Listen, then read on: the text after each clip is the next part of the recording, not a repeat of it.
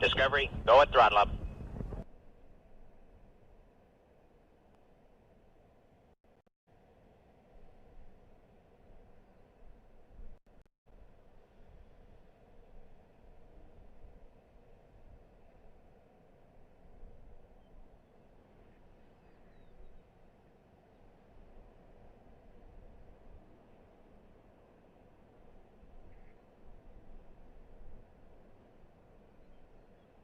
It's Thursday. How's everybody doing? You doing good? You doing good? Are you doing good? You? You? Not you, though. Are you? You tell me. What's going on, YouTube? What's going on, Twitch? How you guys doing? All right, let's get going. Who, you? Me? It's the final day of Artemis 2 month.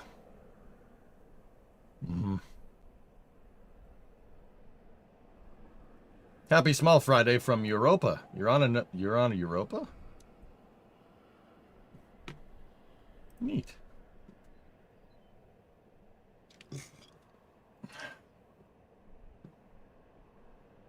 It's very hot today. It's 38°C. Damn, dude. That's really hot.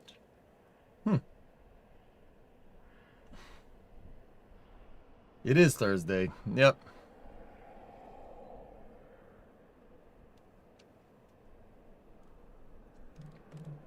Not here. It's just rainy and gross here.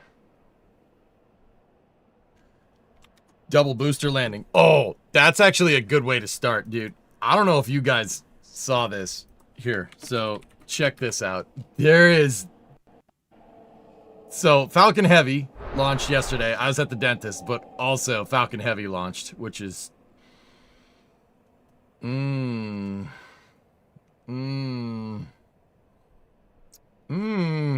that's tasty. Dude, hold on. There are some pictures that SpaceX posted.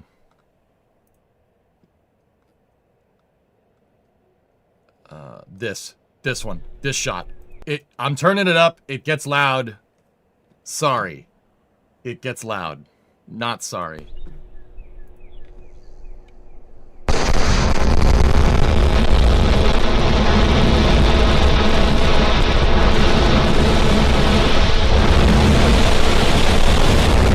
Yeah.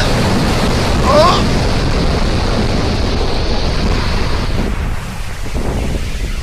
Oh. That is cool. Damn, that's cool. Dude, are you awake yet? Holy crap. That's awesome. What a shot. It's so good. Oh my goodness, I gotta watch it again. I love how you just hear the birds chirping. It's just... Ah, yes, a nice peaceful day. In oh!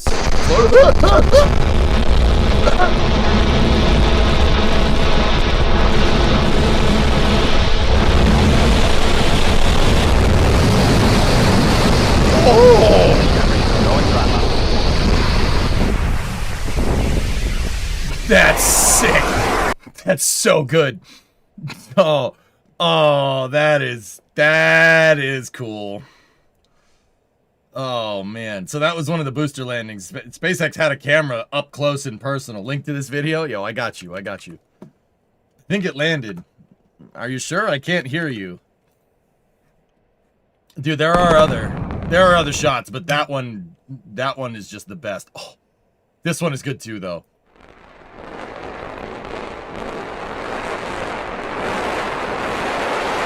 Dude, it's so good. It's so good.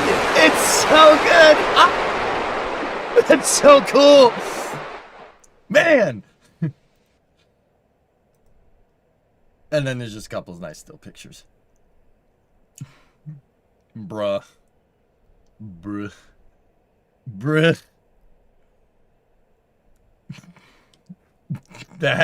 Those pictures, that's so good, dude. There's also another thing. You guys want to see something crazy? So, Black Sky posted these pictures of 39A. We got some nice, cool pictures. I'd like to point out that this is from a satellite. This is not from a blimp. This is not from an airplane. This is from a satellite, which is just, all right. So here's the real kicker. So Black Sky is the company that, you know, we've seen a lot of Electron launches lately. These are the satellites that they're launching. Check this next one out. I'm sorry? Excuse me? Excuse me? Excuse me?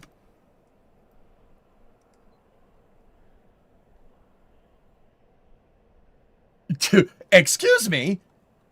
Excuse me, what? Hello? Hello? Yes, yes, this is Streamer Man? Wait a minute. Dudes.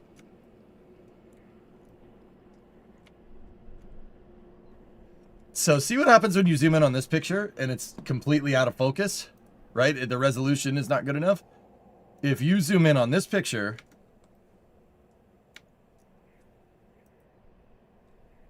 oh no, dude, it can get more detailed than that. The satellite can get more detailed than that. They ain't showing their whole hand. Uh-oh. Bro, look at that.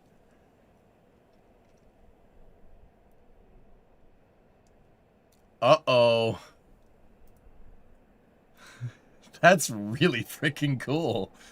That is a rocket launch being taken by a satellite. And you could even, you could even tell what orbit the satellite is in. Because this pad, 39A, is facing due north, right? And they had a picture from the opposite side of the pad, so that means the satellite is transiting this way. So that means low inclination. Yeah, you can figure out what orbit it's in from this. I mean, you could also watch the Electron launches. That kind of gives it away, but... Is it a keyhole sat masquerading as an Earth observation sat? I don't know what a keyhole is. What are you talking about? I don't know what that is.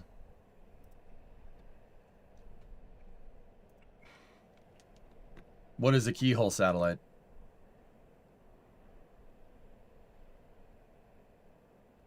I don't recall ever learning about those ever. Ever.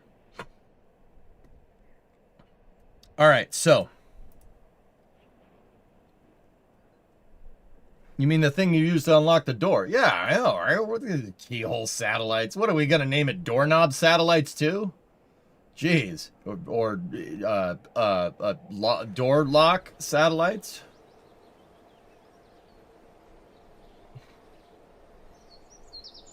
You know, the next thing you know, they're gonna call them ring satellites and put cameras on them and start spying on you.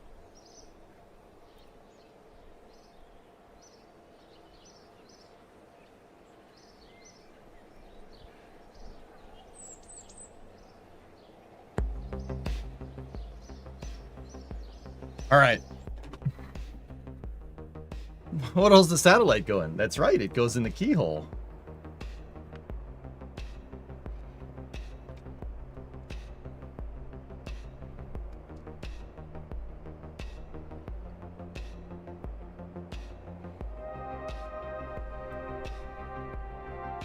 Let's see, where did we leave off? We made some really nice progress yesterday.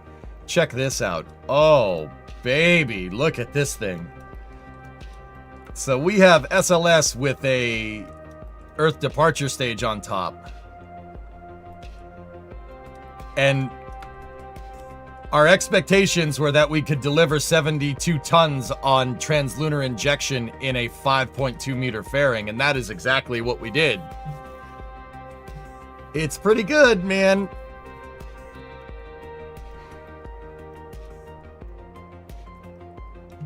We gotta get the orange fairings. I have to. I don't want to, but we have to.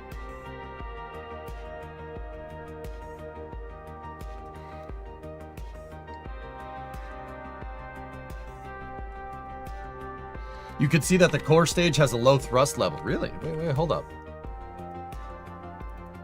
Oh yeah, good eye, Lev. Not bad. Yeah, they do throttle it down. Oh, that's the other thing I wanted to tell you guys about. The Oh yeah, also integrity is back at the Cape, by the way. During the Falcon Heavy launch, a lot of people saw that they shut down the engines. They shut down like 2 outer engines on the boosters. That's normal. I saw a lot of people asking about that. That's normal. They do that. We just haven't had the UI to see it. They shut down the engines because of loads on the vehicle, because Merlin engines are more powerful than originally anticipated. Can you change the color code in the fairing editor? I don't know, maybe. So, the only thing left that we really have to do here is,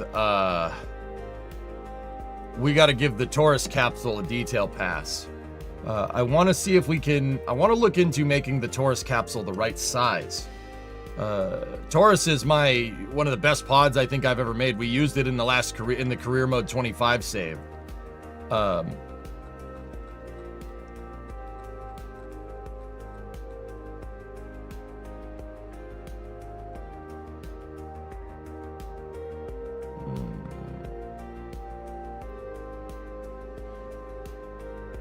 Now, I have tried to make, I do believe I've tried to make one to scale in the past, and I think I can grant your wish with repainting.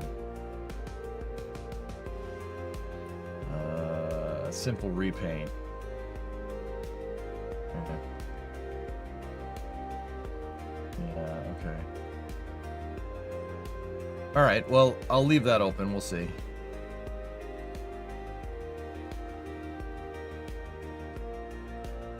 Here, look at the Goliath shaft while I figure this out.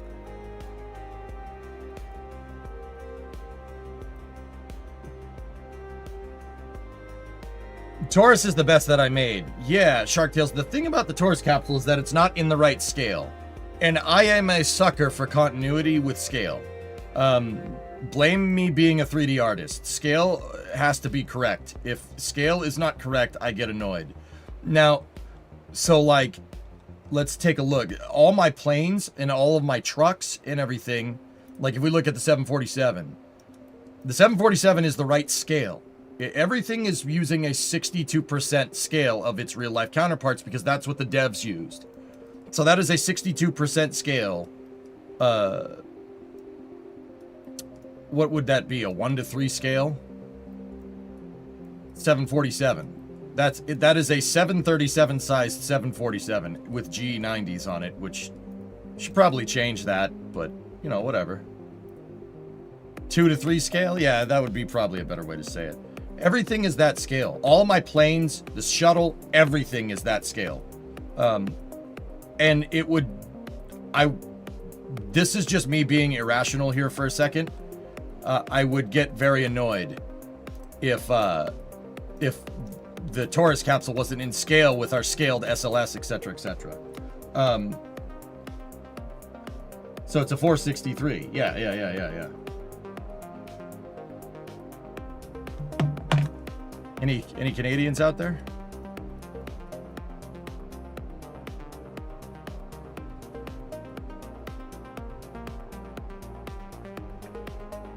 If you're Canadian, you like planes, you probably know what that is.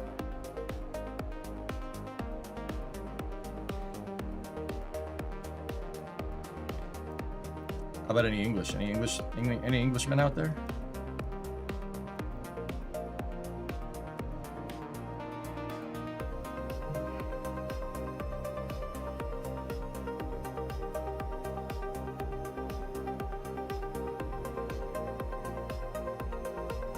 I know what you mean, Neo. It's all good. So, all these planes, the Lightning, the Arrow, every plane that I've made, there's a couple of exceptions, is all in the correct scale. Because it would piss me off if it wasn't. So, Let's go find the Taurus capsule. The Taurus capsule would be in career mode 2.5. Currently working on a scaled Orion as well. I put some inspirational pictures in Discord in case you want some inspiration. What channel did you use, Coleman? Where are you?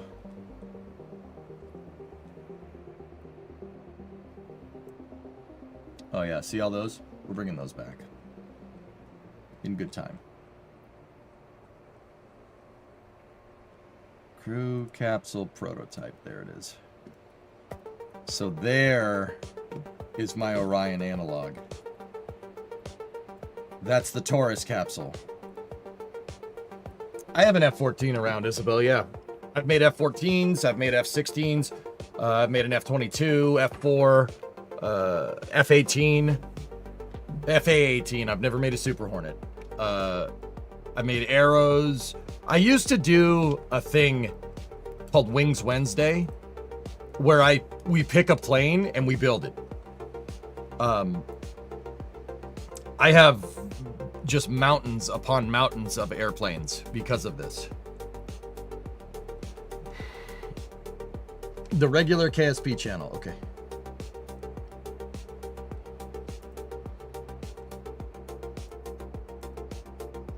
Dude.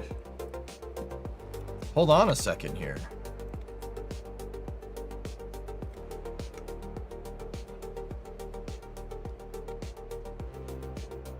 Not bad. Definitely on the right track there.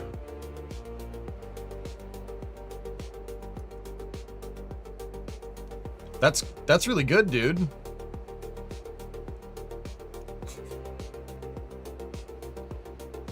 I see what you did there. That's very creative, Coleman. I'm not kidding. That's a really good idea. That's a really good way to do that.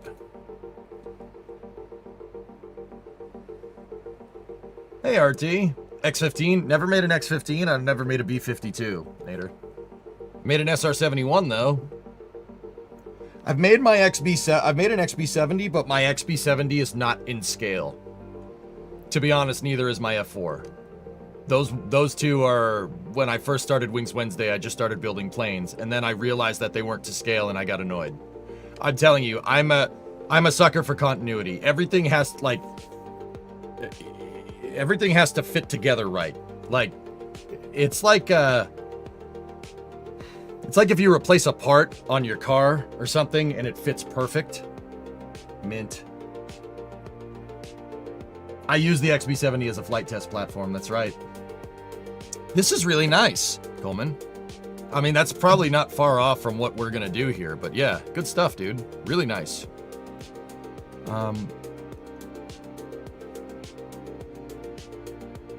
What's the APSR-3? Oh, that's Dragon. Yeah, that's Dragon. That's a very old version of Dragon.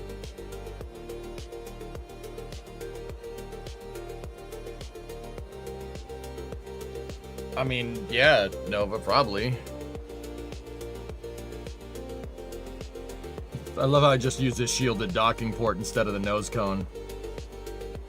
This one could be reused, yeah. It has the jettisonable heat shield. RT, yeah, this is the one that can be integrated too, to Condor 9.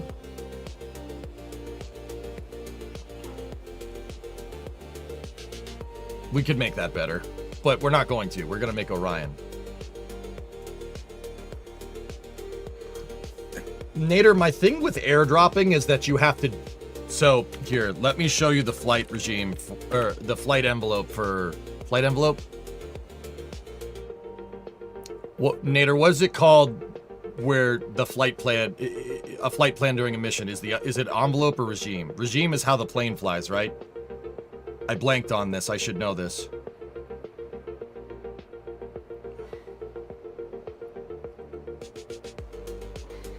I don't know why I forgot it, but whatever. I'll start drawing my stupid diagram.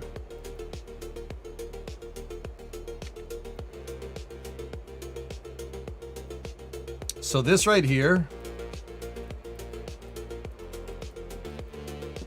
Regime envelope is the capability. Yes, that's what it is. That's what it's called. I got them backwards. All right, so in Kerbal, if you want to airdrop, all right, you take off, right? So this is a side view. You take off, right? You circle around, get your altitude, right? And then when you circle around for the drop, right? This gets challenging. You have to drop, right? And let's say the blue represents the carrier plane. What you actually have to do with the plane is this. You have to land it immediately. Well, let's say the red is the drop, the X-15. While the X-15 goes up, you have to shoot the X-15 off into its flight regime, right? And then you have to land the B-52 immediately. The reason why is while you're flying, if another craft goes above 21, or it goes 21 kilometers away, the game will delete it. So I can't fly the flight regime of the B-52, right, to circle back down and land, right? If I'm flying the X-15 up in the air, the game will delete the B-52. That's why I never did it. There is a way around this. The way around this would be to get the X-15 up over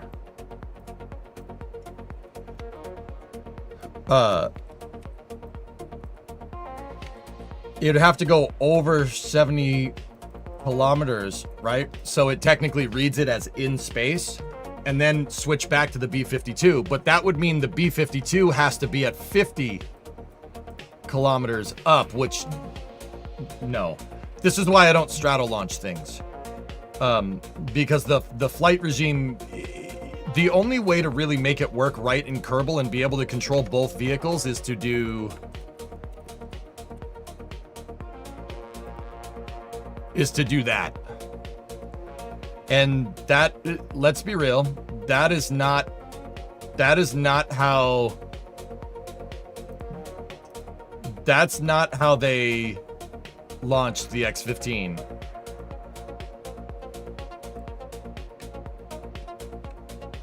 If you did choose any of your builds on KSP, what would you choose as your favorite shuttle?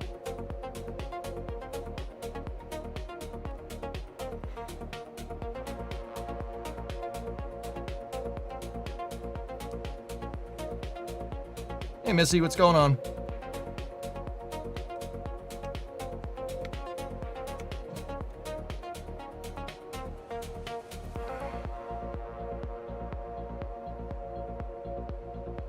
Yeah, there's a mod where you can switch back between boosters, etc., etc.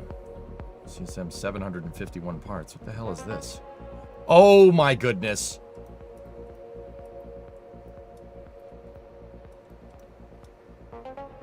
Discovery, go at throttle up.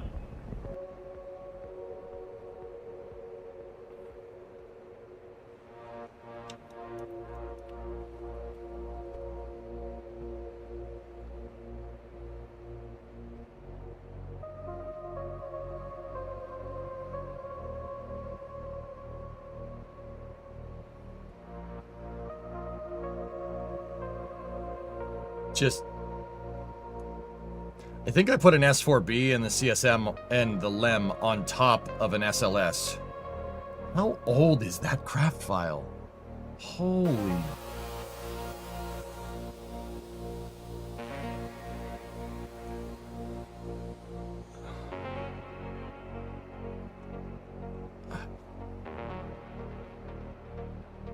Oh, this is the original engineering mode save. I clicked on the wrong save. Yeah, this is the original one. There's mint chip parts in here.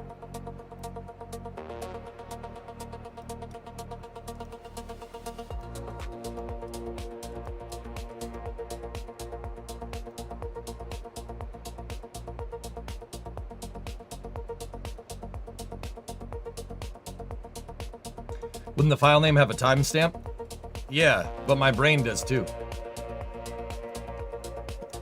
Yeah, these are from 2018. I made this craft file 8 years ago. These are all base components that I just carried in pieces, and then there's the MPAF, the modular payload attachment fitting. You could just stack PAFs on top of each other, which is quite funny because that is actually how like PLEO constellations are deployed. Like Project Kuiper the other day, they have ring-shaped payload attachment fittings, and they have 4 satellites on them, and they just stack them up on top of each other. Yeah, that's just a way bigger version of that. Yeah, I made space trains in... Yeah, we made space trains in in that save. Wow. Cool. Before we go too far down the nostalgia trip, that's really neat, but yeah. Can we please watch the min-ship explosion? No. Yeah, no, I'm not doing that. Slew ring? What in the Kraken tech was I trying? Oh boy. This is from EJ's crane shenanigans. Yep, okay. Hey, an Endall 52-month resub. This isn't the Orion I was thinking about. Yeah. In one of these craft files somewhere, I had a prototype Orion. I just don't know where it is. It's probably in the engineering mode 22 save, if I had to guess. That is my original engineering mode save. I started that save in like 2016. That was my original R&D save, and when it got to be too much, I just started another one in 2022. All right, I know what I called it. It's called CEV. Oh, there it is. And see, that's where I figured out that that capsule is not the right size for what we need.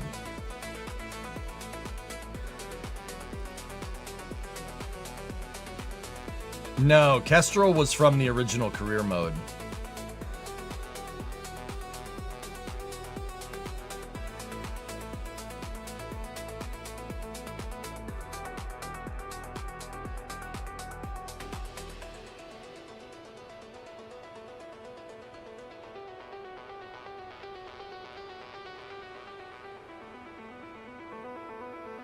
You know what?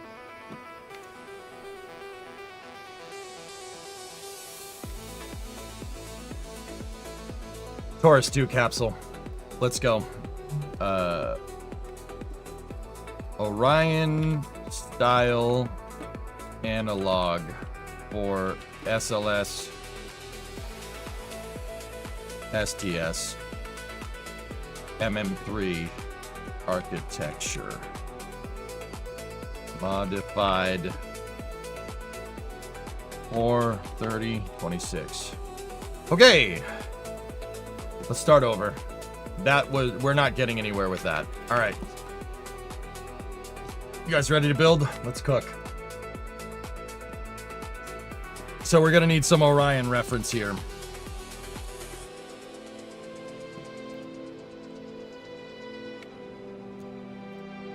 Hello. Oh yeah. That's a very nice. All right, let's go images.nasa.gov, Orion integrity.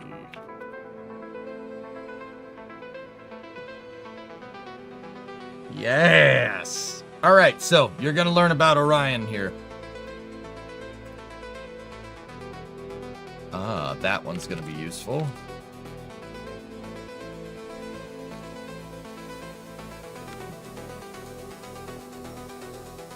That's useful because you can see the capsule inside of the last shroud.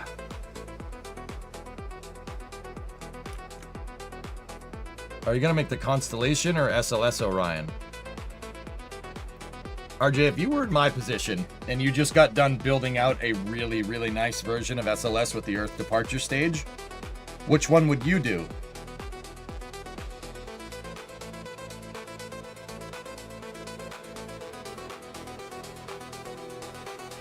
Would you build the MPCV or would you build the CEV?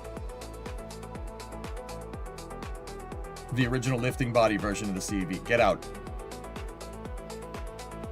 Actually, I mean, Pigsig, that wouldn't be a bad idea, but that would be pretty bad scope creep. I would make both service modules to serve two purposes.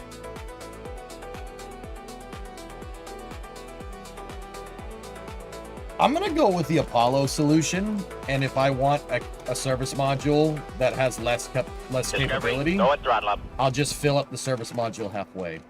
That was the solution with Apollo. You'd make the Apollo capsule.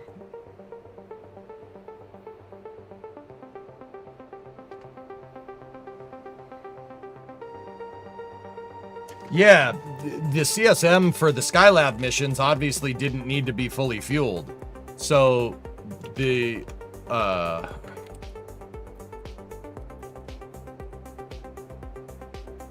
look.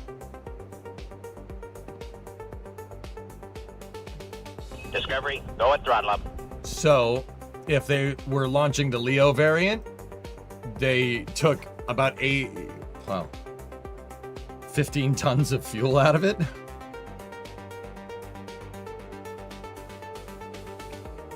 Yeah, they just launched it with less fuel.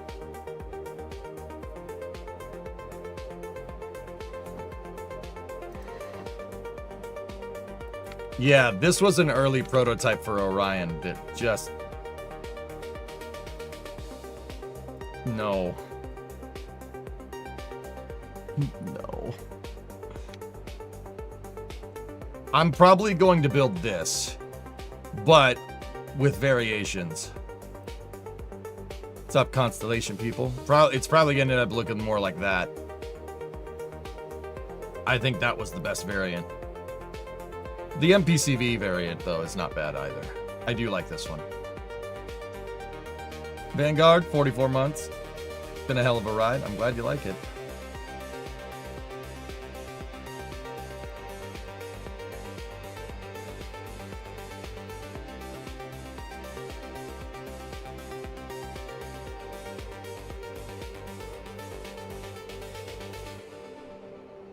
All right, so the first thing we got to do is get the scale.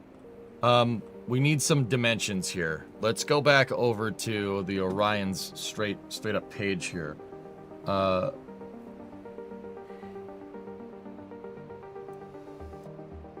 the Orion capsule's diameter is... Current one with the round solar. I like the round solars, RT. Yeah, I probably will do that. I'll probably have round solar array wings because I think that looks cool. No, Cody, the original one was going to use a new AJ-10. New variant of the AJ-10.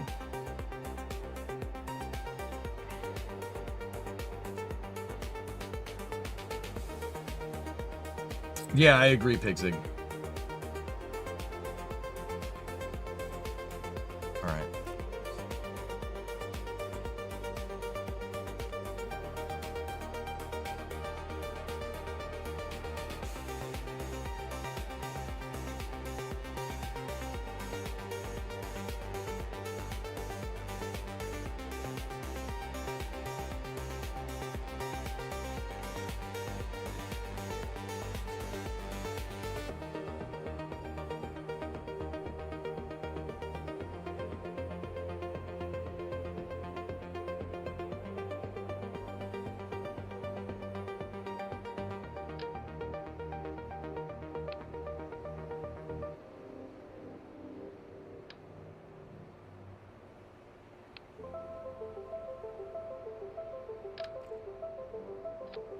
So there's the Taurus 1 capsule.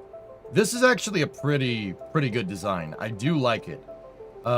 It's just, if this was the right size, I would just use this one. But it's not exactly the right size. It's close. So the Taurus 1 capsule does exactly what the... It does exactly a similar thing to Orion. I have the last and the last jettisons, right? And then...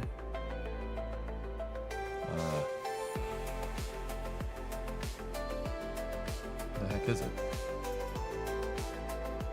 Oh, it's the decoupler from the payload attachment fitting. All right, it would be the backward facing fairing. So, and then the capsule goes like that.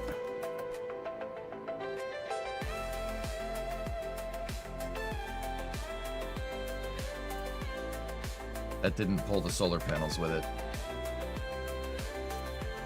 Oh, I see what I did. All right, hold on.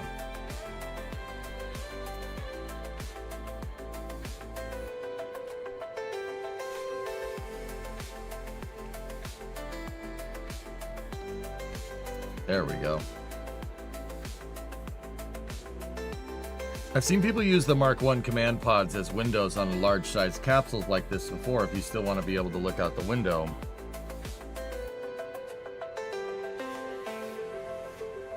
Mm-hmm.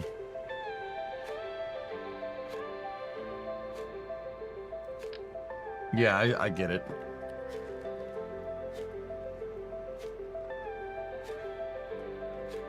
But this thing has a loaded service module. Now let's take a look. Orion has 57-degree frustum shape. Oh, this is, wait, hold up. They have all the freaking structure and manufacture. The command module is built out of aluminum lithium alloy, has a 57.5-degree frustum shape with a blunt spherical aft end. 5.02 meters, 16 feet 6 inches in diameter and 3.3 meters in length with a mass of about 8.5 metric tons. The module provides approximately 50% more internal volume than Apollo.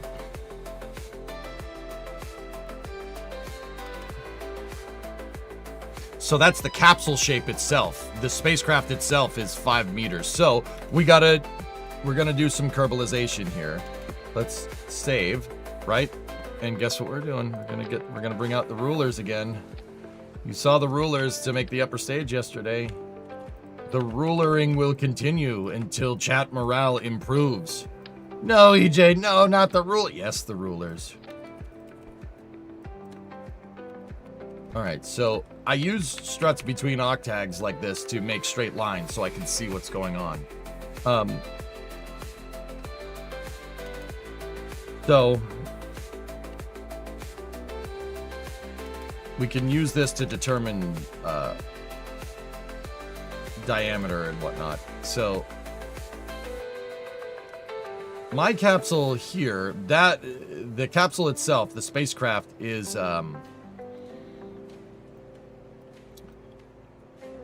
it's not a 57-degree frustum, that's for sure. That's way more. That's like a 60-degree cone. Let's get the approximates here. So it's 5.02, and we times that by 62% scale. So we need a 3.1 meter wide capsule. Scaled numbers. 3.1 m width.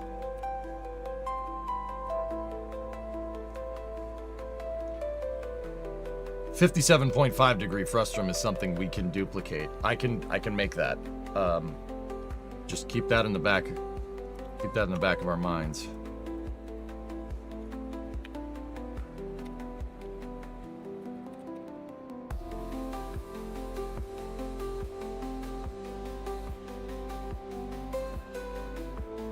.3 meters in length. Okay, let's do that out again. Get our scale numbers. 3.3 times 0.62. It needs to be 2 meters tall, the spacecraft. Okay.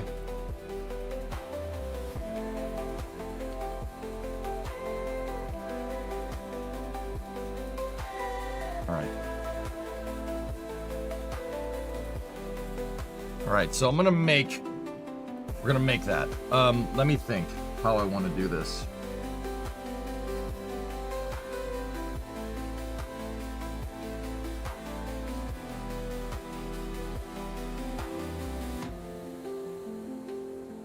So fortunately, the Taurus 1 capsule, what you see here, can give us a good it gives us a good analog for how to build the LAS and how to build the service module and everything. This was a good test for how to make everything. Now, once again, I would really, really like to make the Orion CEV. Now, what is the difference? Okay. So the current version of Orion that flies is called the MPCV, the Multi-Purpose Crew Vehicle. The Multi-Purpose Crew Vehicle is the right way to say it is that it's the Martian variant of Orion that was going to fly in Constellation. If we go back to the Constellation program here,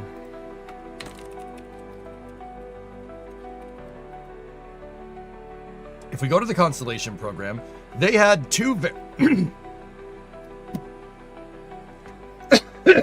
voice decided to just stop. That's great. Okay, rebooting. They had two different variations of EV, the Crew Exploration Vehicle. That was the original version of Orion that was going to be... Here, let me just turn that down just a little bit. That was going to be the original version of Orion that would be used to go to the ISS and would be used to explore the moon. Now, why? Why did they have two different variants? Well, if you're going to go to the moon, right? When Apollo did it, they put this big old service module on the back of the Orion spacecraft. Now, why did they do that?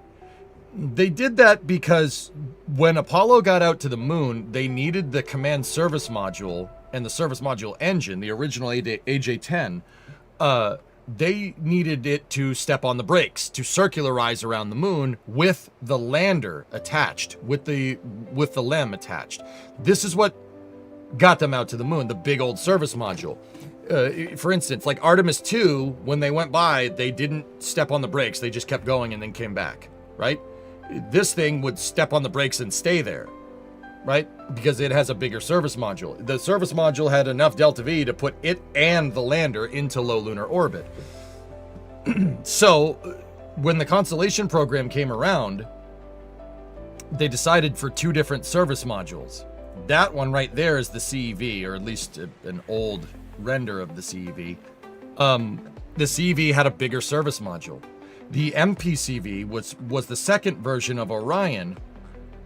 The CV, which was the second, the MPCV is the second version of Orion is what flies now. That one doesn't have as beefy of a service module. The reason why it doesn't is that you don't need as big of a service module if you're doing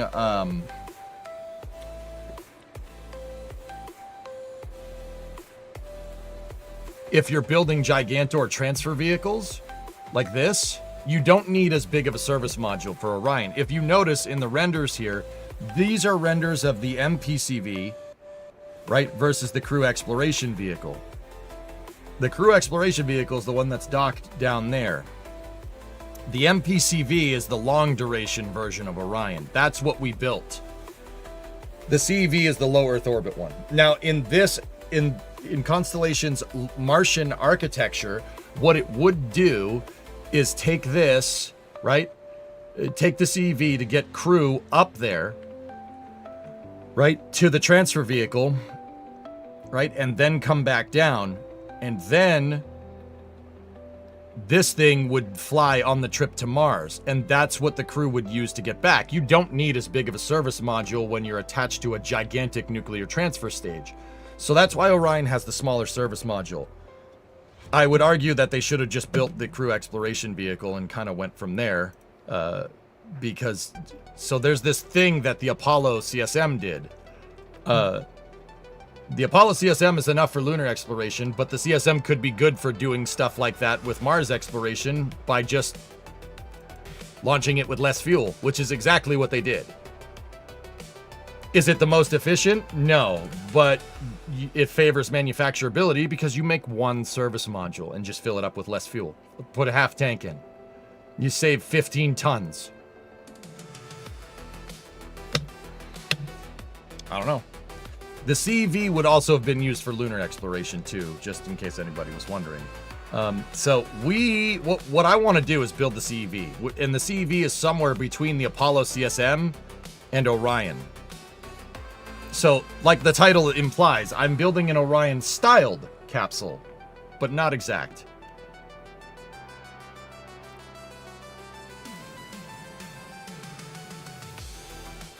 This right here, the Taurus 1 capsule, is exactly what I'm talking about. If you look at the Taurus 1 capsule from this angle and you compare it to that, the Taurus capsule is a CEV. I built it with a much bigger service module.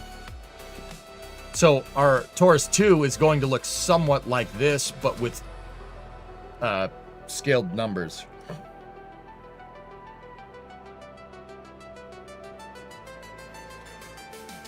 Why not add up the delta V from the CSM and the ESM and find the average?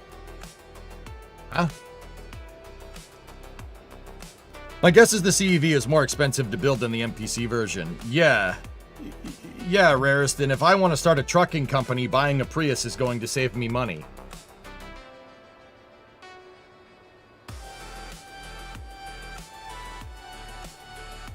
Yeah, you're right. Sometimes spending less money doesn't necessarily mean that you're getting the result that you want. Right? Like...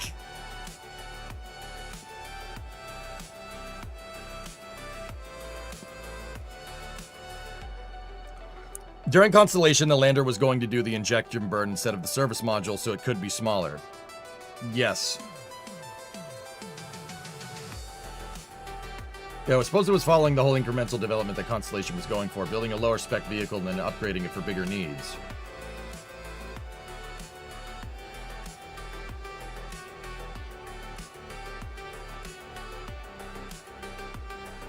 Alright, so we have our scale. Let's start getting into the design here. So we need a capsule width. Let's make the pressure vessel first. The pressure vessel is the silver part for the most part. Let's see if there's any shots of the pressure vessel in here.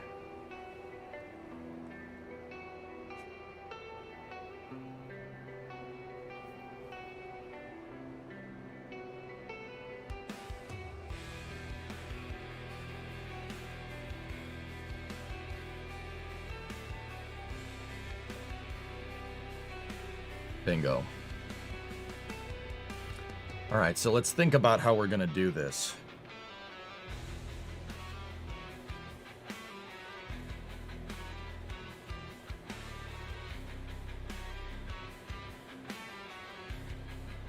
That's that 57 degree right there. I would really like to know that width up there and then the width of the hatch, but it's okay.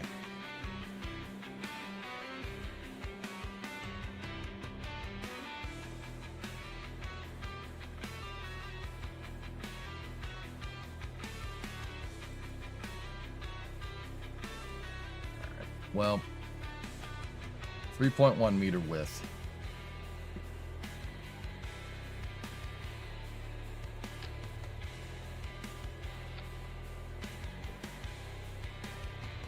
We know that these bad boys are about 3.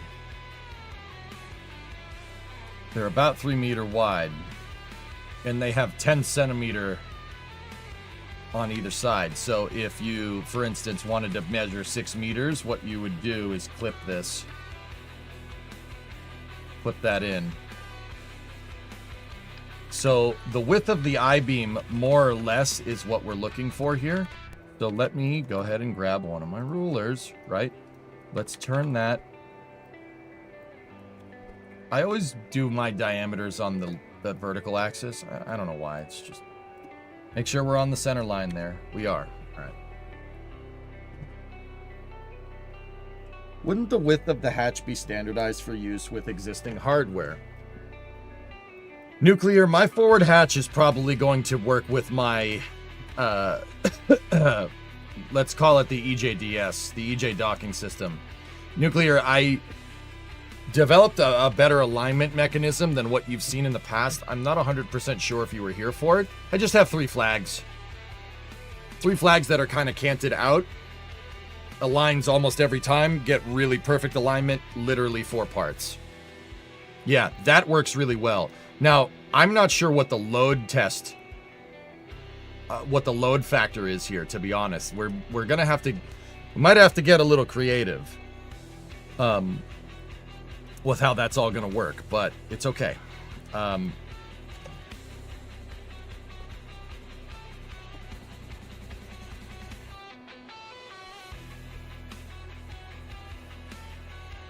All right, so that's the capsule diameter. Aren't the flags physicsless? They're only physicsless when they're in flag mode. If you set them to dark panel mode over there, they become parts. So you could use them for either one. In this case, in my career mode, this was used to great success.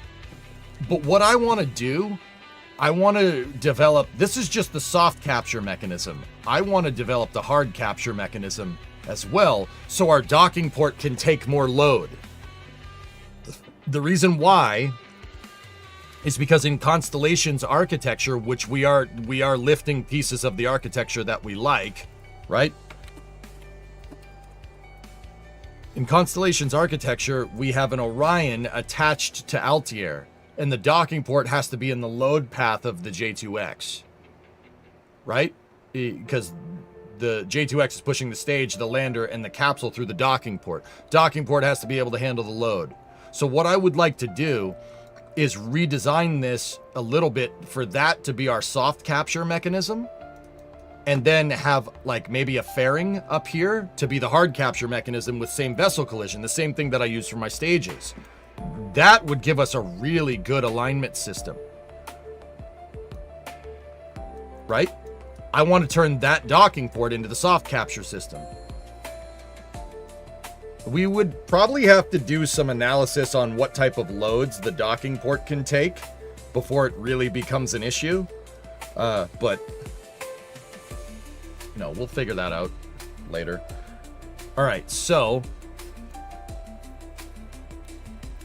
that is the approximate width that we need. That's 3.2, I believe. We can get rid of that. That ruler. Just put that ruler over. Hey. There we go. Put that ruler over there.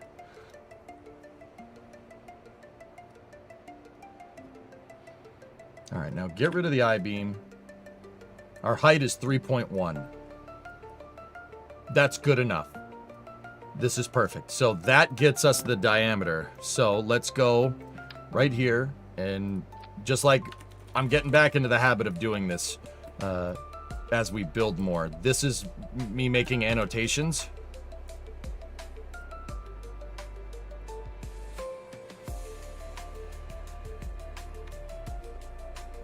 That's diameter right there. And the diameter will help set this correctly. So now what I need to do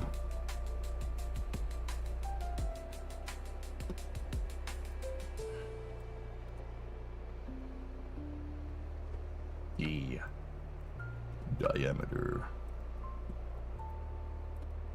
Now we got to go measure the front of the capsule, right? What did we say our scale was? The scale is a 2 meter length. Okay. 2 meters.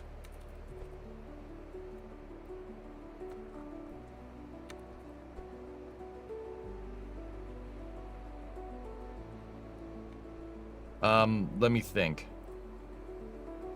This thing is 1.5 meters.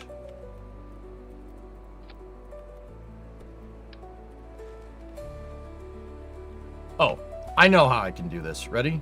So let's put this like that. And let me just make sure that it's all set correctly. Give me 1 second.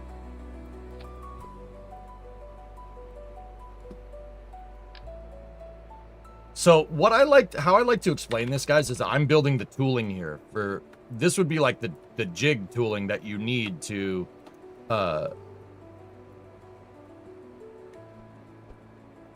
make the capsule. All right, so let's rotate this down here like that. And I want everything to be nice and uniform. Perfect. All right, cool. So that's the same up, down right there. All right, so if we're going to measure...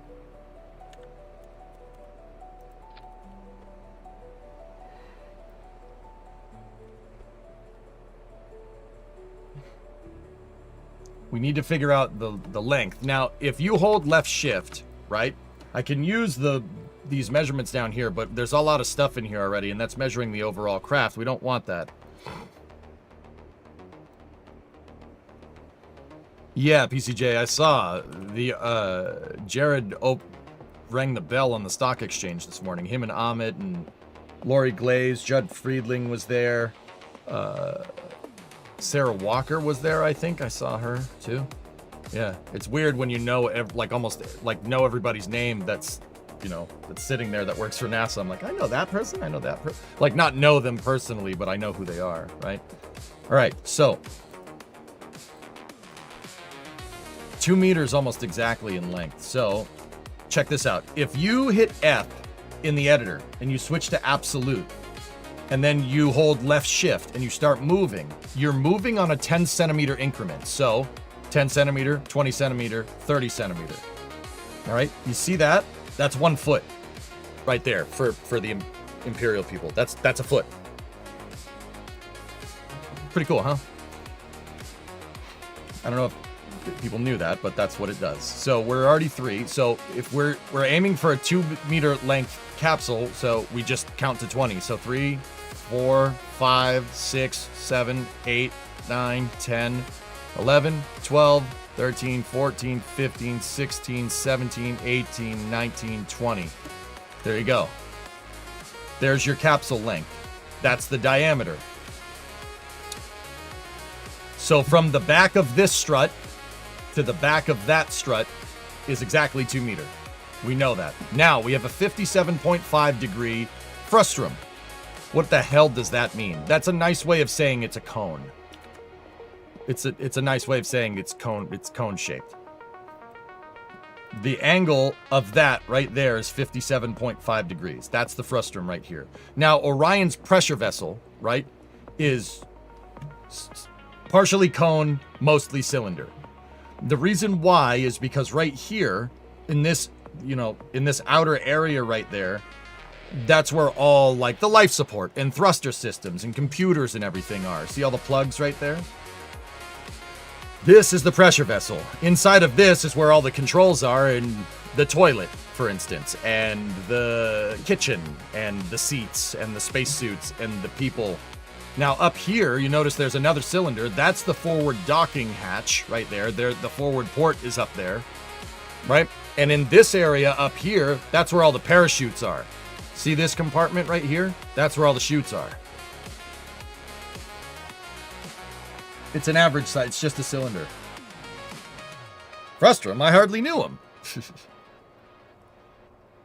So the tricky part here is going to figure out how much of this is cylinder and how much of it, well, to be 100% honest, we really don't need to do like this part right here. We don't need to make it that hardcore, but we could. I could build the pressure vessel out of fairings. We could build the PV out of fairings, but I'm thinking it would be nice to just make the pressure vessel like a command pod or something. Now, how are we going to get 57 degrees here? How are we going to do that? Well, I'm going to use a hinge. You can move in 5-degree increments with the editor if you hold left shift. You're moving in 5-degree increments. If you just let go left shift, you're moving in 15-degree increment. Right? Now, in CAD, in a CAD editor, you could just edit it. You could just change your incremental move here. But Kerbal is stuck like that. I'm wondering if KER lets you fix that. But, well, whatever. We don't need a mod to fix that.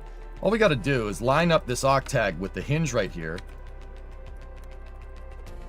Well, set the hinge first. Click on the hinge, set it to 57. And let's see if we can go to a decimal point. Ah.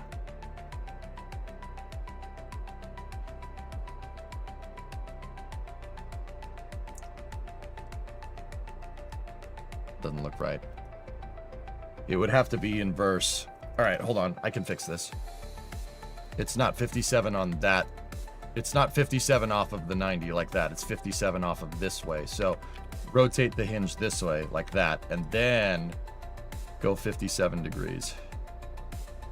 There we go. That's the angle that we're looking for.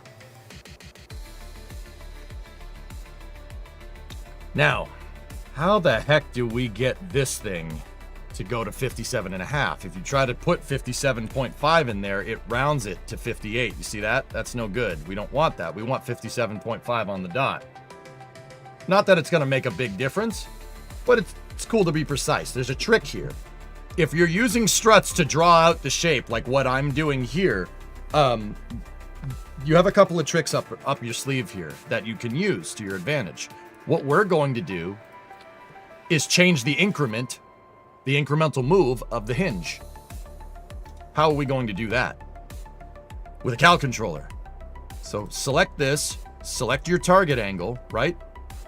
Go into the cal controller, and now, check this out. If we plus in a value right here of 57.5 on the dot, right? And then set that one to 57.5 on the dot, straighten the curve out, boom. And then move that cal controller to that position, 57.5, baby.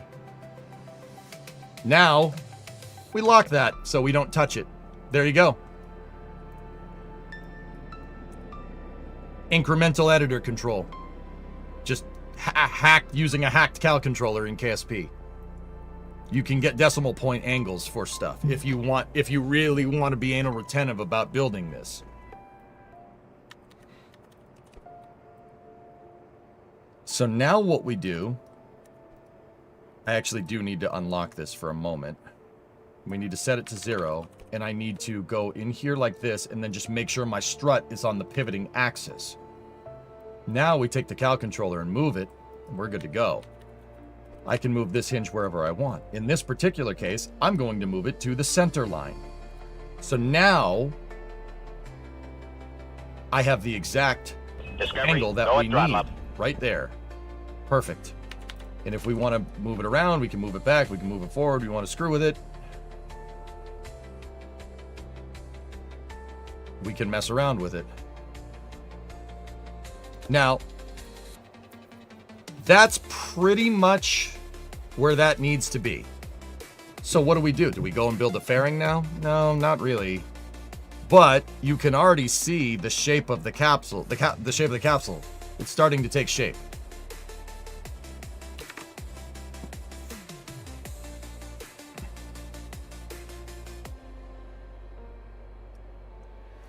So how are we going to do this?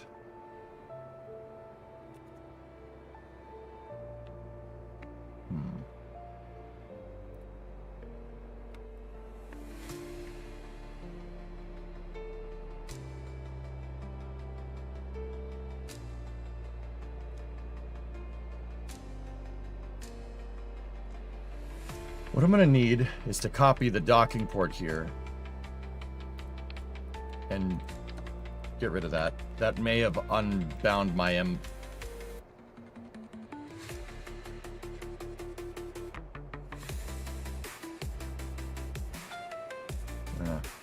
we might have to... Copying that was probably not the right move, but whatever.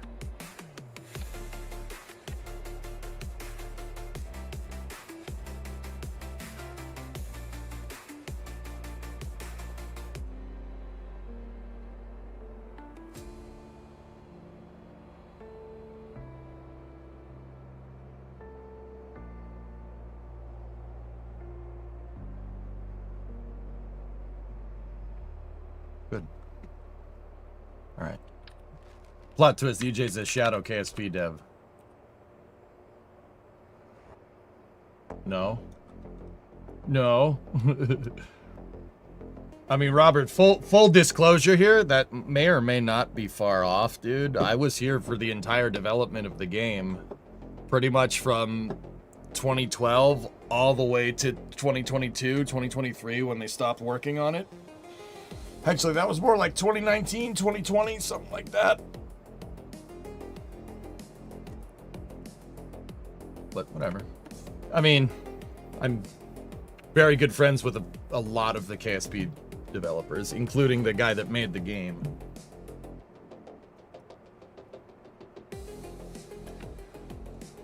All right.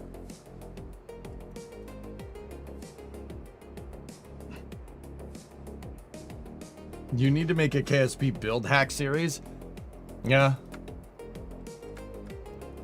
Alright, so... let me think. I'm trying to think about how I really want to do this. Like...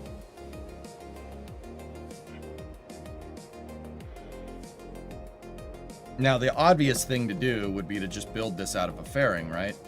But we have the 1.25 fairing here. Now, at what point does the 125 fairing intersect that the frustrum line?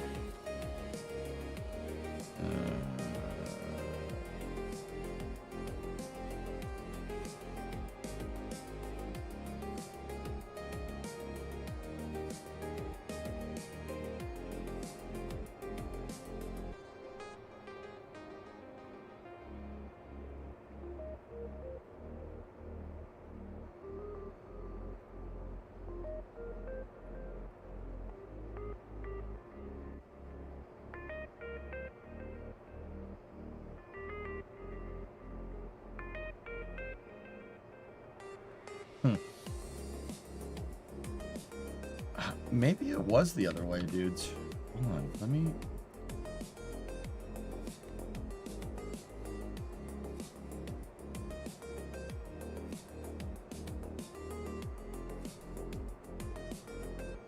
now, I just need to mess around with this.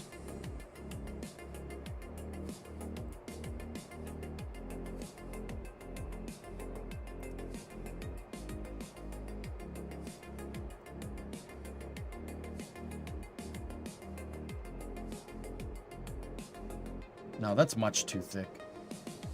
Or that's much too steep. That's not right.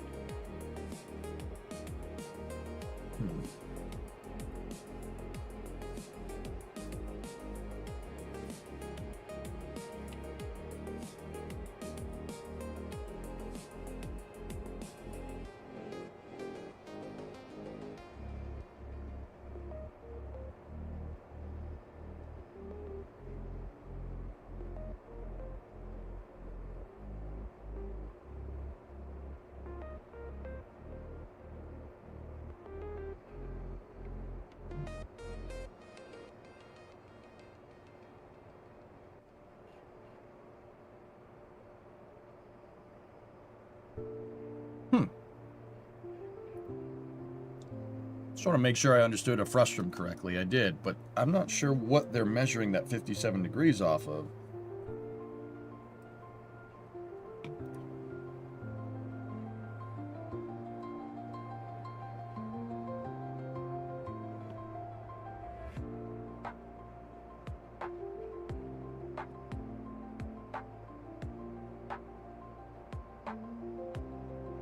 Apparently there's a bifrustrum. I think you could use that to go interstellar. Oh, yeah. X59 recap. Cool.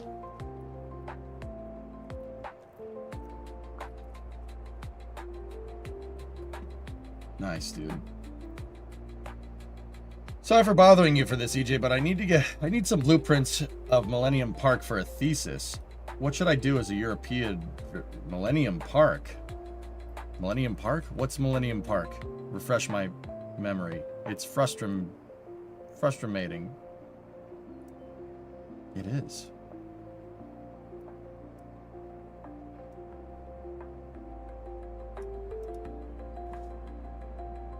I mean, Hooded, if you can't find like dimensions for Millennium Park Chicago rooftop garden.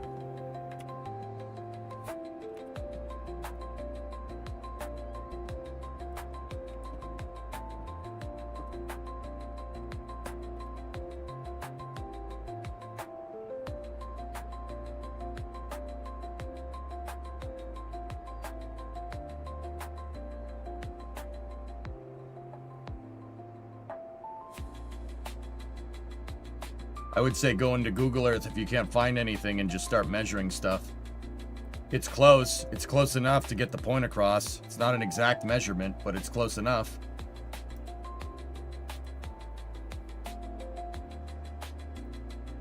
You found it, but this is MPCV, so it's not. MPCV has the same pressure vessel as the CEV, dude, so.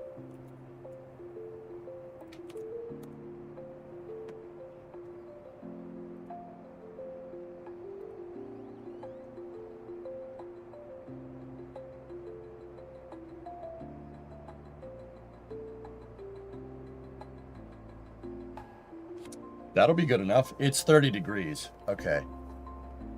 Yeah, the frustrum is not gonna... Yeah. All right. 30 degrees is probably better. We don't need to half the decimal or anymore because it's a whole number. Look where I had it set. I had it set to 30 degrees.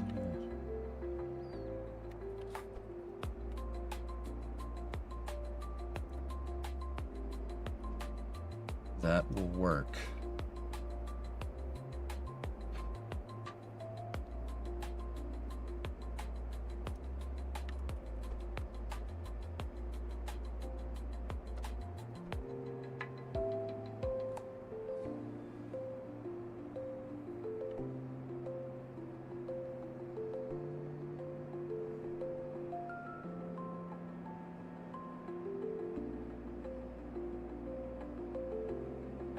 Give me a second.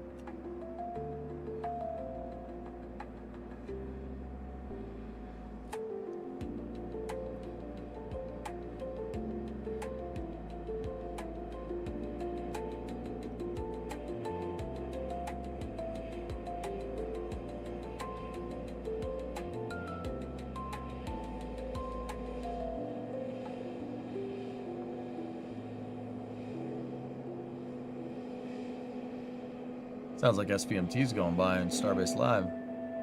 Just aren't showing them though.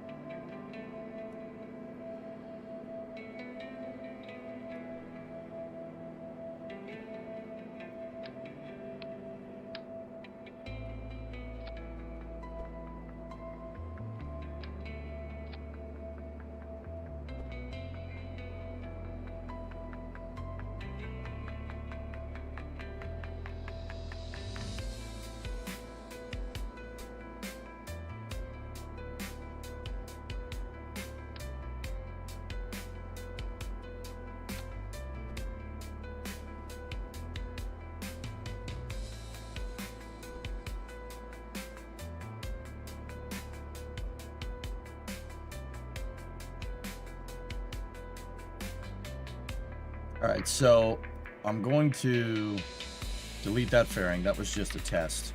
So that's the forward-facing one, and that's the aft-facing one. What I need to do is build this sucker first. What I want is to have a joiner line right there. I'll tell you why I want to do that in a second. I don't want a fairing sticking out at the front. I think that's going to look stupid. I don't want that. So what we're going to do is this. Take this fairing.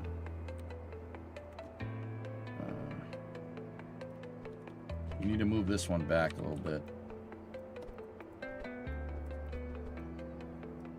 No.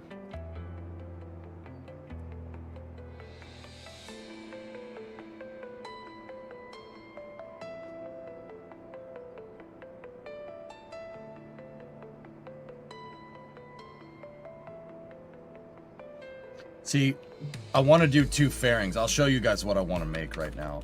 I want to make the pressure vessel like this.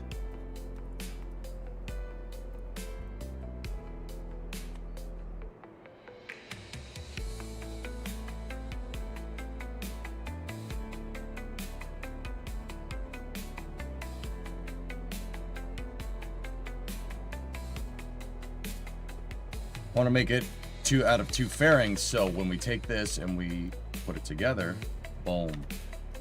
See? A little bit of trickery right there. That's just 2 fairings in on each other, and they're clipped, and if you just disable staging, you're never going to have to worry about deploying them or anything.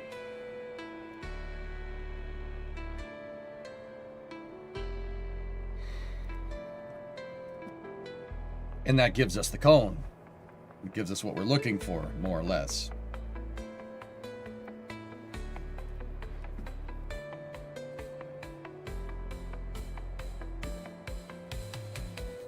But the thing is that aerodynamically, I'm not sure this is going to play correctly. And I also need to put that in there. Don't put any monopropellant in it. And no thruster, no wheel authority, disable the RCS.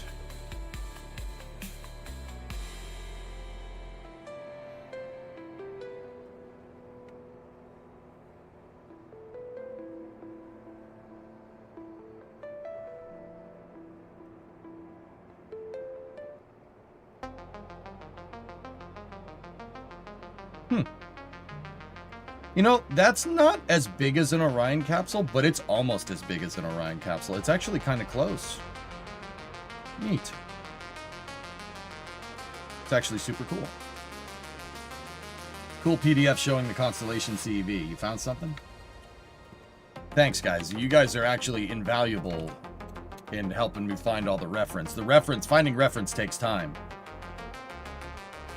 Yeah, the CEV had a slightly different launch abort system. I'm going to give this variant of Orion, I want the last, because I think, you know why? I think the last looks cool, so screw it. It will be...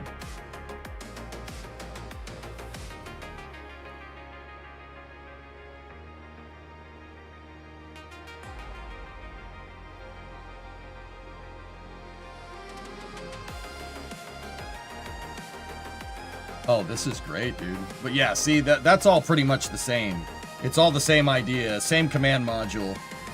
It's just, it looks like with this, they weren't going for a full shroud design. I don't know, maybe that'll work. I think that looks stupid. Let me put it that way. I think it looks stupid.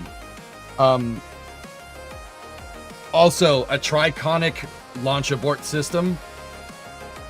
Triconic last design looks terrible. That aerodynamically, that would not have played very nice with anything. I mean, well, most of the air would get shot over this kind of armpit area, so to speak. So, I mean, it may have been okay. I mean, that saves you from building the entire freaking lass out like this, but you can clearly see what they were doing here.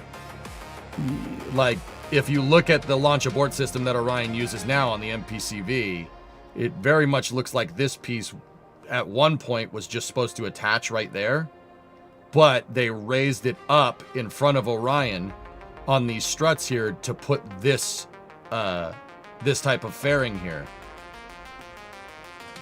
I mean, you're still gonna get an incredible pressure build up in that armpit right there, but it's not gonna be too bad. I mean, it flies, so whatever. Orion has a dunce hat? Yes. This one may have more accurate dimensions compared to your last one.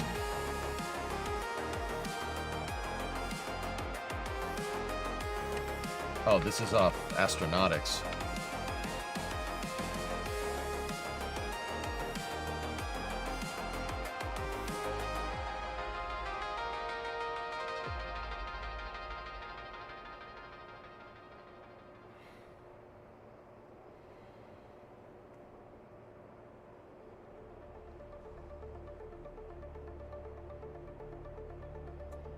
Actually, it looks like I had it. Well, wait a minute. 32.5 degree.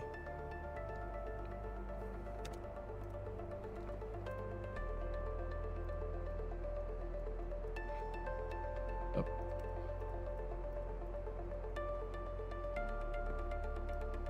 Yeah. Interesting.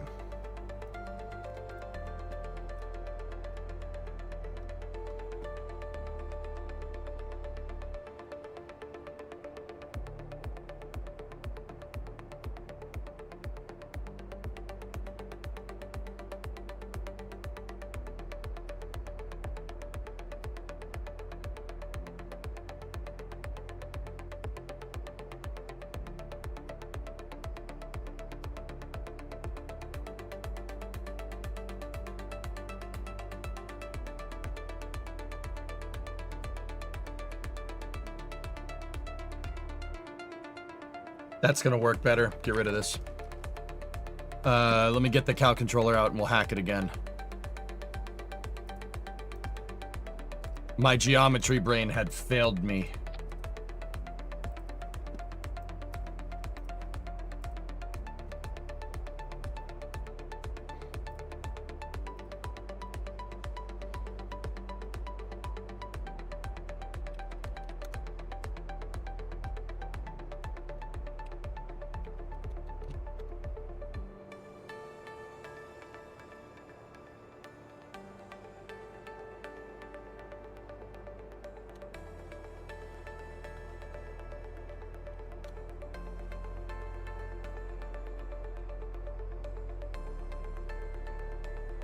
See, yeah. See, now we set it to 32.5, and we hacked this stupid thing again.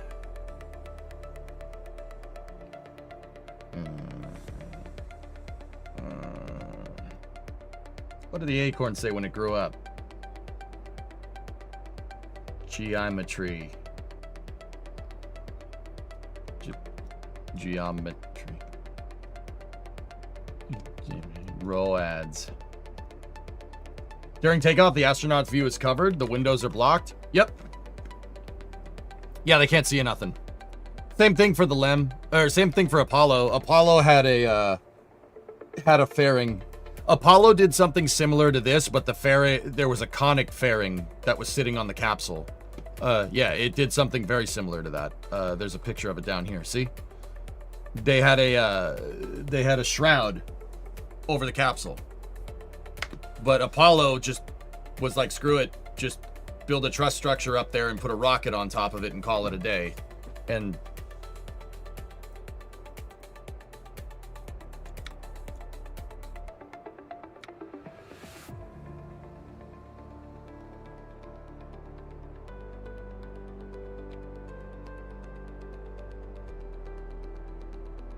past this part. In fact, never talk about that part again.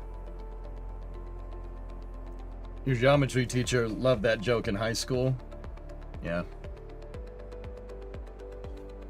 There's a reason why I like the shuttle more, guys. Go. What are you building?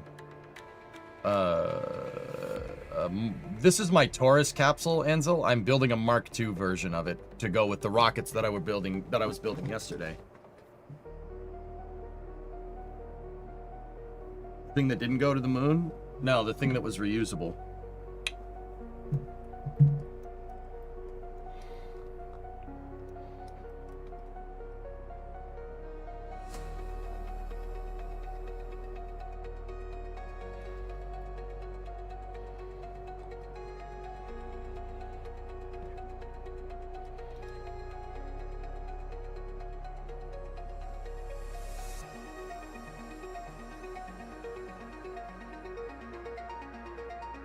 Okay, let's get back to doing this. So the other thing I'm going to do is put another control.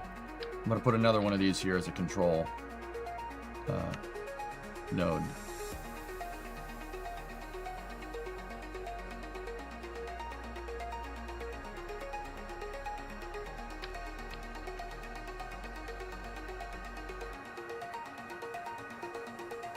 I'll explain why I'm doing that in a moment.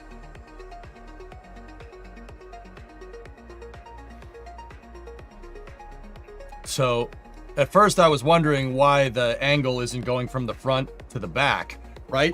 And that was confusing me. And the reason why it was confusing me is because this is the total length of the capsule from there to there. That's the length. So, that length includes the heat shield. That's all.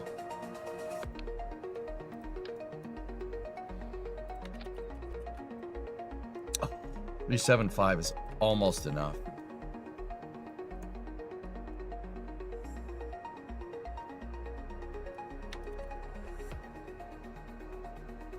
If we just make it a little bit longer, 10 centimeter longer,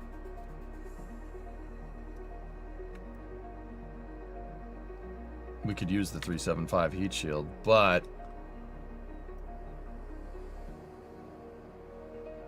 I don't know if I want to do that. What does a 2.5 heat shield on here look like? Just on a side note while we're here. Yeah, the 2.5 is... Oh, that's way too...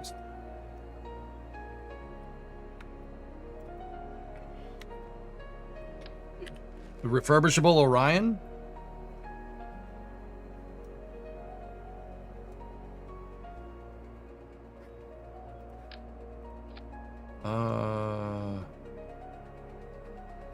You gave me, Fairly Joe, you gave me an idea. Hold on one second.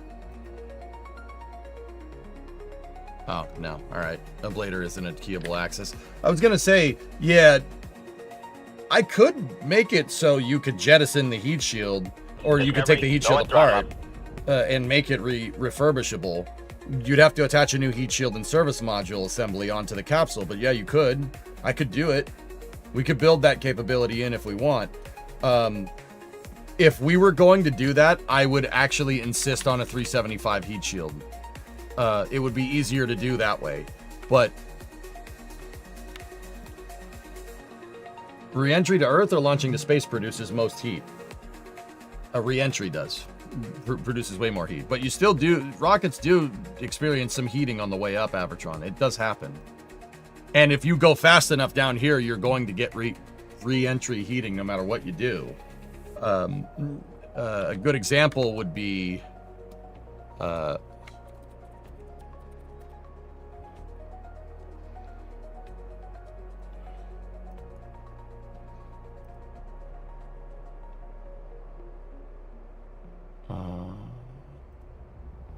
give me one sec. This is a video from the Battleship New Jersey YouTube channel. So check this out. He's talking about... That's the curator. That's Ryan. He's talking about 16-inch shells, and he's talking about railguns. Now, check this out. Avatron, the railguns that the Navy tested a little while back, it's a magnetically accelerated slug, so... Right? It comes out of the barrel going really fast. These railguns, right? These railguns that didn't have any explosives, it just uses electromagnetic acceleration to shoot a slug out, right? Look, it's re-entering. See the entry, see the shock heating? From it coming out of the barrel because it's going so ridiculously fast. You can actually see the shock on the front of the bullet right there. Or the slug, I should say. It's not really a bullet. Yeah, the railguns actually they had a muzzle flash, but the muzzle flash wasn't from like gunpowder like it would be on a regular gun. Like a you know, kind of garden variety weapon, right? Like that explosion is from the entry heating that was happening. Like if you're going fast enough down here, you're gonna get entry heating. I mean, that still is super cool.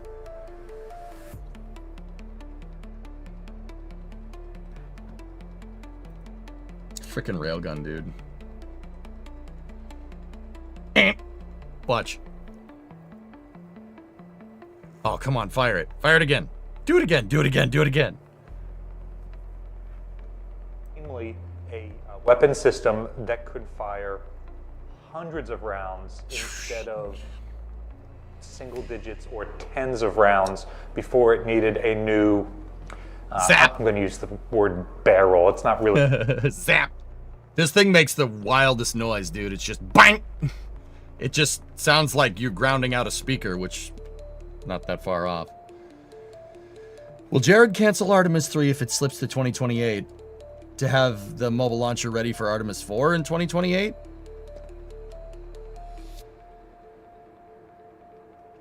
No, Max. We have 2 mobile launchers. It'd probably be a more prudent solution to just, you know, use them.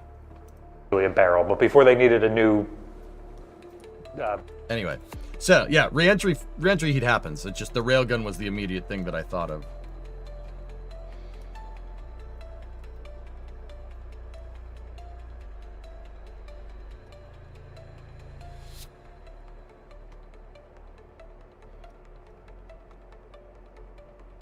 I just want to see, what does that look like comparatively?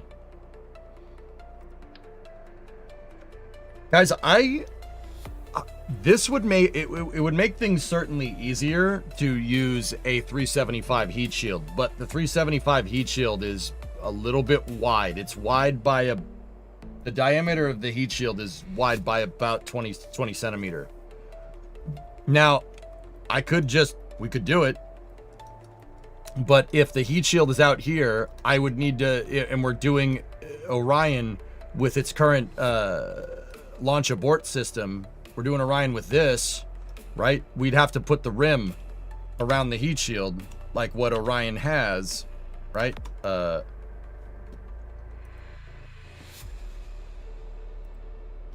You'd have to put the rim around the heat shield, and the rim would end up being like way too big.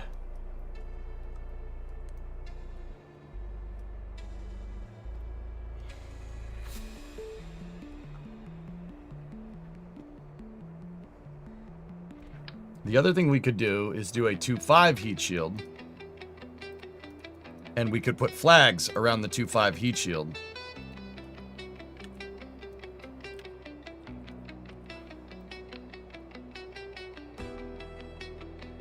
And make the heat shield the exact diameter.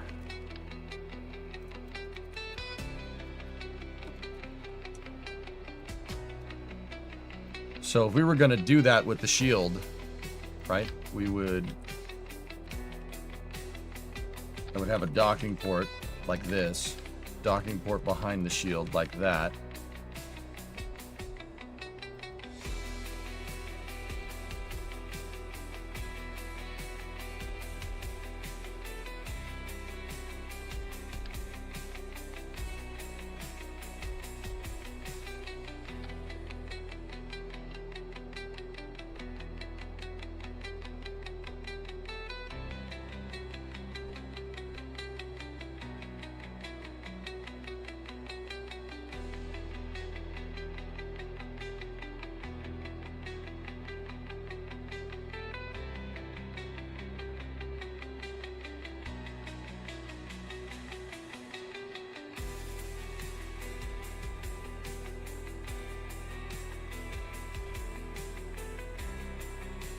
Hey, Yobo.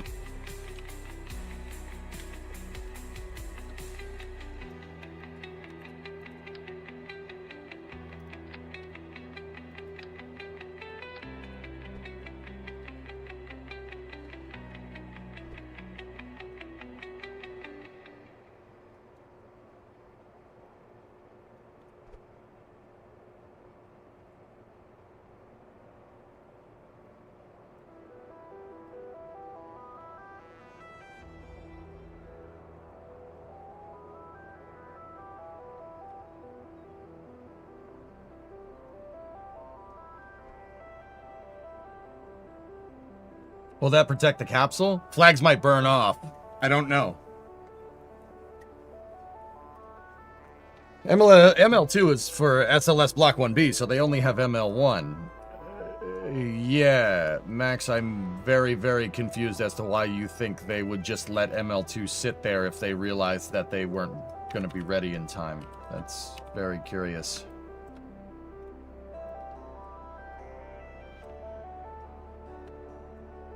Why would you think that?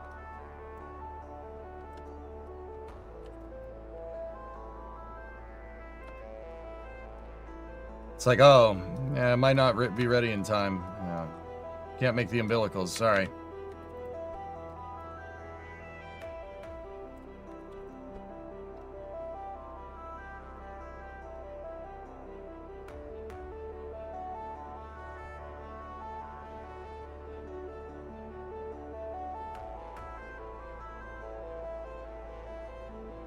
Now, a viewer did this with the curvy flags here a second ago. This was shown like.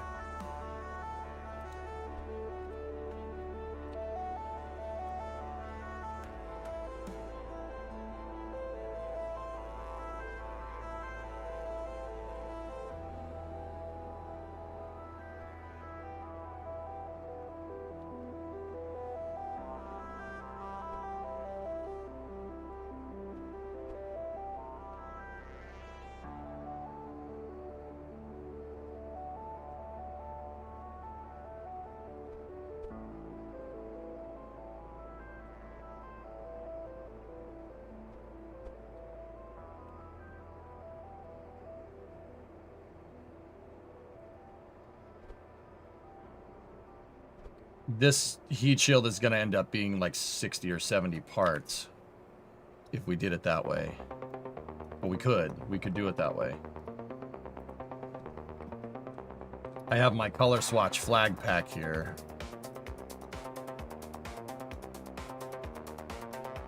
And the flags are physicsless parts, but, and you know, the capsule by itself wouldn't be too bad.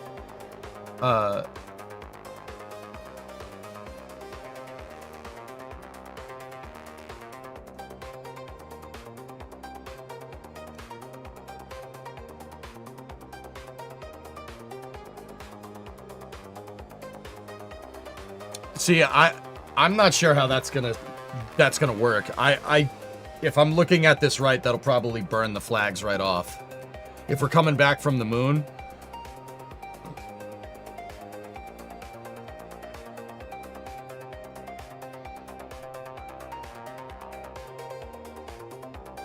Yeah, Solar Nerd. Turns out that just a basic shape is really, really useful, right? Like.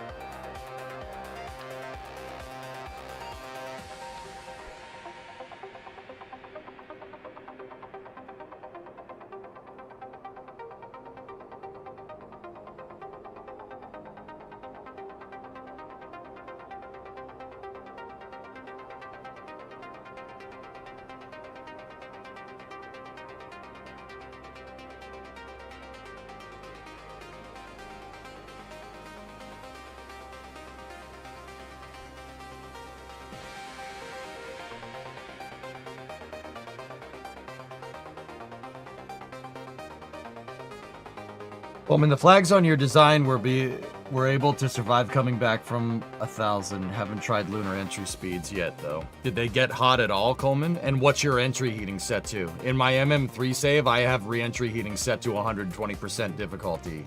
So...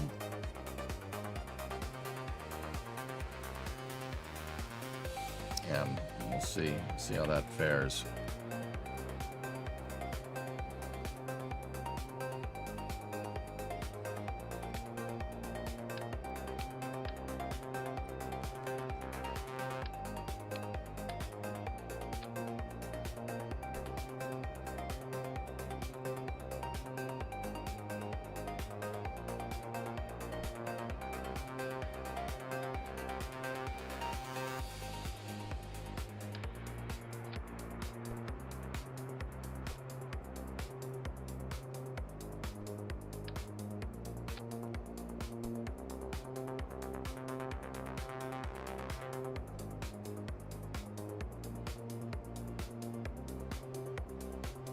We're going to continue the MM3 save, Vargon.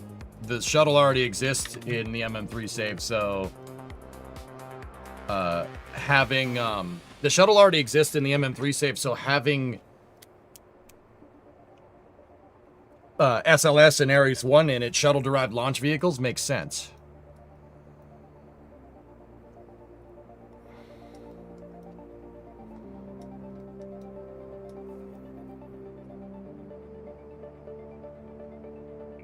It's just, how many freaking parts is this?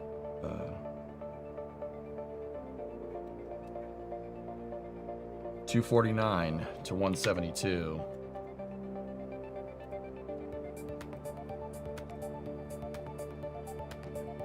$77 parts for the freaking heat shield.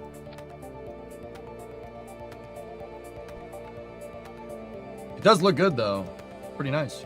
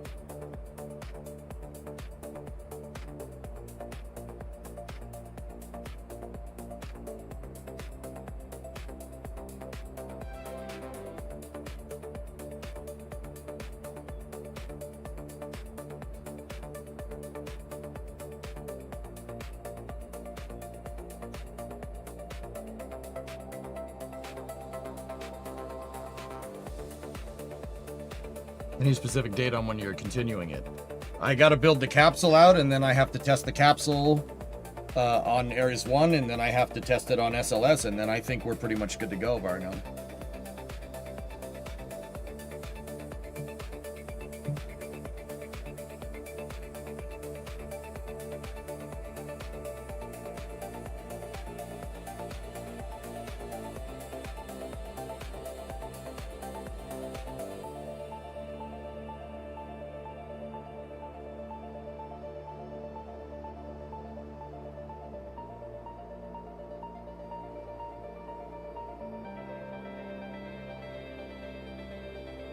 How did you enjoy Orion last night? Orion? Did an A6 go off last night? I thought there was only Starlink. Screw me for not checking. I haven't watched it, to be 100% honest with you.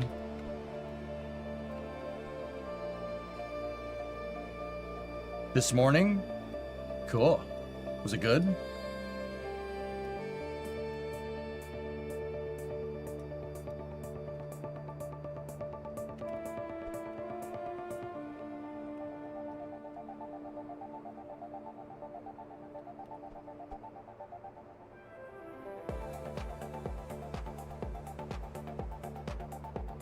That doesn't look bad, dudes. It doesn't look bad. It's just, it's a lot of parts, and I'm not sure if it's going to work. So, I mean, we have a trade-off decision here. 375 heat shield, or our custom 3-meter heat shield that's 71 more parts. Actually, 70 more parts, because it's, yeah.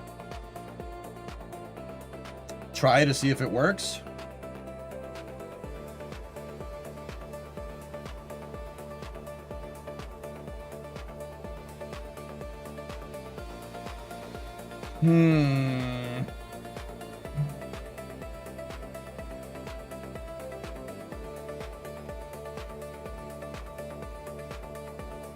Test like you fly.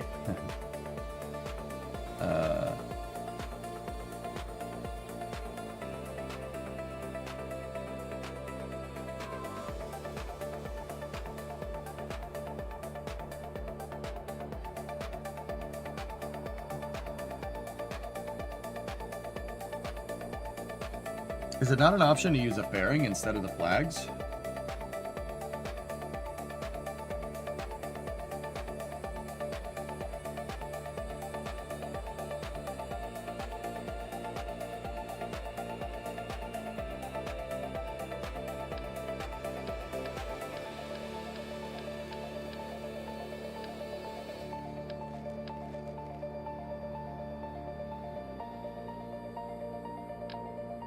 Please hold.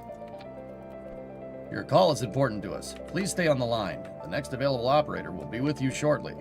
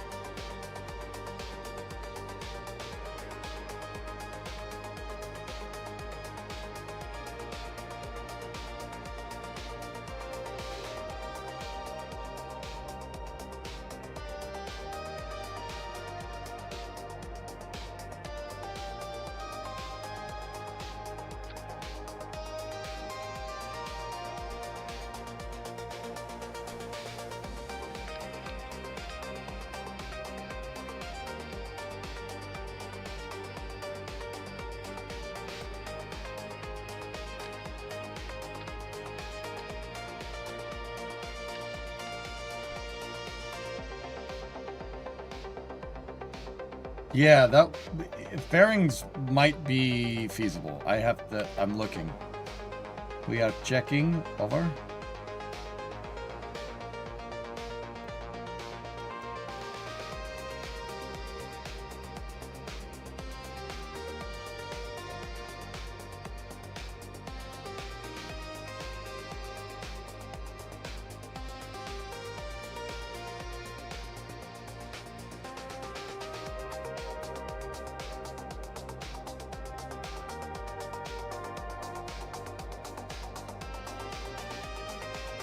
Aerodynamically, that might make it a little angry, but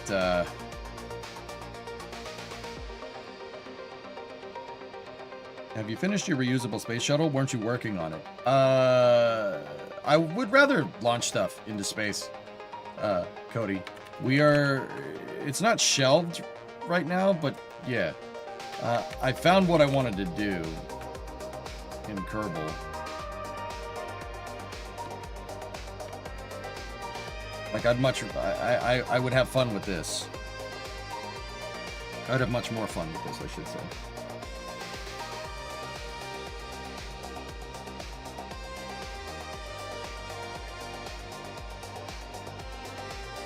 Could you close the fairing under the heat shield to help aerodynamics? It's not that, it's a... Actually, you know, that might work, dudes.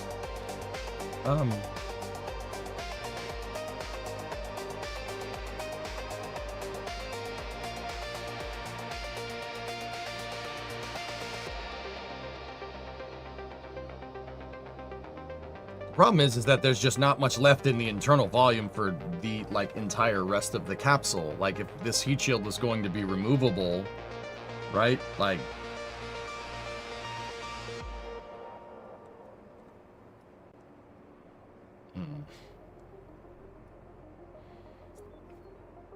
I don't know, dudes.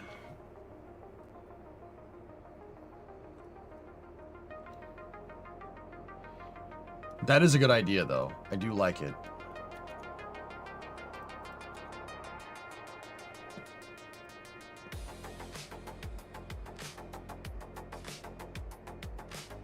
That gets us what we want, for the most part.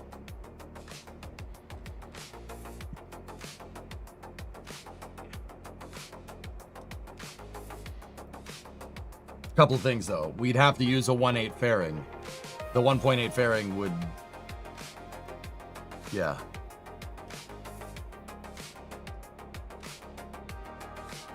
You secretly hope you end up building your own capsule?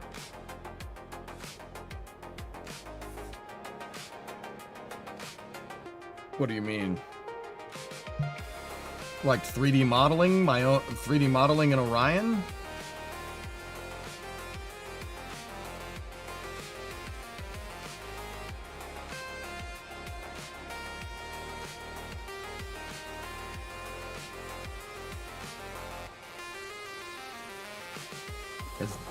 Dude, I mean, no, scratch stock parts capsule with the tessellated heat shield.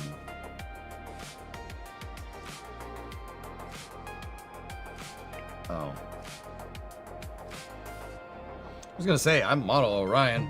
We could do that. Give me a month. Take about a month to model it and Kerbalize it and texture everything. Yeah.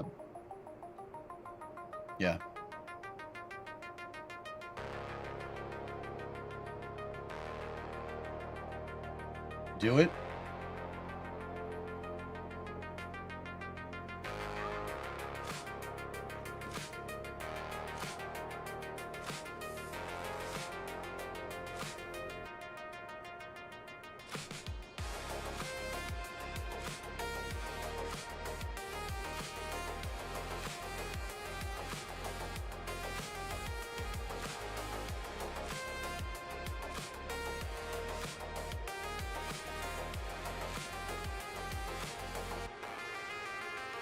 Yeah, guys, every time I go to model something, everyone's like, dude, model something. Model something. It'd be amazing. Model something. And then nobody watches. Yeah. Like, no one watches.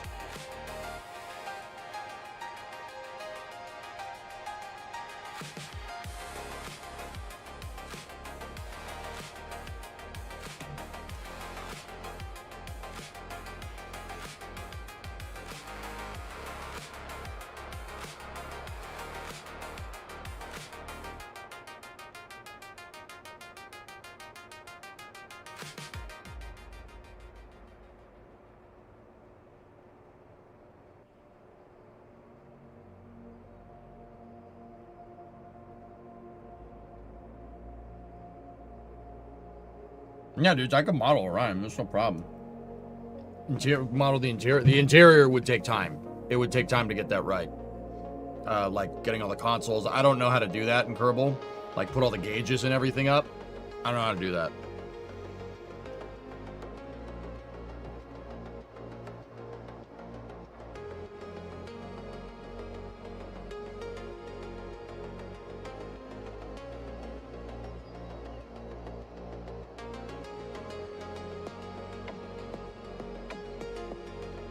All right.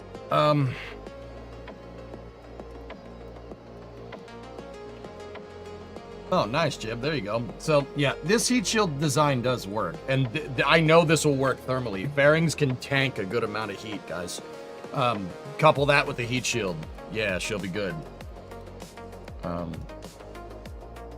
downside here is that, you know, we'll model the capsule, and then I'll have my double fairings here to make the pressure vessel, and then when all's said and done, the heat shield... Putting a docking port here and making the whole damn thing removable, right, is really gonna... It really just takes up a ton of space, because my heat shield isn't just from here back. It's all this extra nonsense as well, because you have to use a 1/8 fairing. The smaller 1.25 fairing will not go to the edge here. You can't make the smaller fairings go to a 3.2 meter diameter.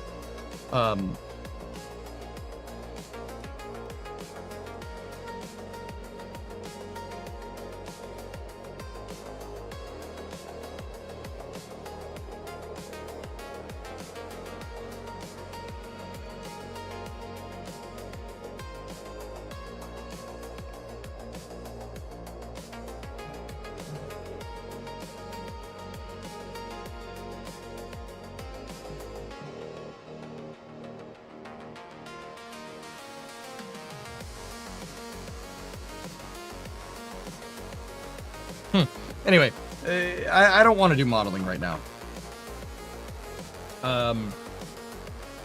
That heat shield does look good, but yeah, that is going to give us some problems. So we could get away with that if that's definitely a study. That's definitely a thing that we could do, or we could just make the capsule just a smidge longer. And honestly, I really don't think anybody would notice. And make the heat shield also able to be removable, right? And go from there. You know...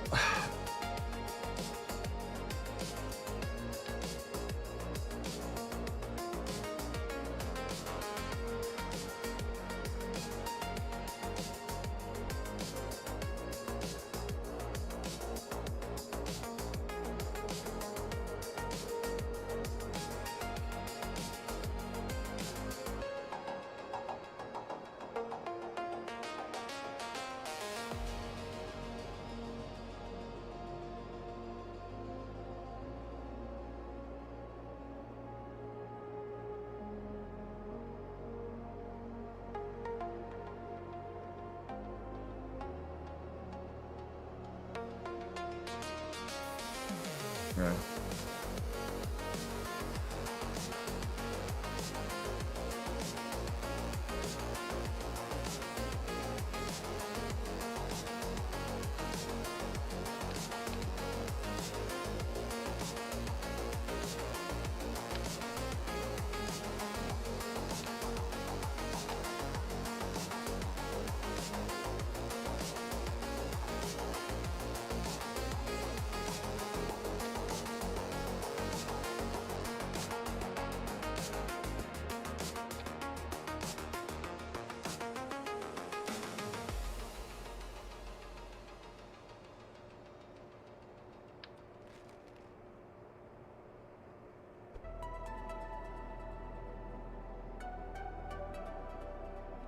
All right.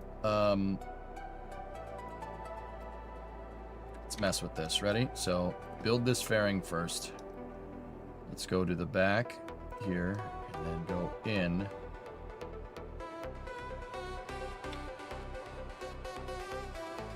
Okay, that's one fairing.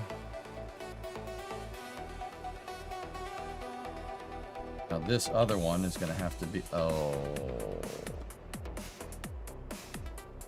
Because it has to be a 1/8 fairing.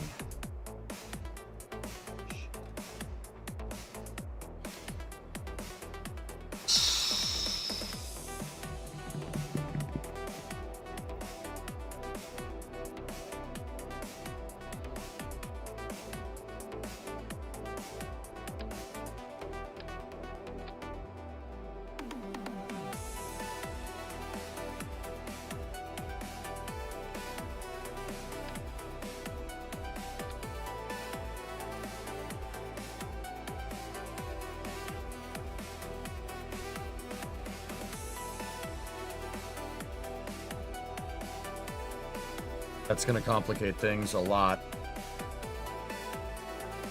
Why does it need to be a 1/8 fairing? It needs to be a 1.8 meter fairing because the smaller fairing plates, 1.25, it won't make it. You can't make those fairings that big. See? It won't let me make them any bigger. Game limitation. So it has to be a 1/8 fairing that makes up the two parts of our pressure vessel here. So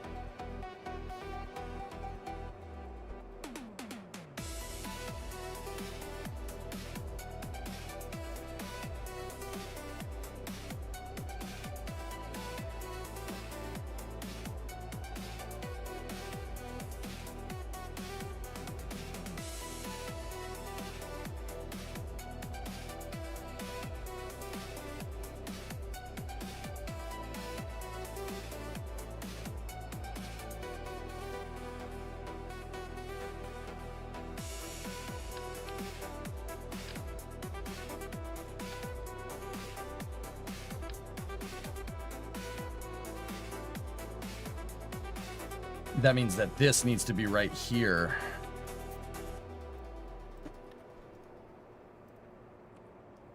And this fairing needs to go up here like this.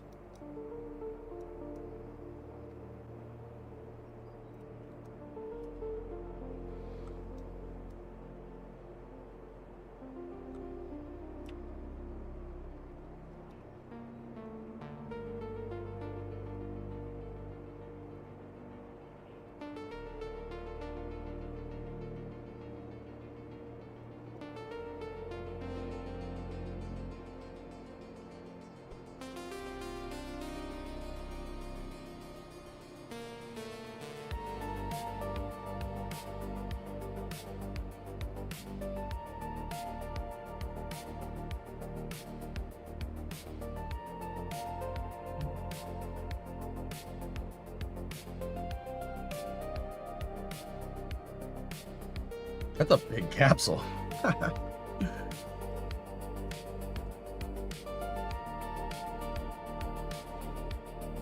See, with double fairings clipped like this mid-vehicle, I'm not really sure how this capsule is going to aerodynamically stabilize, but that does give us enough room for pretty much whatever.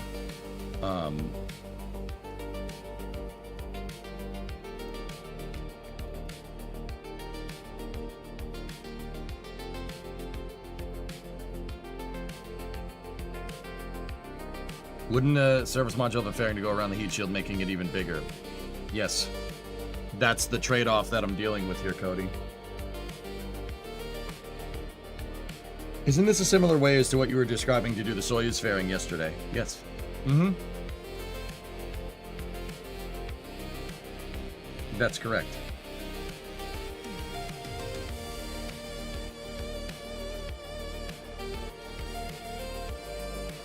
It's a trick. It's how I make everything. Look, that Isabel, like, look at the fairing right here. Fairing on the Taurus 1. See, goes around the capsule, right? The fairing has two ends to it, right? It doesn't connect any, or does it? If you go zoom in on the service module, there's two fairing plates that are crisscrossed. You can make really trick designs doing that if you know what you're doing. And the kind of hopes here is to show people how to do it. You know, that's the idea here.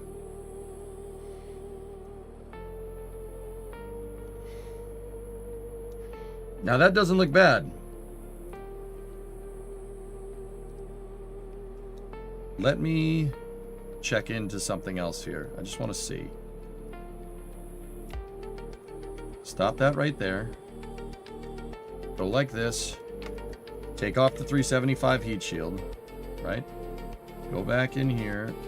Attach the docking port to that fairing, right? Go back in here like this. Give me the 2.5 heat shield back.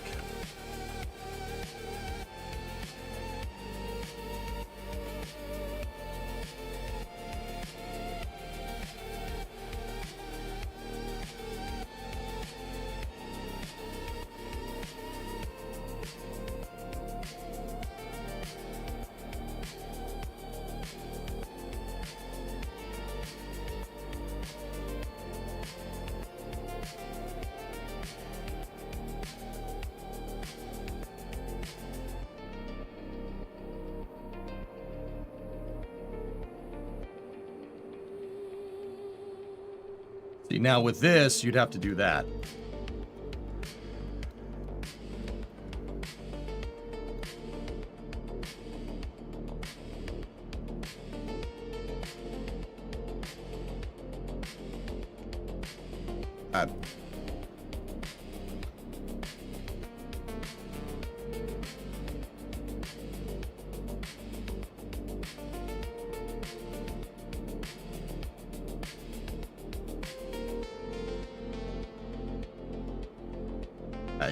Actually, honestly, that's not that's not bad.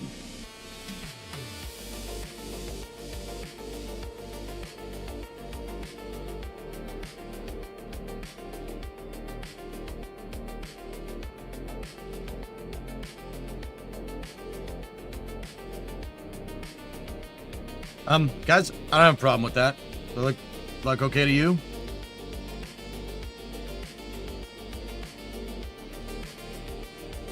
Would we even need a heat shield?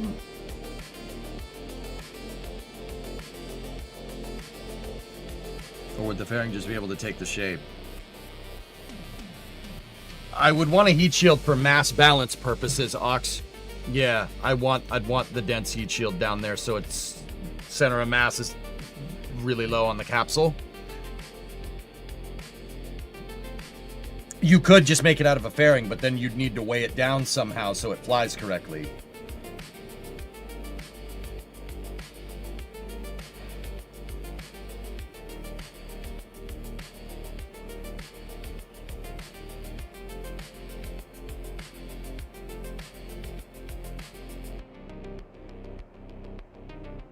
All right, let me do another detail pass on this thing.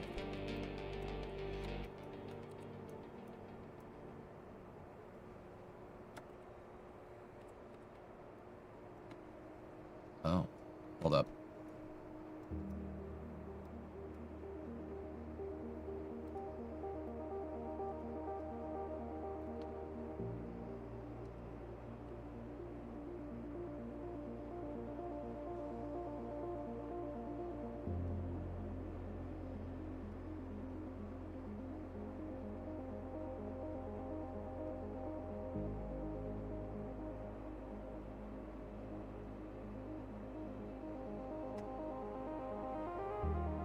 I don't hate it.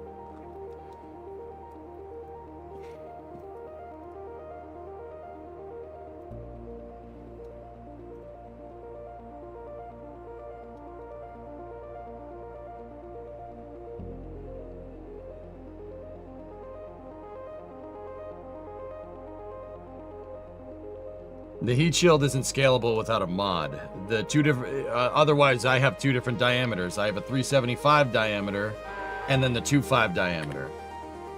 So we've been looking into options to fill in the gaps, so to speak, here.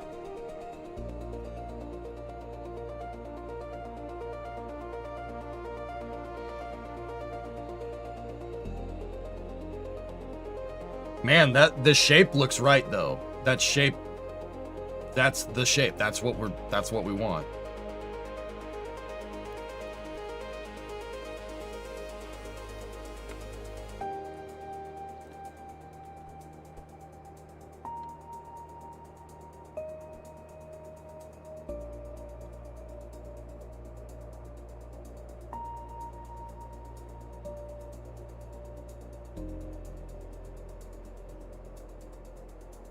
I don't really care if the bottom of the capsule, if the capsule has like an orange stripe on it. I don't really care. And that kind of makes it look neat. Yeah, that's kind of cool. Dig it. But see, the other thing is how Kerbal's going to get out of this without a hatch being obstructed. That's my other problem. With this hatch, they could just pop out, you know? Because it's the pressure vessel. EJ, did you see that there's an article about an interplanetary shortcut to Mars in 153 days? Quite interesting. An interplanetary shortcut.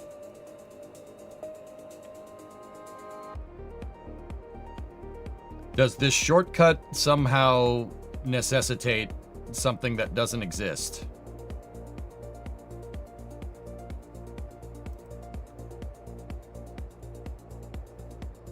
Hey, Antares here.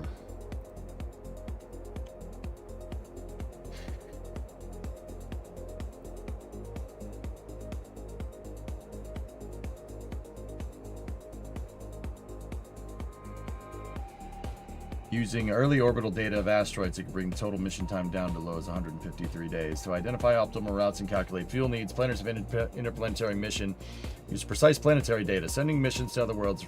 Yeah, okay. When it comes to Mars, a key planning consideration is a phenomenon known as Mars opposition. It occurs every 26 months when the Earth passes directly between the Sun and Mars. During this alignment, the two planets are on the same side of the Sun, bringing Mars closer. Yep.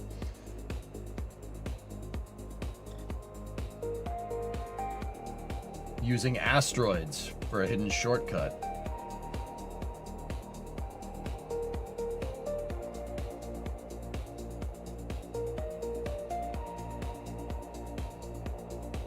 Interesting. Using asteroids to grab assist to Mars. Hey, RJ.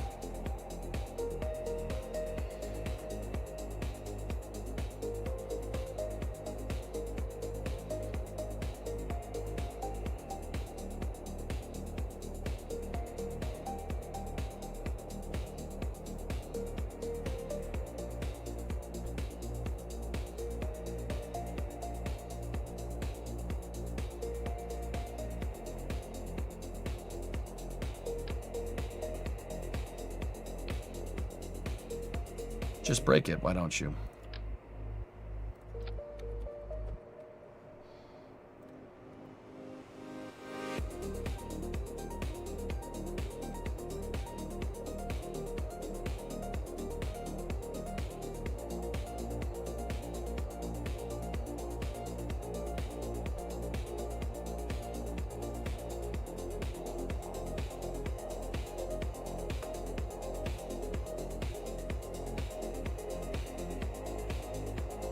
Is there a way to get an egress door between the fairing and the capsule? That's what I'm looking into right now, ARJ. I'm trying to figure it out.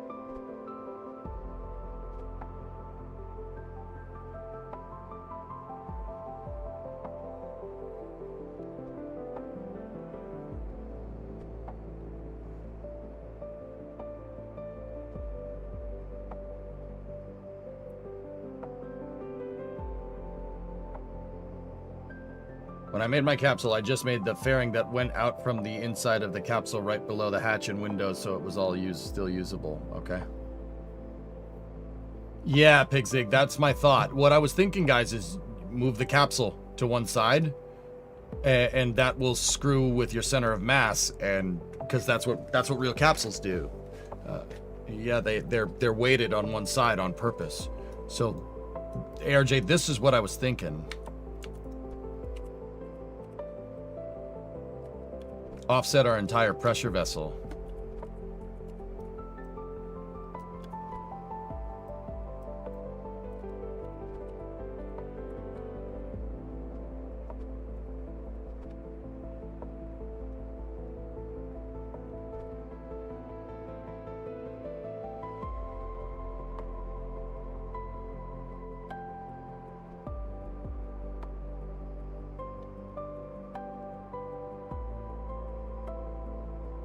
We really wanted to get crazy, we'd offset it to the side to make a side egress hatch, but that would, see, the problem that I'm really worried about with this is screwing up your control systems. That's really going to mess with the control system functions. Because if, you know, we go to take command of the capsule, it'll default control to the capsule's orientation, and the capsule will be facing down. That could make things difficult.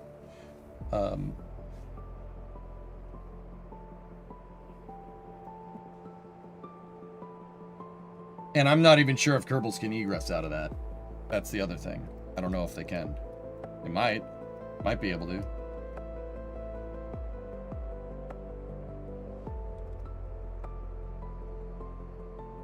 Right. Well, that's a good idea. Let's just hold off on that. I got to rebuild the rest of this thing anyway.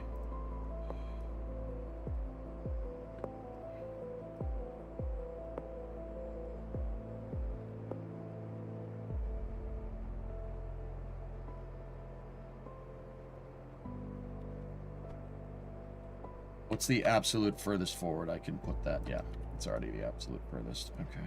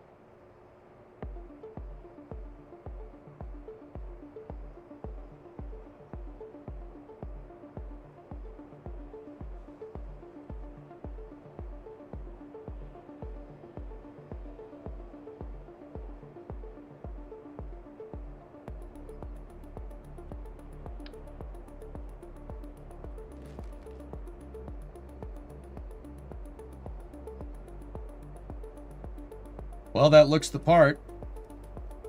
Give it some wheels and test with the Kerbals. Yeah. I want to finish more of the fairing work here, and then we'll go to do that, Pelly Joe. But yes, I do want to do that. I'm just gonna put this capsule over there for now. All right, so I can get rid of that requirement. Get rid of the outer diameter. We don't want that. So this gives us more or less what we're looking for, which is good. Why does the capsule need to be a fairing? There's no stock capsules that are this exact size.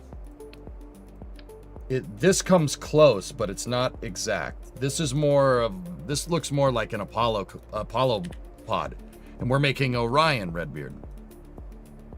So now the other thing we got to think about is that up at the front of Orion over here, there's that forward ring that jettisons with the drogues to expose the parachute and everything. We got to think about how we're going to do that. Let me go in here and get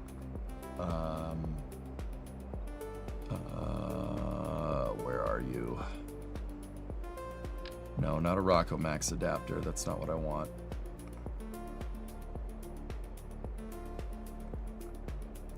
There we go. F4.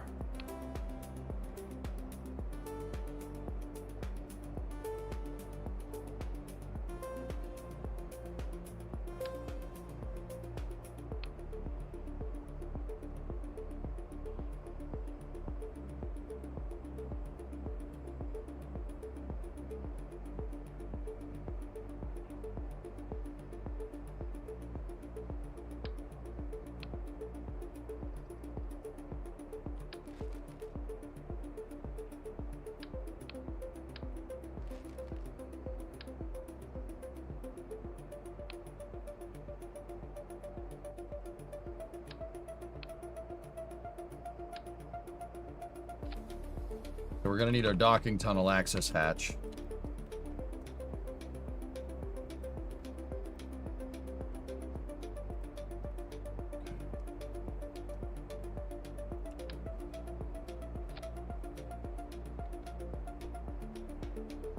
Now move that all back into position. One more forward.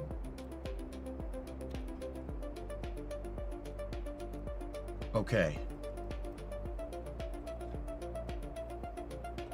Now, let's go here.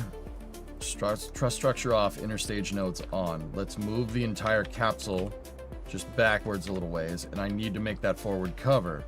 I'm going to attach the plate to there initially, and what I want is to put a nose cone on it. So we attach to the correct node. I do believe that has 2 attachment nodes.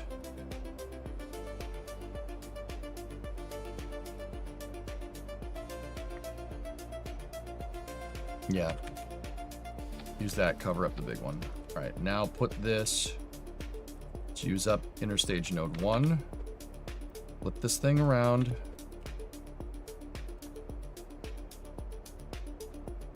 And go here, and we move this. I take this thing and we move it to where basically it intersects.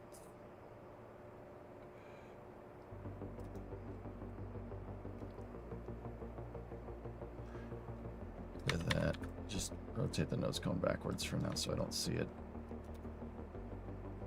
It's not the right diameter again. The diameter needs to be like right here if I'm looking at this right.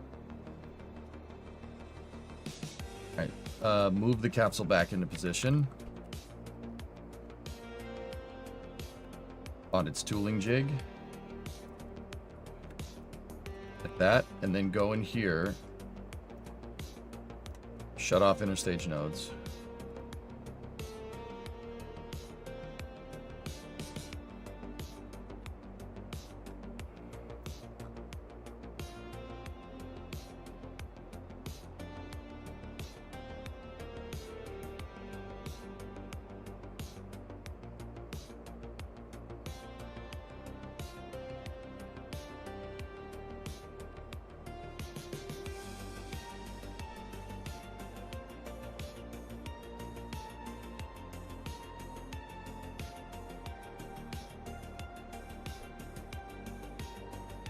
Move that out of the way.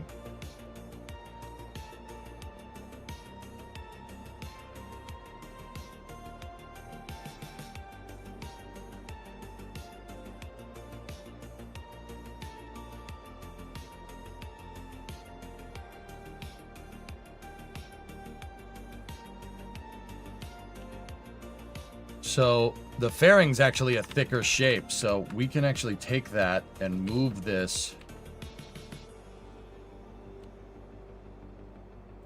into position, and that gives us the spots for the parachutes.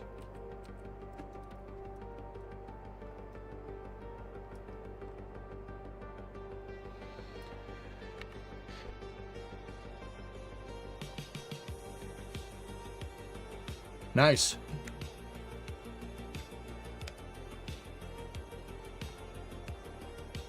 This needs to move back a couple of ticks.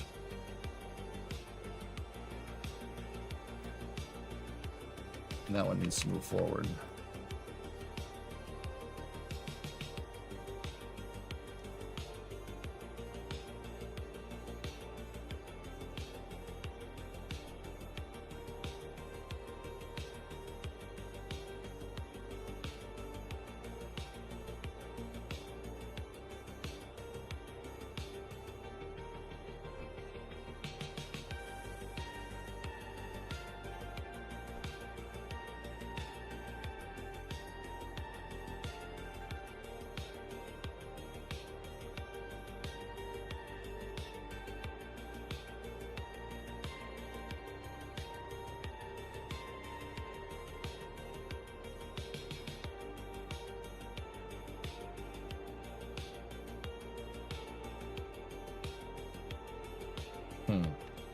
That heat shield might still able to be removed, guys.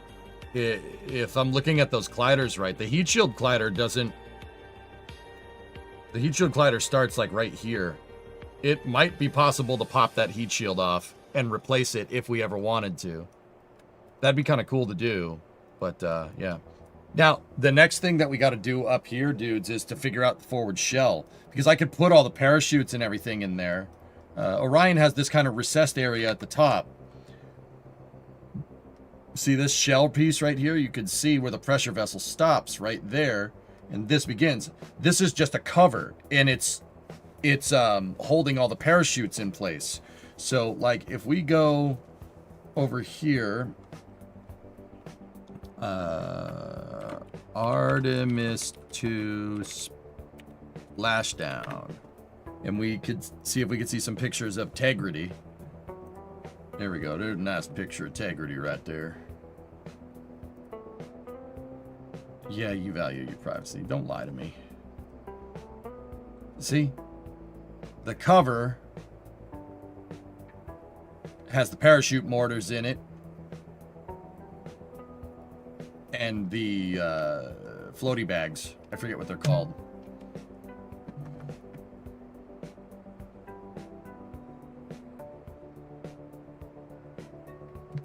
The balls have an acronym. It's the uprighting thing.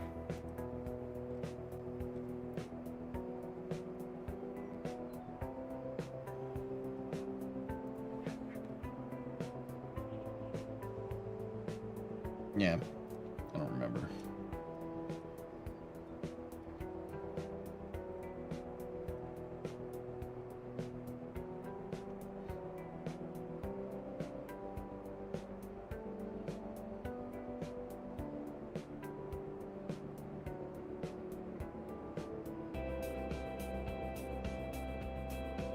Whoa, the first Soyuz 5 launch just happened?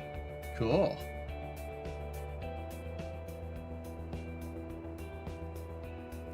Whoa.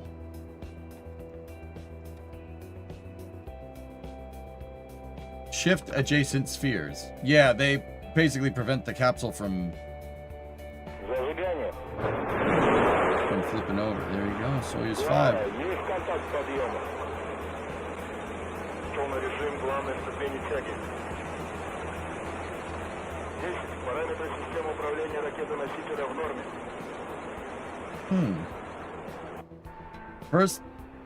The first and second stages of Soyuz 5 worked normally. The mass simulator was put on a calculated suborbital trajectory, followed by a fall in an area previously close to shipping and aviation in the Pacific Ocean.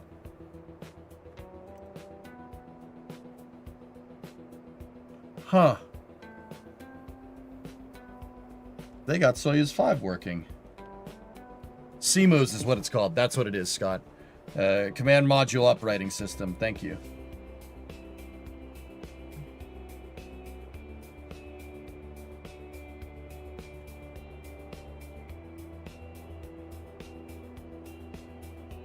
Now, how do we make that ring? And how do we make it jettisonable? How are we going to do that?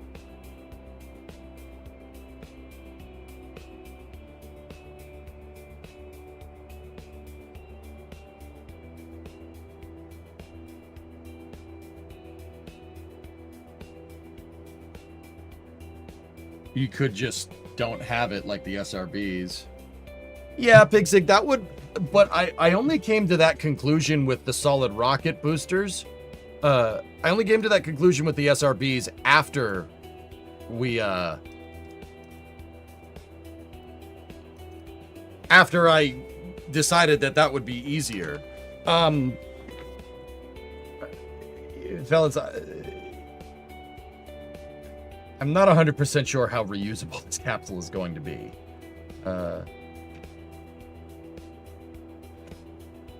How would you hypothetically reintegrate the ring? That's where I'm at. I don't really have an answer for you.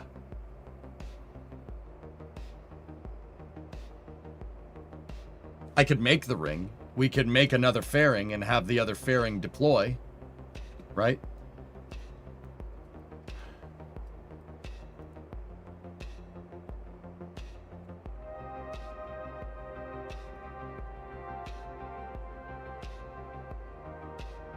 I mean, we could make the capsule refurbishable, you know, like,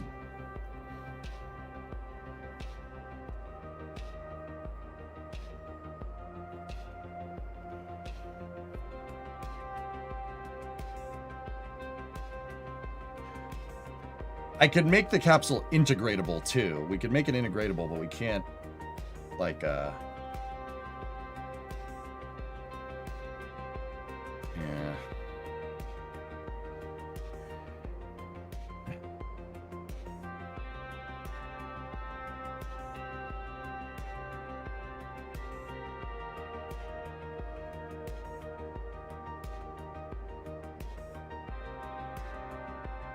Okay, Strut says engineering guides is legit hot. You like that?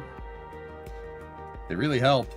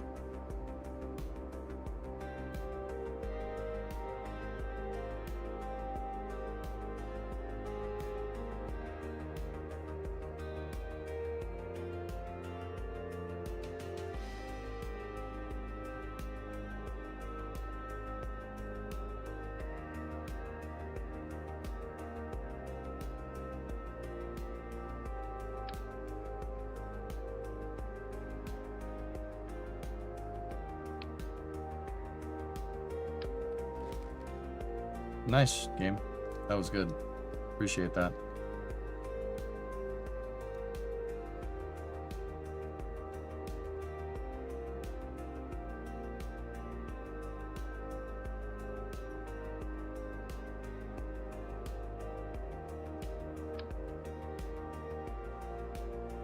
I don't want to duplicate the damn heat shield. Stop it.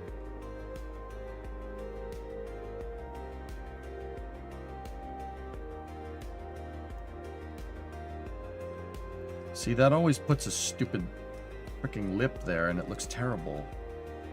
Whatever. We're not going to see it. We're only going to see it at the very end of the mission. This thing, I don't know, dudes. I'm not sure how we're going to do it.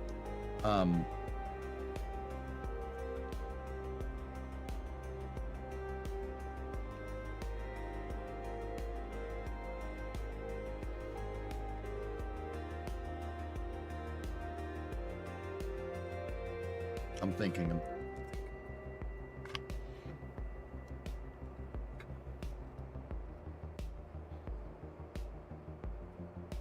You could use the flag panels. It's going to add parts, Isabel. That's kind of what I'm worried about. You know? How many parts is the entire capsule right now? And it's not just the part count of the capsule that I'm worried about.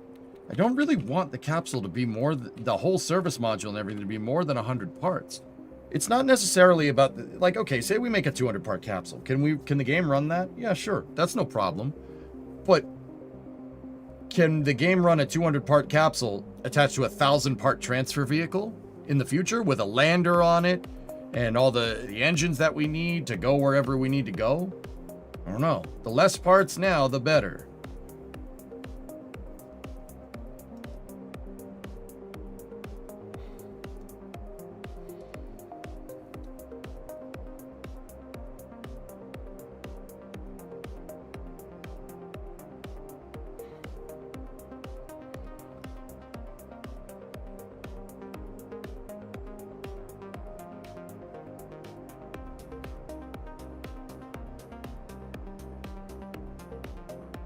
The other thing that I'm worried about here is that with this thing, guys, if I just made the fairing go all the way to the front, right? And we made it look, like that. We made it look good, right? Have it go all the way to the front, and then I put my parachutes inside of a fairing. Parachutes won't deploy. That's a problem.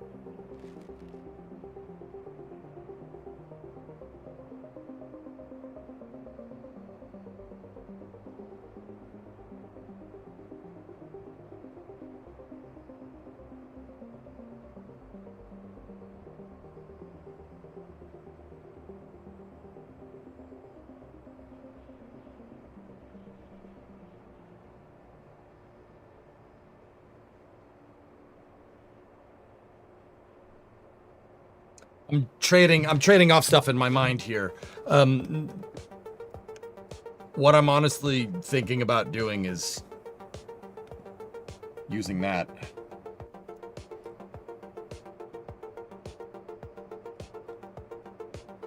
It's not bad.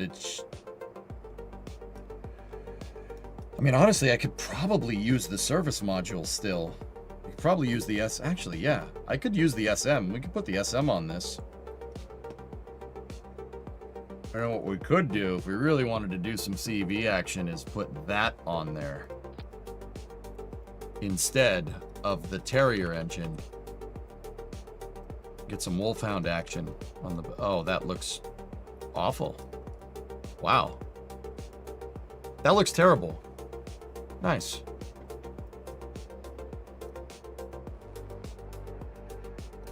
It's much too big.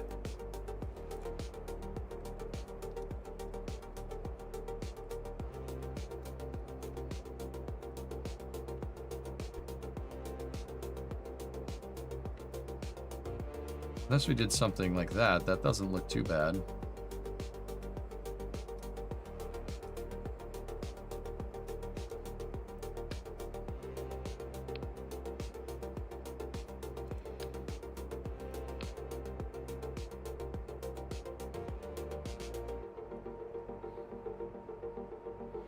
Sculpt line on that fairing service module is very nice. Thank you. It looks out of proportion, but Jim, what I'm wondering is it going to look out of proportion with this thing?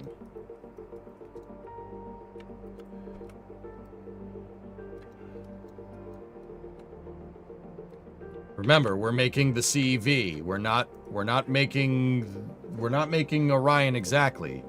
I'm using parts of it. I'm building the crew exploration vehicle, which has a bigger service module. That's not what I wanted to do at all.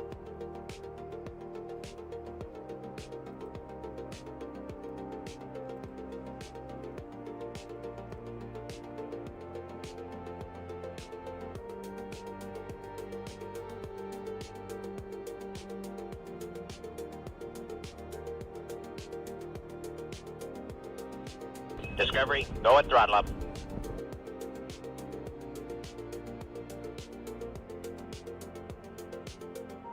Can't get an 121-month resub. It's the Orion... The command module between Orion MPCV and Orion CEV is more or less the same. Autumnus, it's the service module that's different. I want my uprated service module because I want to build the Orion from Constellation, which is not exactly like the Orion from Artemis 2. It's better. A better service module.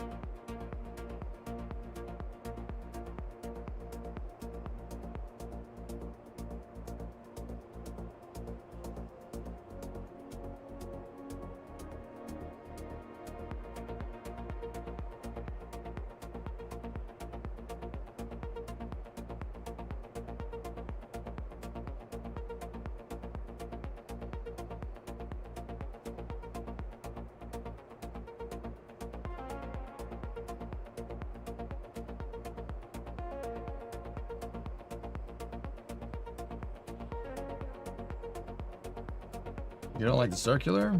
I do. I think that looks sick. I believe those solar arrays found their way onto Cygnus, if I'm remembering right, but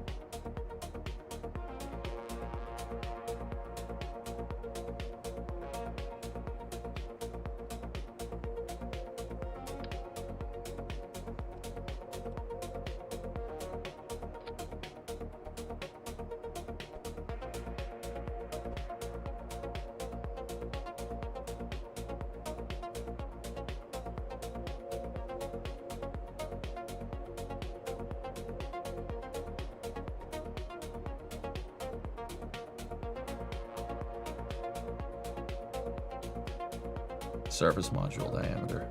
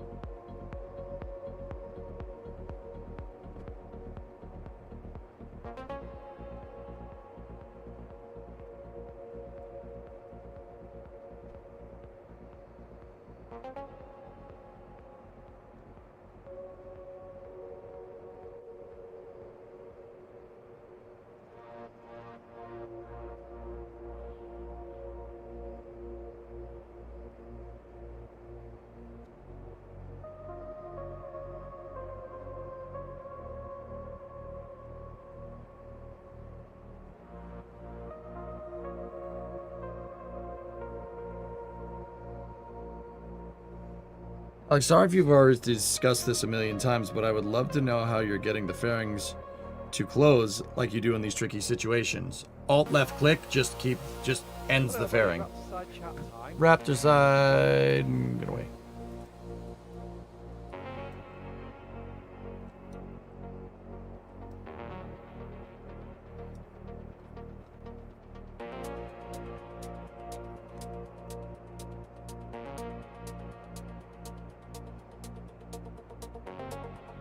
No problem, Alex.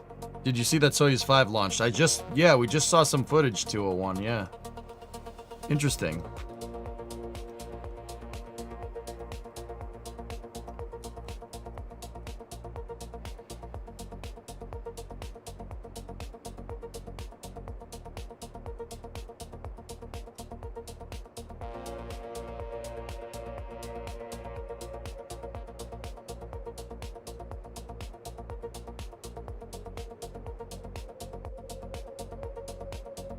Guys, here's the thing.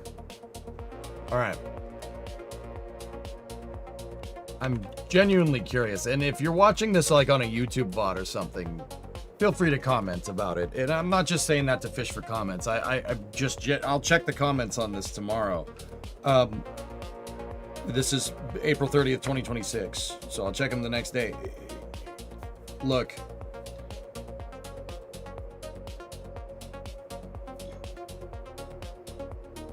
That's right, Jim, I do. I'm looking at how long this is going to take to develop. If I wanted to make sure that this capsule was good from every way, shape, or form, I'd need about a week. I'd need about a week to get this right. I build slow. Because I don't want any surprises when we go to use this thing, especially with Kerbals. The Mission Mode 3 save does have permadeath, so do something dumb with the capsule, it's your own fault. Could I remake everything? Yes. We could discuss requirements for our spaceship, but Kerbal rating a spaceship via my rules, right, does take some time. Like, I know it looks like, oh, you got your pressure thing, you got your service module. The service module is not sized correctly. It's actually, the service module diameter is too thin. It needs to be a little bit wider. Even if we were going to make this look like MPCV, it would need to be a little bit wider diameter, which, yeah.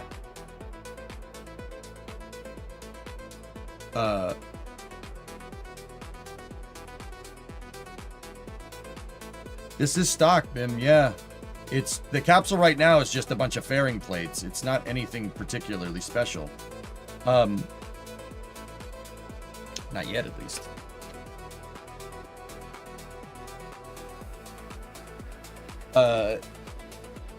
Yeah, I would need to change the diameter of the service module. And that means I'd need to redo all of my thrusters, and we would obviously want to redo propulsion so we have the right amount of kick with the capsule.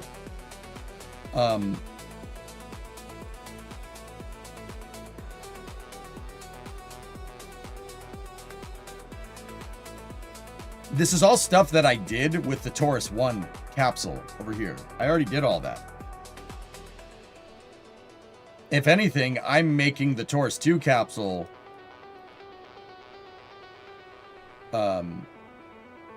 I'm making the Taurus 2 capsule out of leftover, like out of what I learned from the Taurus 1. Once again, could I do it? Yes. The real question is, is that what you guys want to see? It's going to require some pretty hard engineering for basic. I don't know. I'd say another week to have it all dialed in. And, you know, that's with doing Flame Trench, right? That's with doing space news. I'm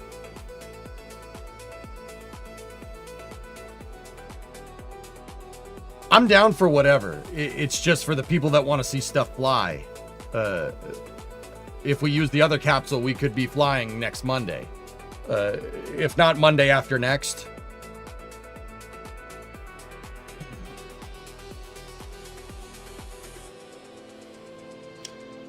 Yeah, hi, Clue. I can do that. That's fine. I'm like, once again, I'm actually asking. We could use the Taurus 1 capsule and get away with it. And then everything would just be too small. It would look weird compared to everything else, but it works. It works really well. I could take what I learned from Taurus 1, apply it to Taurus 2, rebuild everything from scratch, right? And, you know, it's not just build the capsule. You got to build the capsule, and then you got to test it. I have a very stringent testing regime for my capsules. Pad abort, in-flight abort, the parachute out scenarios. I have to make sure that we can re-enter it correctly. We have to make sure it can do a lunar re-entry.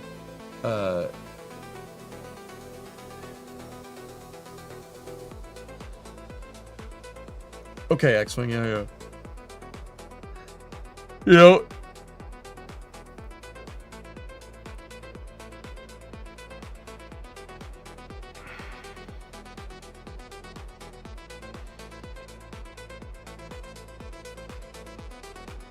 You think it's an awesome project. Have you ever had a capsule design not survive a lunar re-entry test? I don't know. No, not really, but this capsule is not going to be like Taurus 1. This one is going to be steerable. This capsule is going to have way better cross-range capability, and I'm going to need to do all the aerodynamic evaluation on it, etc., etc. And I know what people are saying, bro, it's just Kerbal. Just play the stupid game. Well, this is how I play. This makes it so when we go to do missions, I don't have any surprises. It's not just thinking about building the capsule. It's thinking about building the capsule and getting it to fly, right? It's not just that. It's thinking about what is this going to do when it's docked to a 1,000-part transfer vehicle and we're hurling nuclear engines at Duna with this thing attached to the front. That's what this is about. You know? Like, I'm not just thinking about, oh, build the capsule, have it go up and come back down. Yeah, that's no problem. Offset COM and roll steering. That is exactly what I'm going to do, yeah. I'd rather sit by longer and wait for you to be ready so you can use it on a lot of missions instead of being scrapped and it needs to be redone. Hey, Miller Time, what's up? 51-month resub. Yeah, it's just discussing trade-offs here. I'm just wondering if I'm boring you guys, that's all. It's gonna take a week to get this thing perfect. I need a week to dial it in.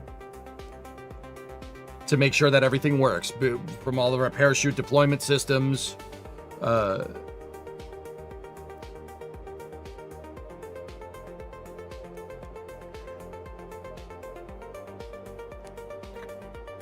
I treat this like we were actually engineering it out. And this is the point where I've done enough feasibility studies here to really know and understand how long this project is going to take.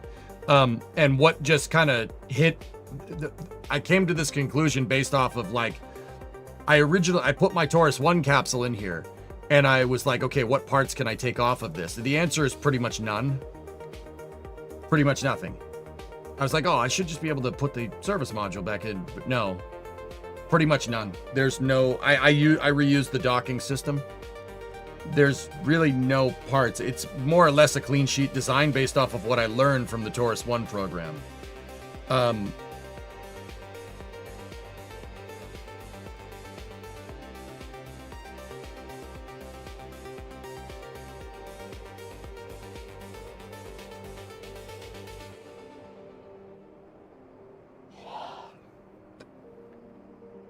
Yeah, this is I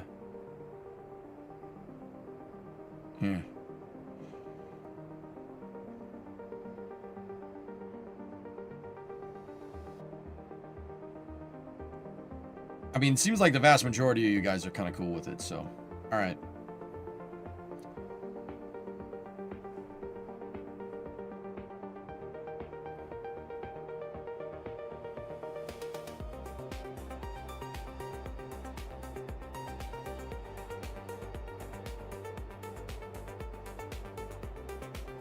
Yeah, I've never made a capsule like this. That's the other thing. I've never done a fairing-based capsule shell like this. I've always used the 2-1 command pod. Every time. Every capsule that I've ever made is built around that thing. And this one will have that, but it won't be like... It'll be inside the pressure vessel.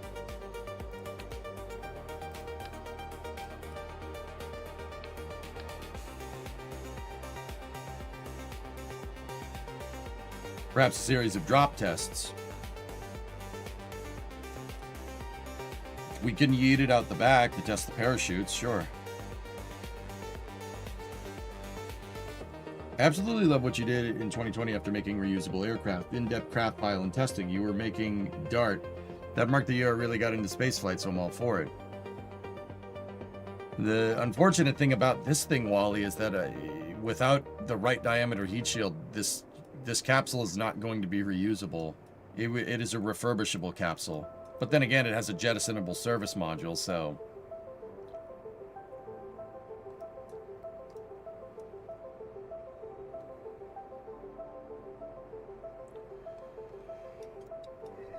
I already like it. I think it already looks great. Fairing and control seats inside and it's done. Yeah. It's kind of why you were all in on a tessellated heat shield. Hey Ren, what's going on, dude? Yeah, but Hellfish, what happens when that heat shield burns off? And that heat shield would be a ton of parts, dude. Like for the shuttle, we can get away with it, right? But like I said, dude, this is going to be attached to much, much, much bigger spacecraft. So I don't know, man. What lander do you plan to make? I'm going to make the lander that I think NASA needs right now. Yeah. I'm going to make the lander I think NASA needs. Just like I made the stage that SLS needs right now. Look, there's a method to my madness with that 72 tons TLI rating. This capsule, like, look, this capsule's probably going to be about, I mean, we have to add the LAS and everything, and engines, etc., etc. I would budget 15 tons for this. That means I have 55 tons, well, 57 tons for a lander.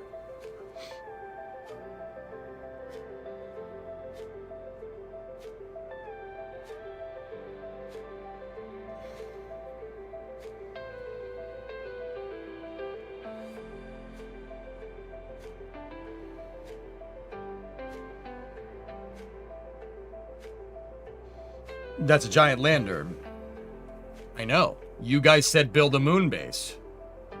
Was that not the requirement that was stipulated by chat when I asked what people wanted to see a couple weeks ago? Like after Artemis 2 and after DBF, I was like, what do you guys want to see? And everyone was like moon base. Like that's what most people said.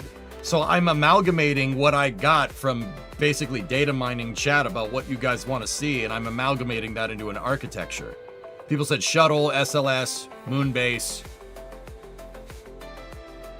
All right, cool. I've been working on this for a couple of weeks now.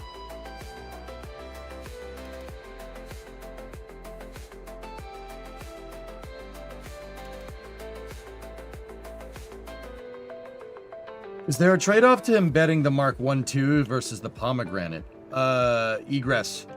Egressing is my big thing. Getting out of the capsule. I want Kerbals to be able to get out of it for potential EVAs if needed.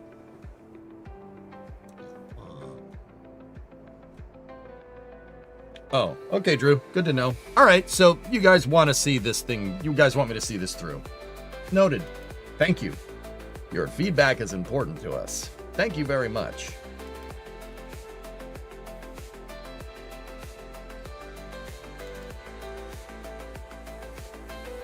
We want to see moon bases that build stages for lunar launches. What?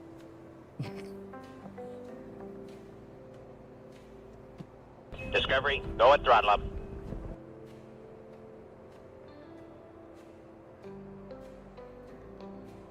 Holy moly. Let's do it right.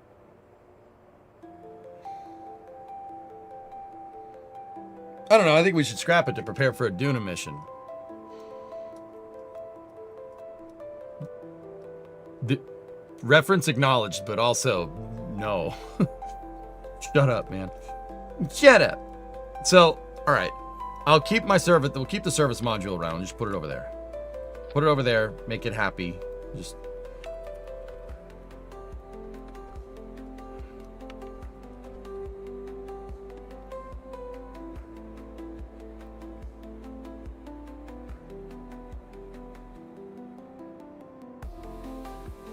But we could do it for less money. Yeah, and if I want to go skiing, buying one ski is cheaper. As opposed to buying two.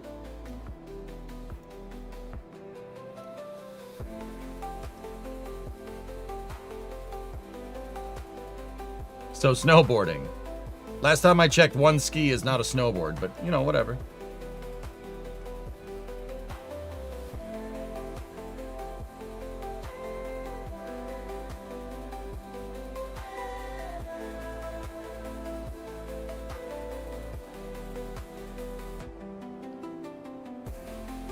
All right. Okay.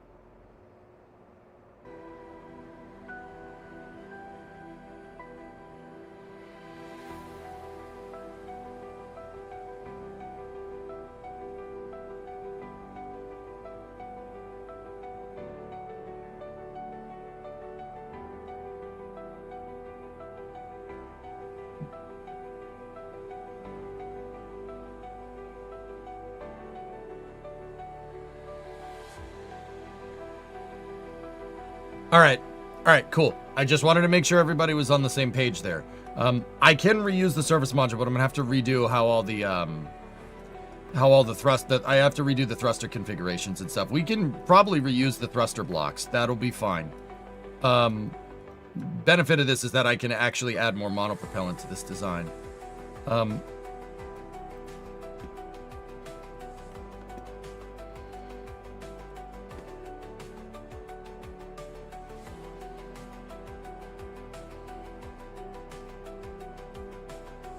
Okay, so let's get back to what we were working on. What I was trying to figure out is a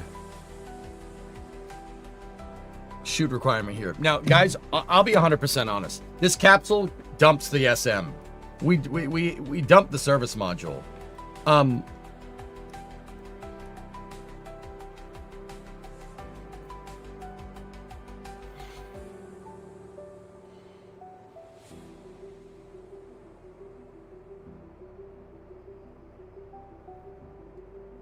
And I was going to say, because we dumped the service module, I might just make the capsule refurbishable.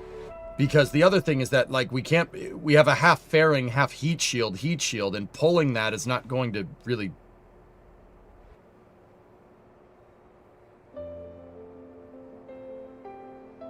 I was going to say, that's not really going to work. This isn't going to work how we want it to. So, the capsule is going to be recoverable, right? Discovery, go at throttle up.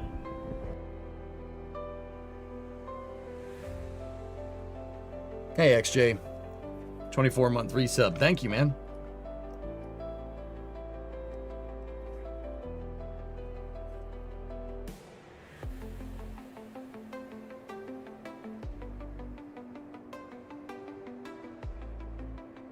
I saw what you said. I didn't acknowledge it because too many people were being dumb.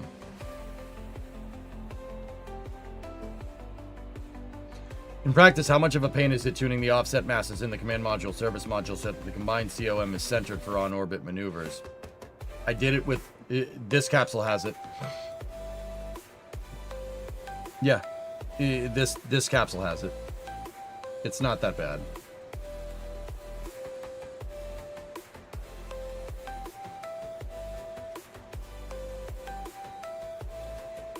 Could Kerbals just pull the heat shield off and node attach another one?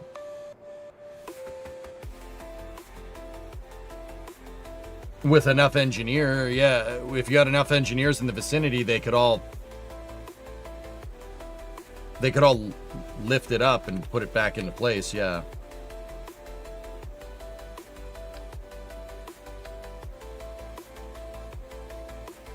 Which means it would attach node like that, which actually I do not want that, because that screws it up.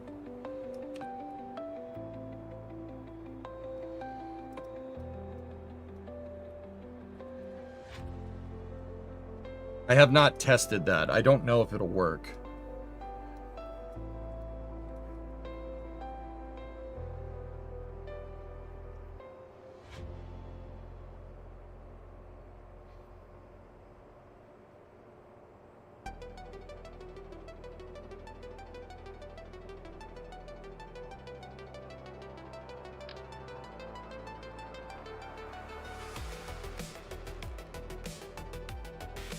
That's why we explored the 375 heat shield requirement.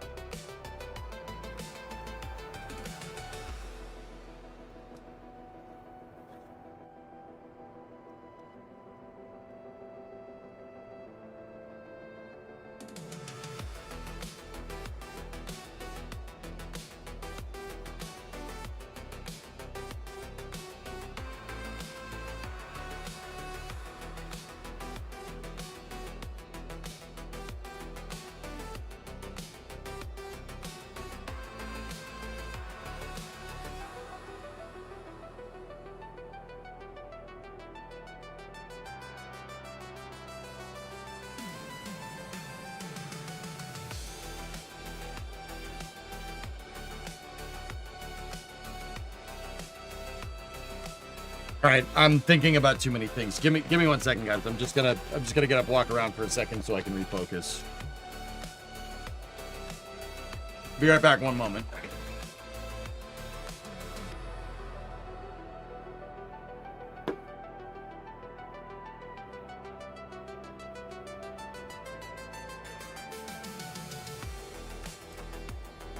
All right. What's the issue? I started scoping the project too big, XJ. And it started giving me builder's block. Let's just get back to what we were doing. Guys, I think I'm going to veto the reusability requirements on the capsule. I mean, we're using SLS and Ares 1, so... Let's be real. This architecture is more about exploration, less about like reusing stuff, especially with mission mode 3. And the shuttle brings up our reusable contingency there. So like if I wanted to reuse stuff, we could. Like, you know what? Let me just check something.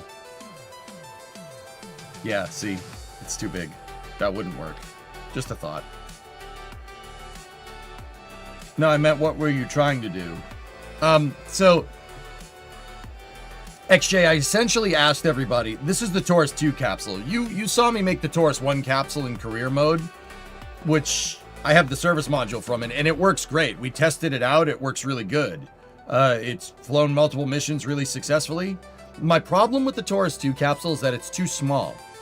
I have an architecture that's built around 0.62 scale, the Kerbal scale.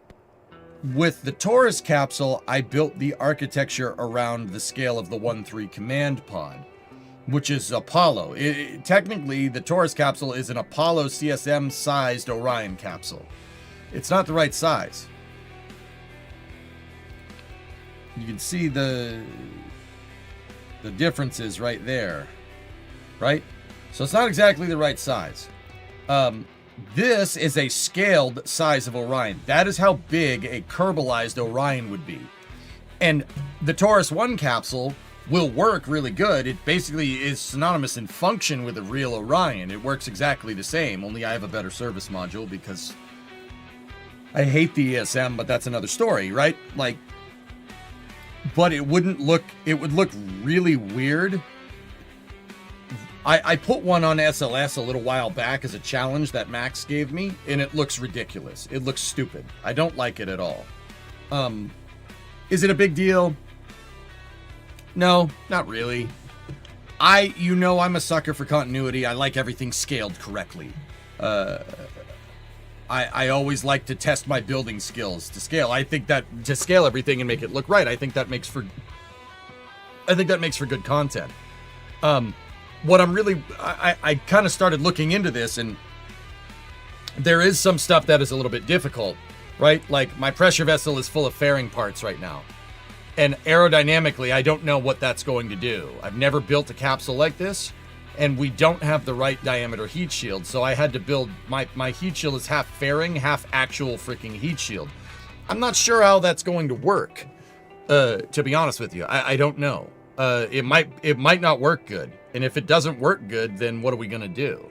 You know, but you know, it'd probably be good to test. So what I asked chat was like, look, do we want to fly next week with the Taurus 1 capsule or continue this and complete the set of all the stuff that we've been building? Because the Taurus 2 capsule, if I can get it working, would look amazing. It would look great on my SLS, on my Ares 1. It would just, dude, it would be amazing. And it would basically be my end-all, be-all capsule. It would be the best capsule we've ever made. But there are some design challenges here. The Taurus 1 capsule could be reused. I could theoretically pick the thing up and attach it to another service module, as seen right there. I never did it, but you could. Orion is reusable in real life. You could theoretically reuse the pressure vessel. Lockheed won't do it for a little while, but you could. Now, I'll be 100% honest with you. I build for reusability requirements all the time, and then we end up never doing it because we move on to the next thing. So what I'm really thinking, XJ, is the solution here. Some of the challenges of building this capsule out is trying to make it reusable, trying to make it so I could reuse the pressure vessel and reattach it to a service module. I think I'm going to delete that requirement and just make an Orion capsule and just make it recoverable. And we will just paint the name on the side and call it refurbished, like what I used to do with my shuttle back in the day. I mean, we're doing that with the shuttle and the save anyway. Might as well do it with the Orion capsule as well.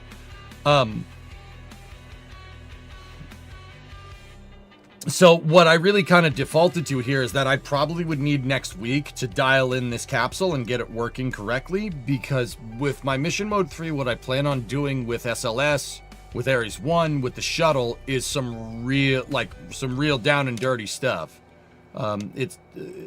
Yeah, this is, we're going to be using this capsule a lot, and we're going to be using the shuttle a lot as well. Did you see that Soyuz 5 launched? I did, Sam. Wasn't ready for that.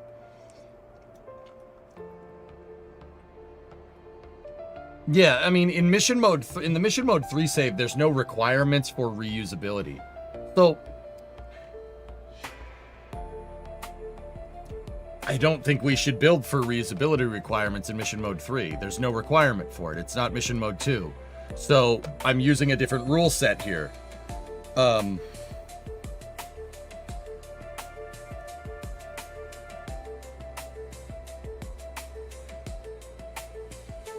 Yeah, Hip, that's kind of where I'm at. Mission mode 3 is for a high flight frequency.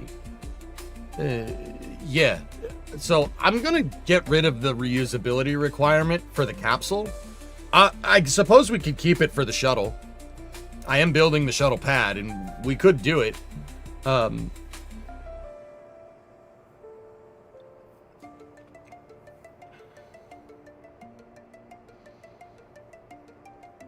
Yeah, that's what I'm going to do. So you guys want to see me see this through. Okay, this is going to be easier to see this through if we make the capsule refurbishable. If we wanted to make it reusable sometime down the road, I'm sure I could figure it out. But like, see that extra docking port right there? That's going to complicate things. I don't want that. I still like using a docking port to service module. There are reasons for that. It's just so I don't accidentally separate the service module with the decoupler. You have to go in there and click on the docking port to separate. I had a bad experience once. So I still will use a docking port to connect capsule to SM, but yeah.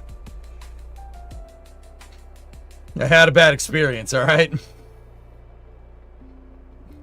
I had a bad experience. Okay? Damn it, I'm deaf.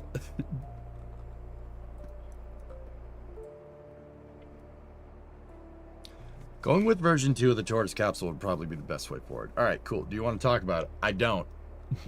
No. All right, so if I'm going to get rid of that requirement, let's get rid of that docking port, and we'll attach the heat shield directly to the fairing. Move it back into position, and then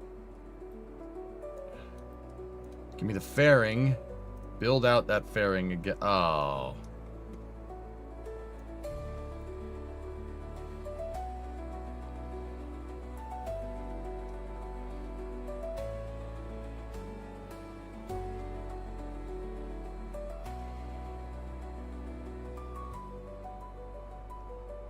Okay, let's build out the capsule right then. I will use the 2.5 heat shield.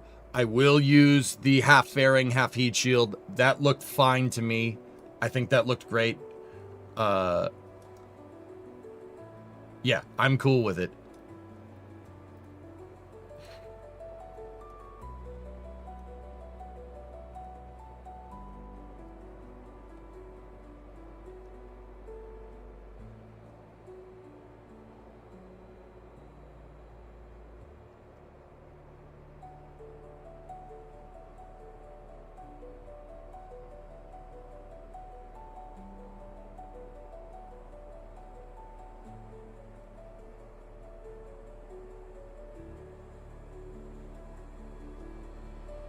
Fairing's getting in the way.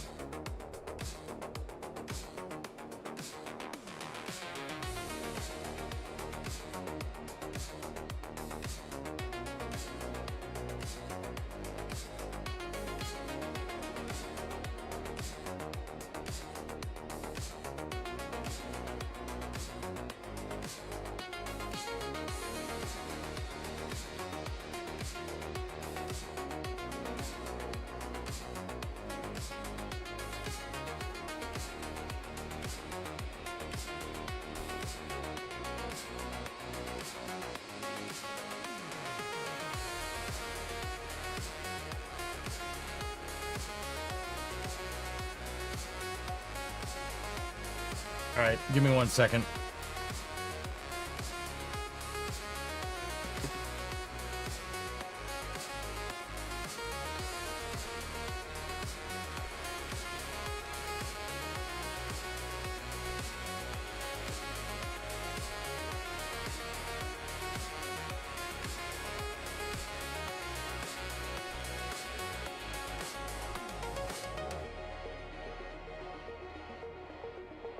Where'd you go?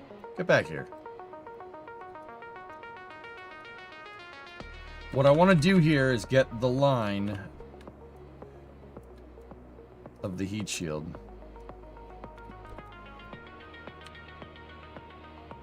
See that profile line right there? That's what I'm looking for. Just back this up. Make sure the strut matches that line. Okay, cool. Local attachment there.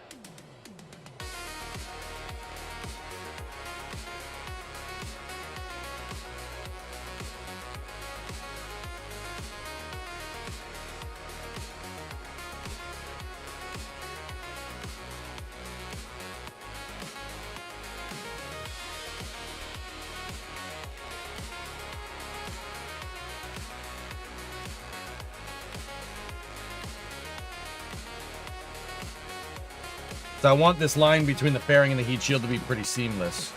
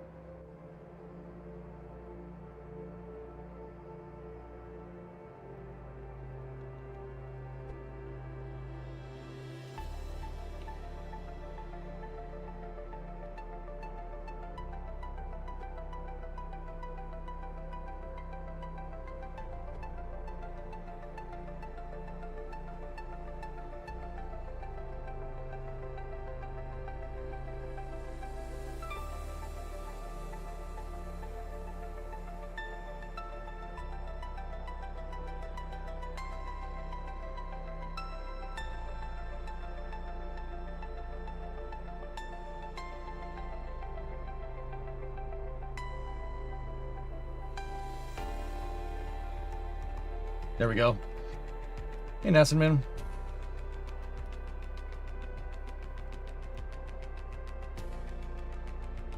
Good. Okay. All right, so now that's all good. We got rid of that requirement. I still have my docking port down there.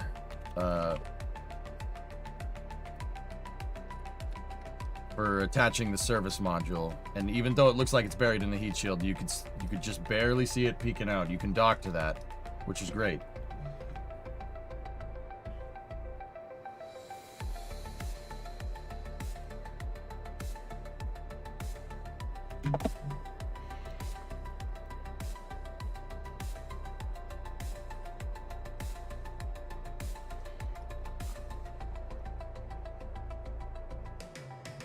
Are you going to build the European service module? Something like that.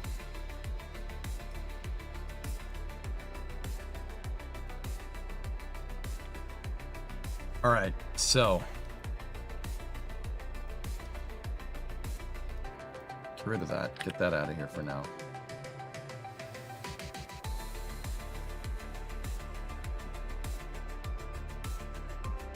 We're going to go to deep space with this. That's the idea. Yeah, man. Silver.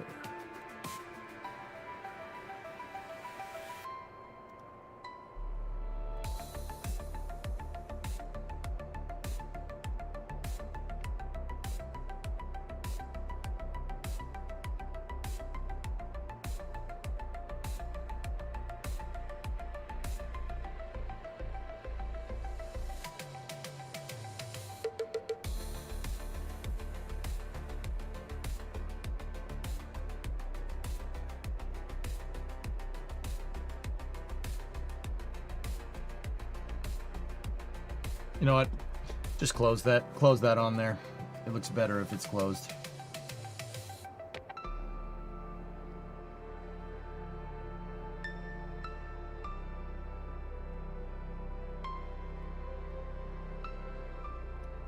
There we go.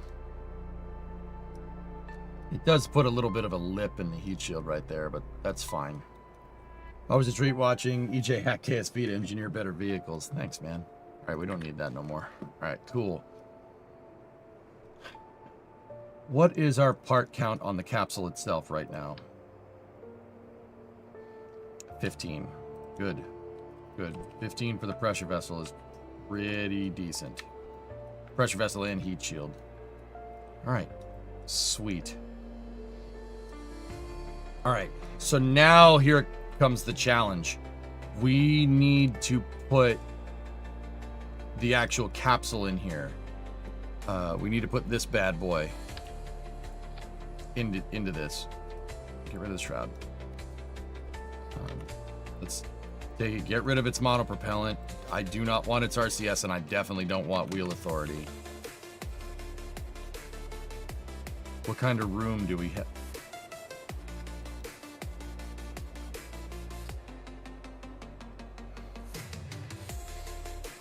I'm about to say, what kind of room do we have here? Not a lot.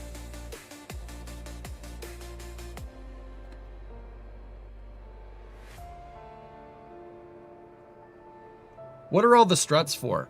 Brandon, those were rulers to get the measurements for the capsule. Think of that like the tooling that I use to get the right shapes.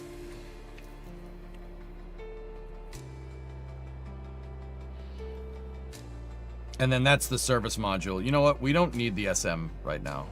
We can load another one in. Just get rid of it for now, so I have a better understanding of the part count here. Don't stage that. Don't stage that. That's fine.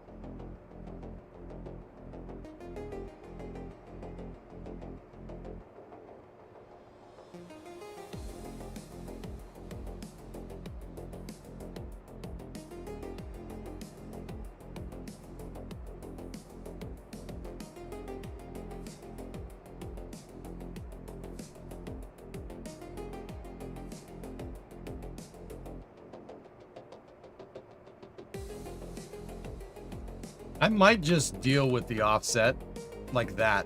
And guys, so what I'm thinking about, okay, Kerbal EVAing, right? Like,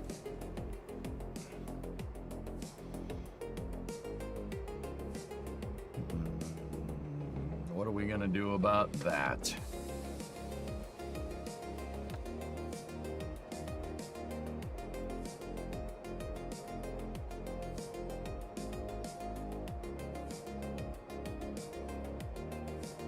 What are we doing about that?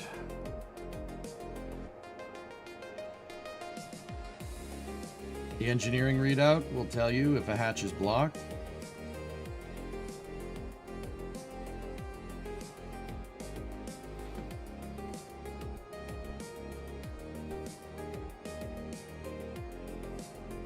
I've actually never used that thing.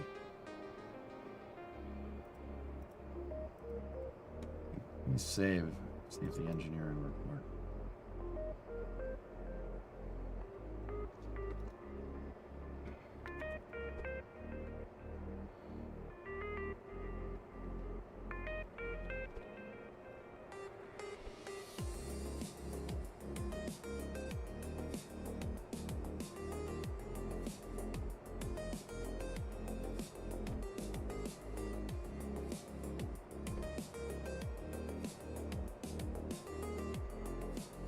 That way would work really well if the capsule wasn't like sticking out of the freaking front of the, or the back of the vehicle.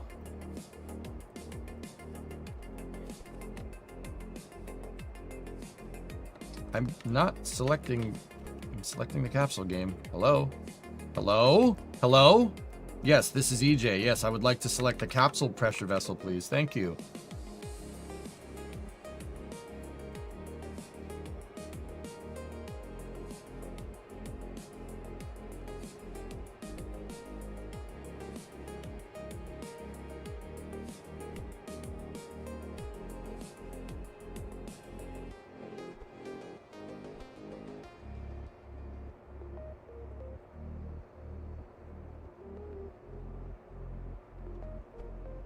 What the heck did I just...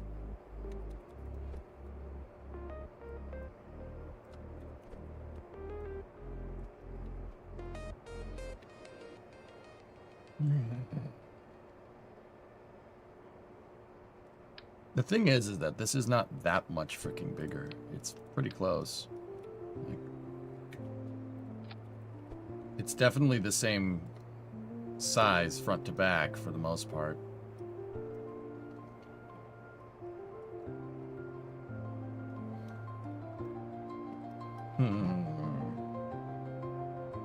Yeah, I'm working on that. Working on doing the off-center thing. It's the same.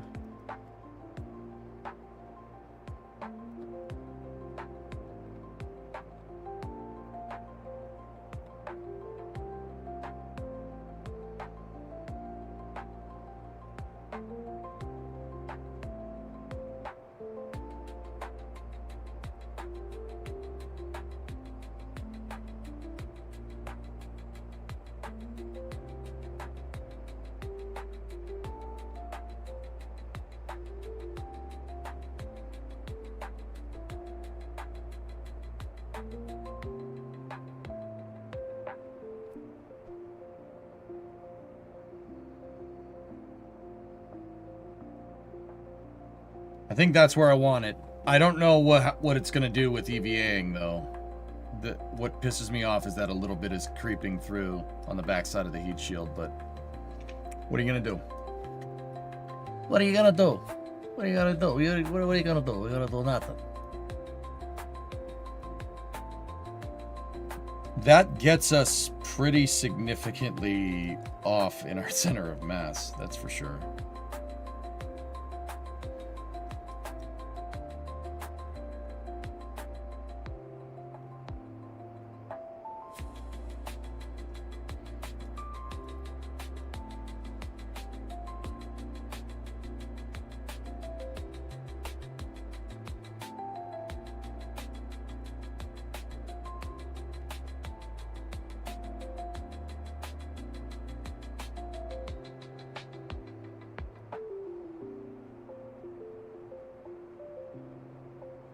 Yeah, center of mass is definitely off the center line there. That's really good. That's exactly what we want. All right, cool. Let me attach this over here, and I want, once again, you guys know the drill, nose cone on the front node, just to make sure we don't attach it to the wrong thing. Let's go in here like this.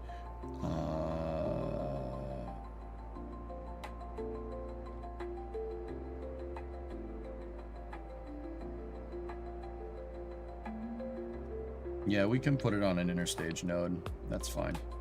The real question is, what interstage node do we put it on? I would say the forward fairing is probably okay.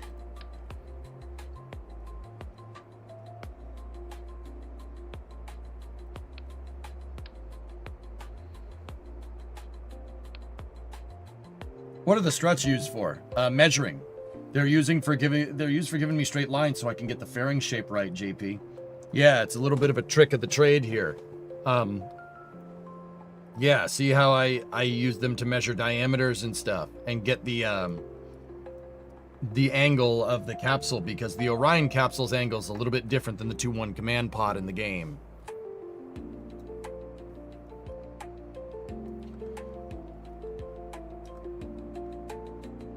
What about the cupola? The cupola's way too big, dude. If we wanted to, like, offset the hatch, dude. And that only holds one Kerbal. And the other thing would be, somebody mentioned use the pomegranate, but...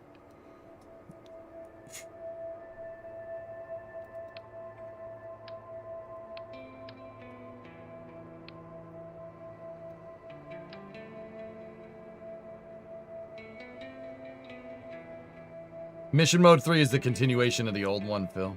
The Mission Mode 3 where I built Space Station Freedom. Canonically, that makes the most sense to build shuttle-derived launch vehicles because that save is centered around around the space shuttle. Yeah, so it's going to be the one with Freedom in it, so I can use that to test this thing and send it to Freedom, which is pretty cool.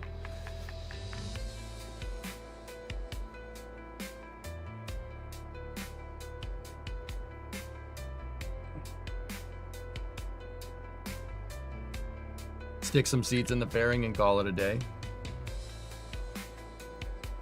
No, we need the offset mass.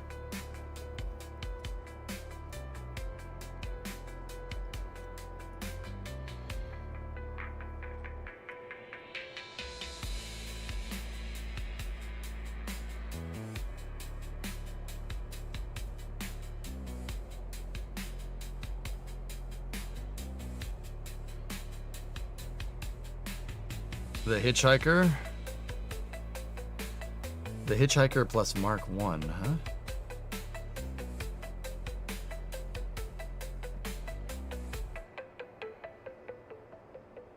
Which one is the Hitchhiker? This thing?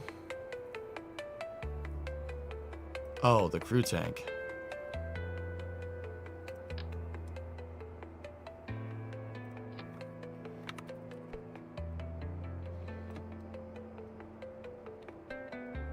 That is a good point. Do we want this to hold 4 Kerbals?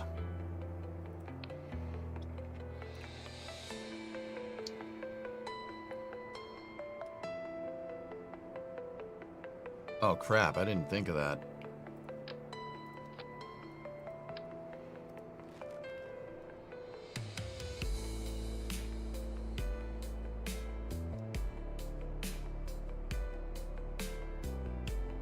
Huh, I didn't think of that. Son of a gun.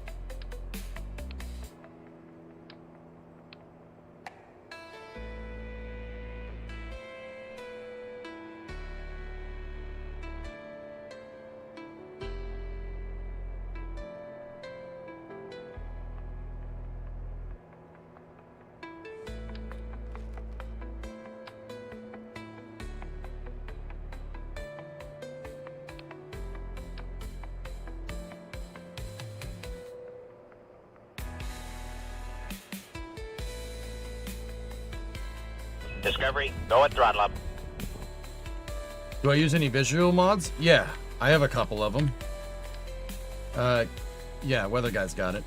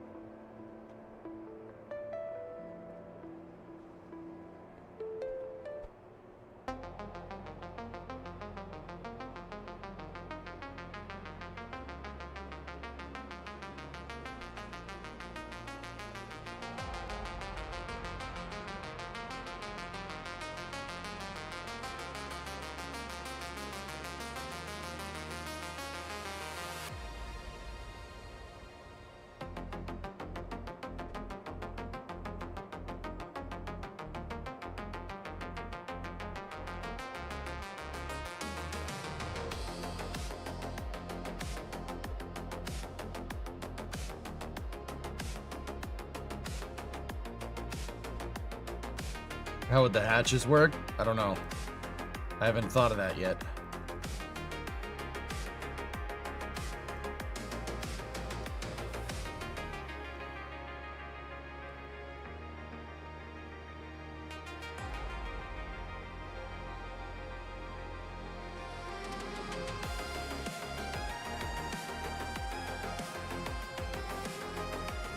Hatches obstructed, son of a...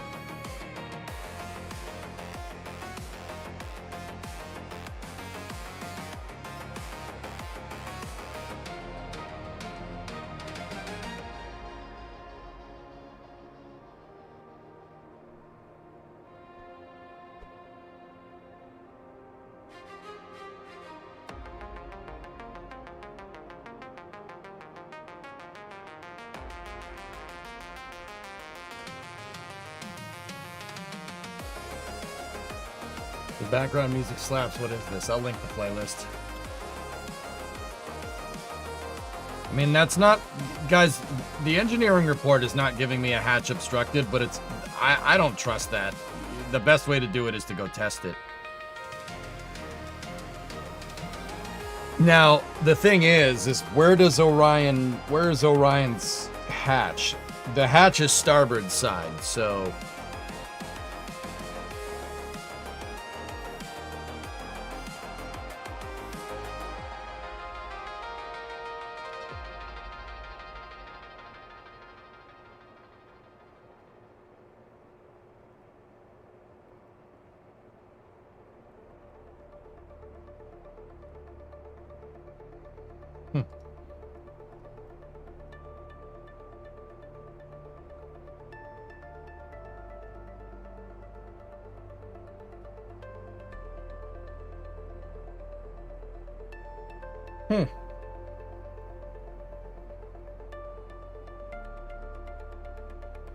Can you link the music for you as well? Sure.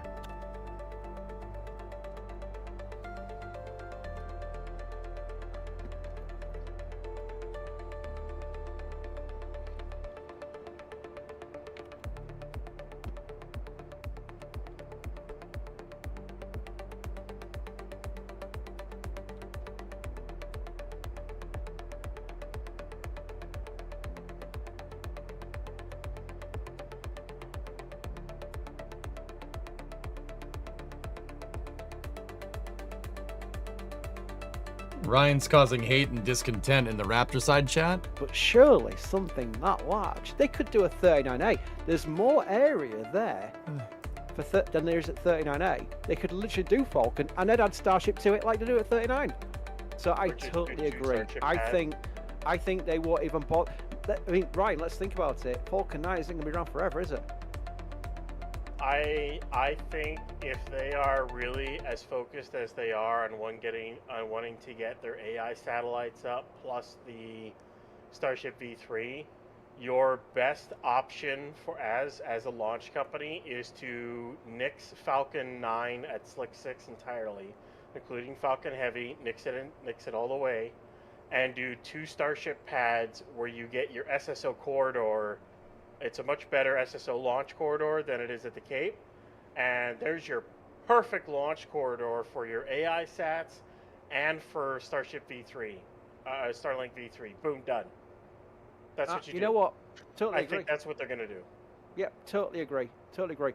Do these guys know about LC? Maybe they'll do both, but LC12 the more I though. think about it, and the Oh wait, no, longer that's things go blue. on, Never mind. I think they'll just go clean slate. Okay, we've decided to modify this agreement. I agree with them. That's what's going to happen. SpaceX isn't going to develop out a Falcon 9 pad at Slick 6 just to get rid of it. Just to get rid of it for like 5 years. They're not doing that. I think Slick 6 will be retooled for Starship. I think they're right.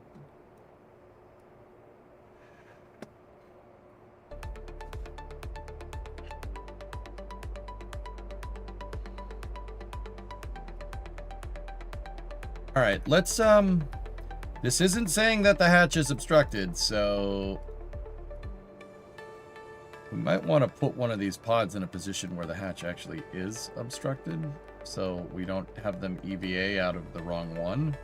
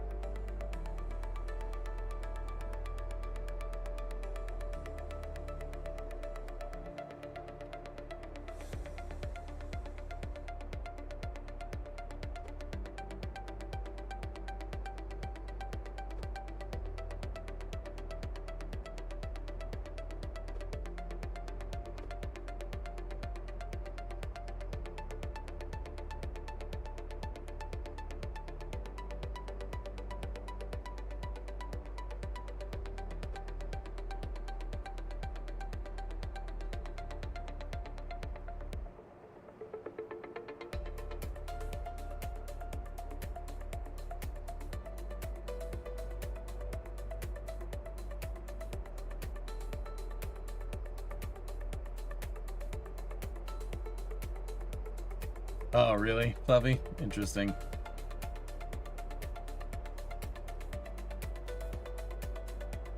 No, that's funny though, Hellfish. All right, let's put Kerbals in them.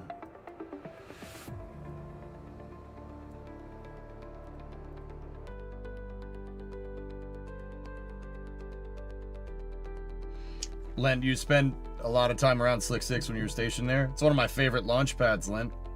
I liked it in shuttle configuration though, but a lot of that's not an unpopular opinion.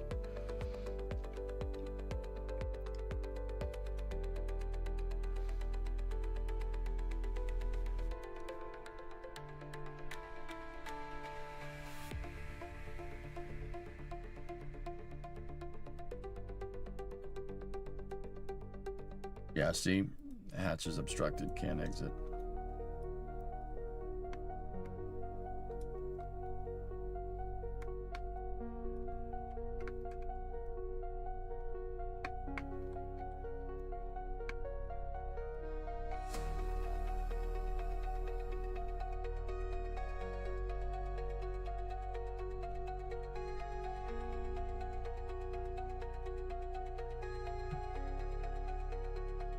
Okay, so we got a hatch obstruction there.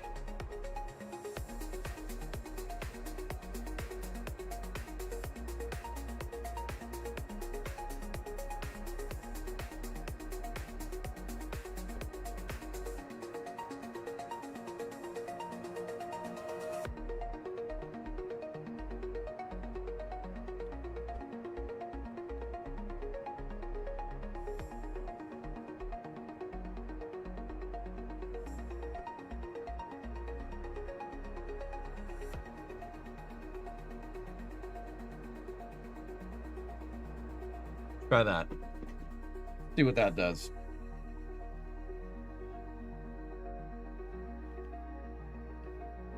And I do mean around. I was MP, so I never went inside anything. Yeah, I got you.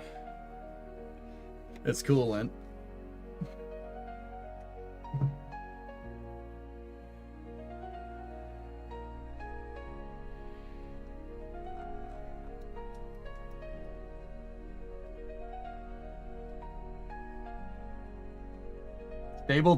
Stable two, repeat, stable two. This is a terrible test because it rolled over directly onto the damn hatch. Man, come on.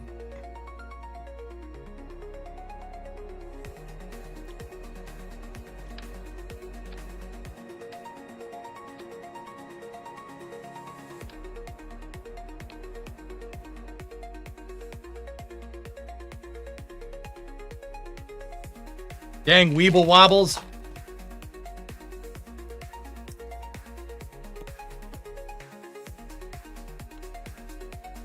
You guys understand the Weeble Wobbles? We don't want Weeble Wobbles. No Weebly Wobbles. No Weebly Wobbles.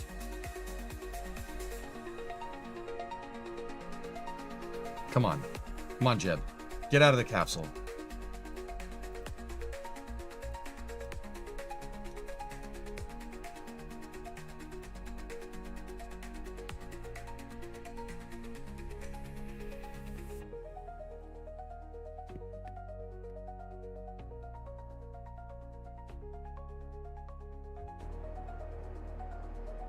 Consider adding Mark 1 parts for increased crew capacity in the future. No. 4 is plenty nuclear. Is it not? Like...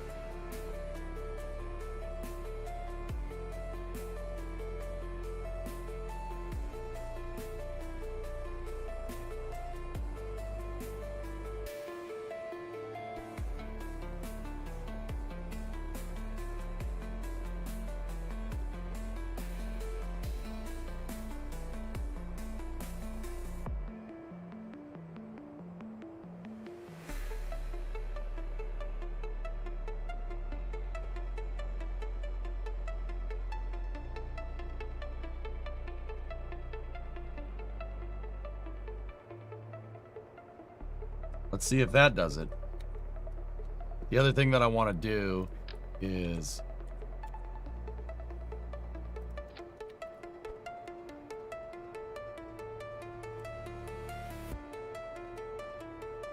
just make a little weird contraption here.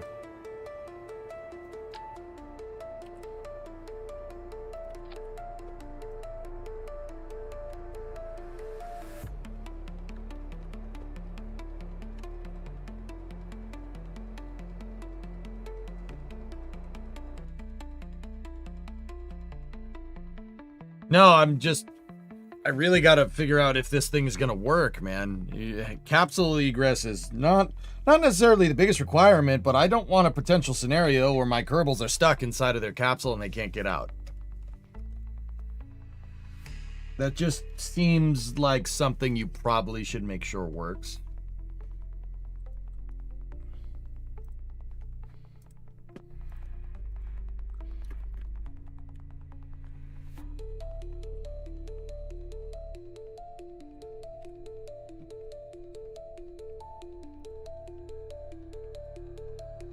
You can ingress, but you can't egress.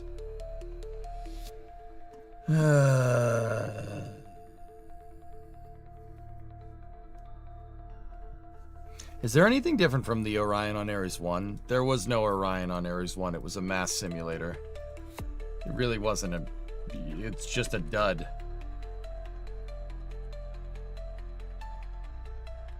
So you can get in that way. Can't get out that way, though.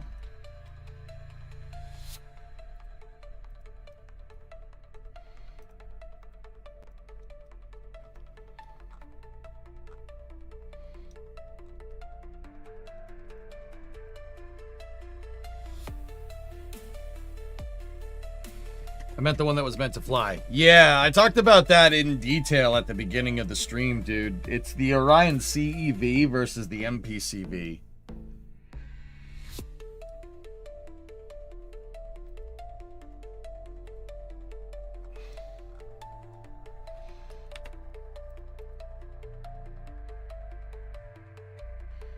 Crew exploration vehicle is what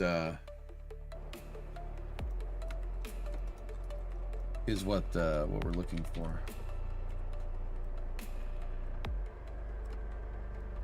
All right, like how far out does this need to be? Let's try that.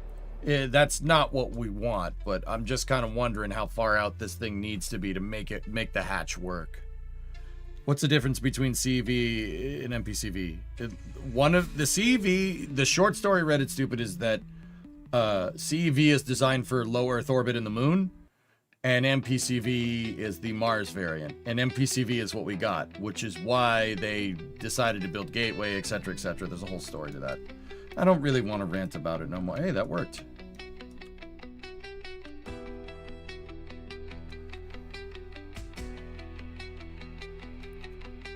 Huh. Huh.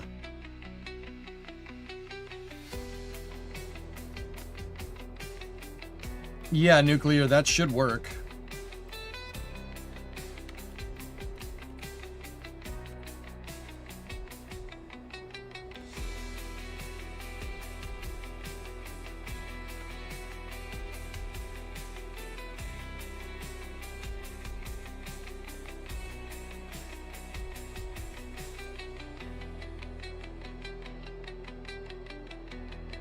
Like, will that work? Because if we could get away with that, I wouldn't have a problem. That's fine. I mean, it looks a little strange, but we can cover some of it up with flags to make it not look as weird. But that doesn't look bad. It looks fine.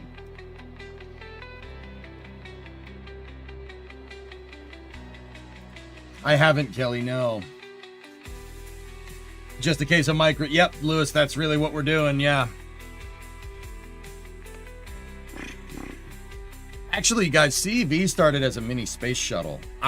Chat reminded me of that today, because I said I was going to build a CEV, and they're like, oh, you're building a mini shuttle? I'm like, what? No. No.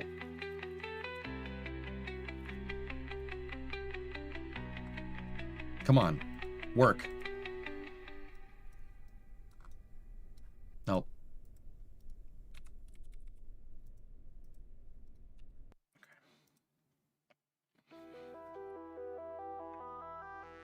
I mean, I could probably build that CV.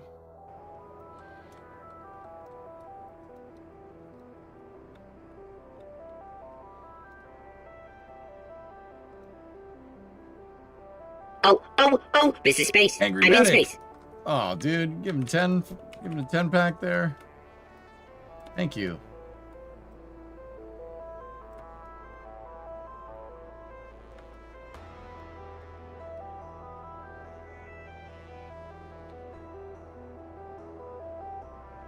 Thanks, man. Ani had a 12-month resub in there as well. Thank you.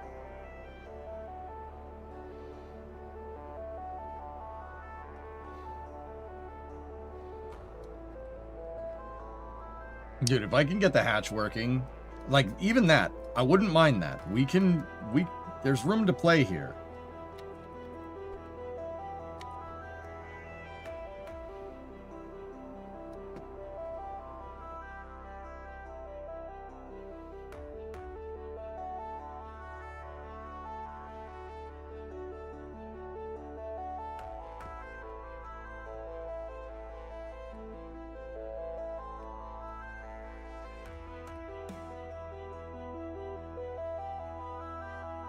That'll work.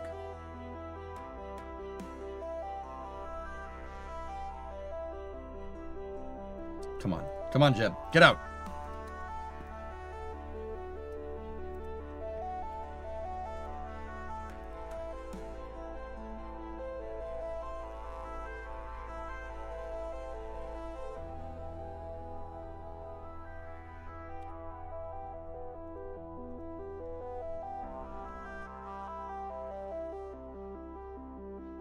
Hey, Matt, what's going on, dude?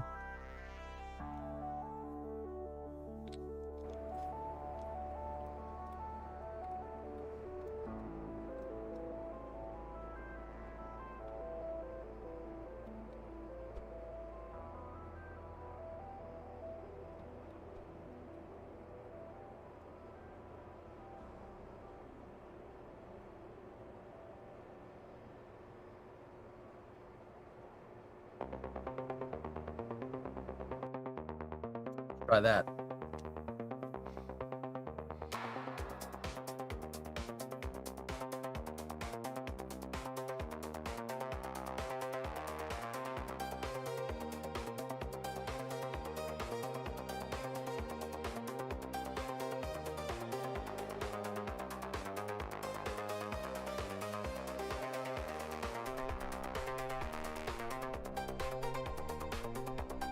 Yep. Oh, that works.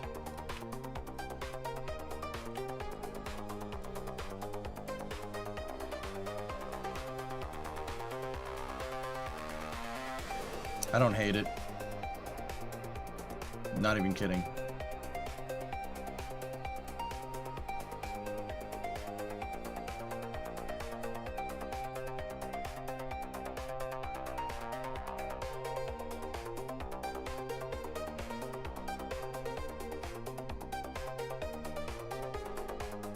You put some flags on this, make it look like a hatch, and then call it a day. I just hope the flags don't, like, screw it up too much.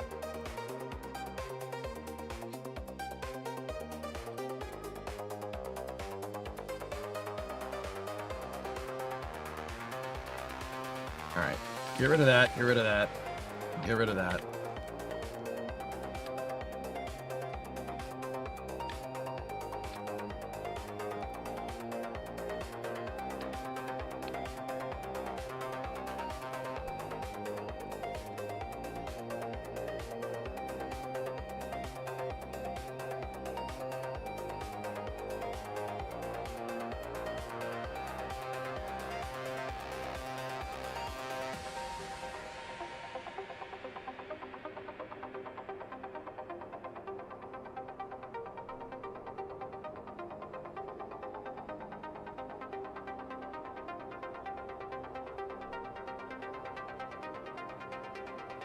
No.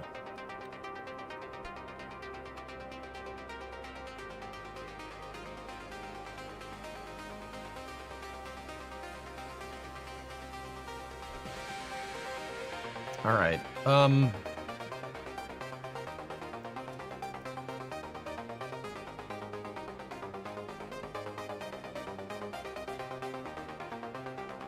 Won't that pod be occluded so Kerbals can't get in and out? That's what we were just testing.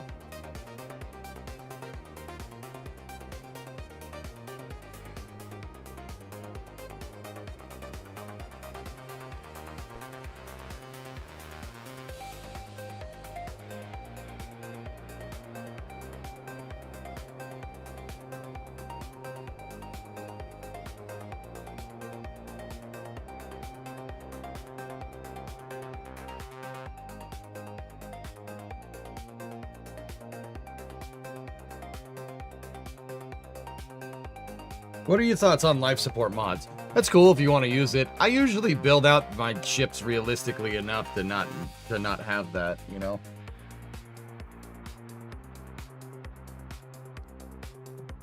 You hate the shape of the Werner thrusters. It's difficult to make them look good. Yeah, I don't know why they went with that.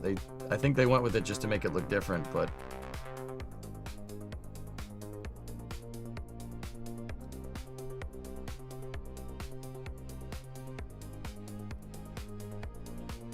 that hatch most definitely is not obstructed, game.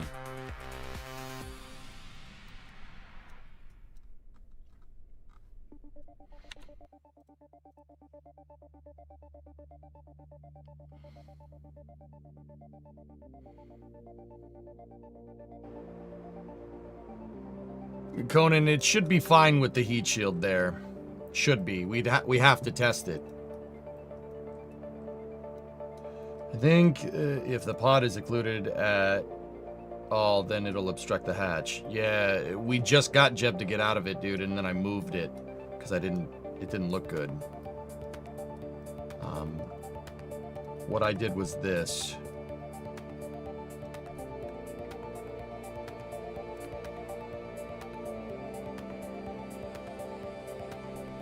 I just tilted it a little bit. Let's try that. It's a locator point 95. The Kerbal spawner, like when you have them get out of the hatch, there's a spawn position that they built in the part file. If that's too close to something, then yeah, it won't work. As long as you get the spawner away from any other part, it should be okay.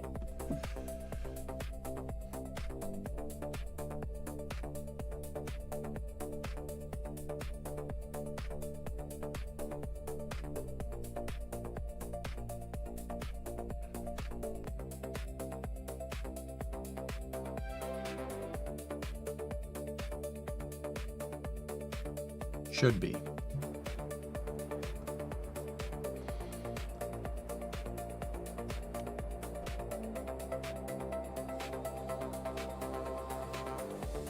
We're like just on the threshold there, dude.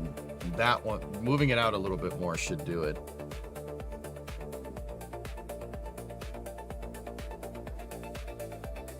Kaleidoscope shows the collider that the Kerbal's EVA from. Could be useful. Possible that it's flexing. Yes, Ani, we're gonna have to strut it.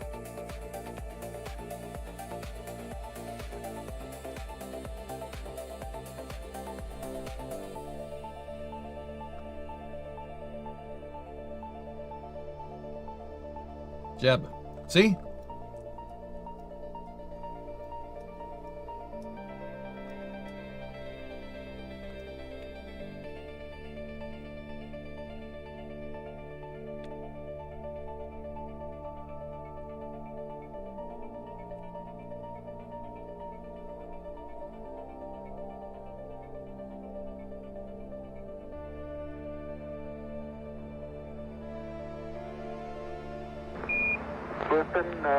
Tranquility Base here. The Eagle has landed.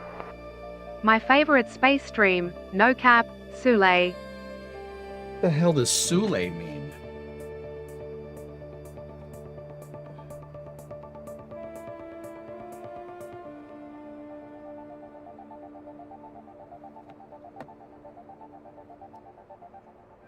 Oh, yeah, okay. It took a second. I got it. I'm laughing, but I got it.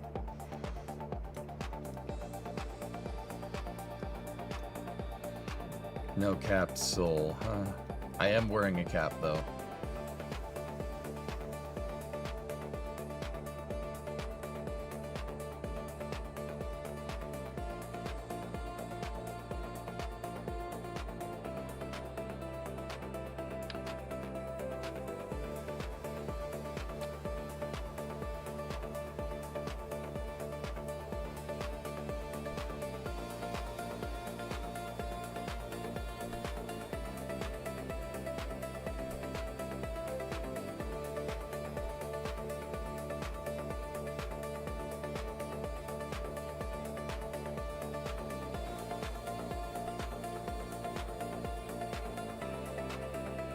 Discovery, go at throttle up.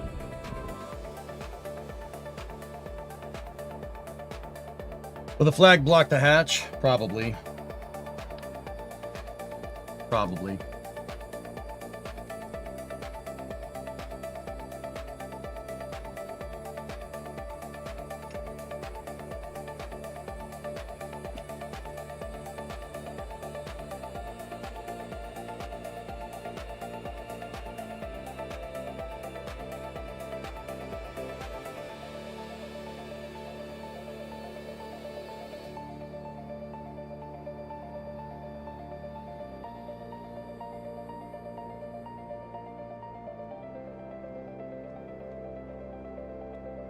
Gucci man. 51-month resub. The worm is back.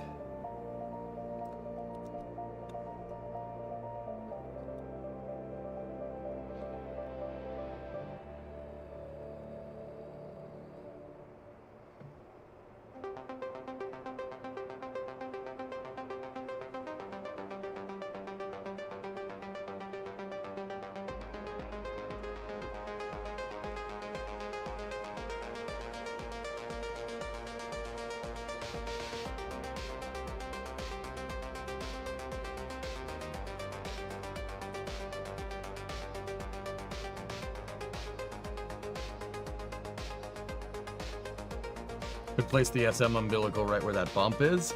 I actually think that's where the SM umbilical... Oh, no, it's not. No, it's on the other side. Hey, Pie Guy.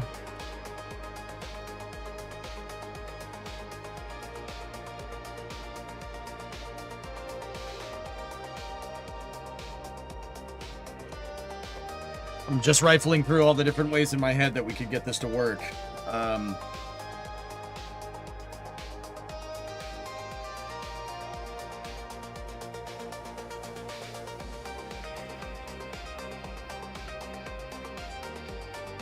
Kind of goes back to what I was thinking, though, dudes.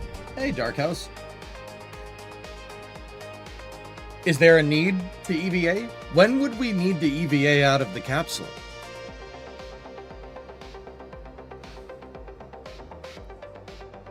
Now, once again, think about this mission mode 3 rule style. When would we need to EVA?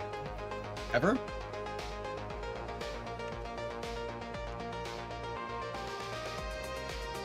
For science?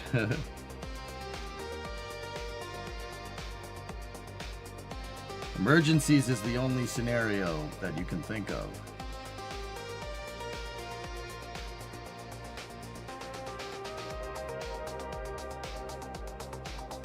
What's the mission mode 3 rules?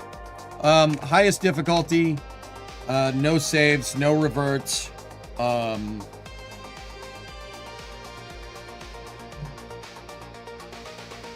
yeah, that's pretty much it. It's mission mode 2 minus my recovery rules. And the chat voting system. Recovery and launchpad rules. You don't need to build pads. You don't need to build launch pads. You don't need to recover stuff. You can just hit the recovery button. But it's still all the highest difficulty. No reverting, no nothing. And it's still a career mode with science. You still have to unlock stuff.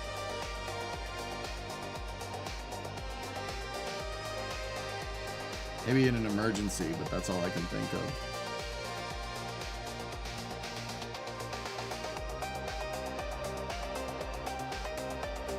I might already have the science unlocked, XJ. That's the thing. Might already have it unlocked. I don't remember.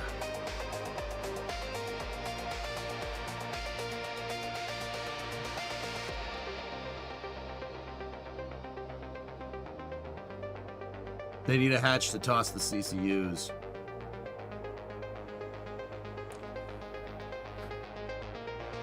Yeah. Did you ever get the SERV SSTO to work? Oh yeah, that worked just fine. 95. That was a great vehicle.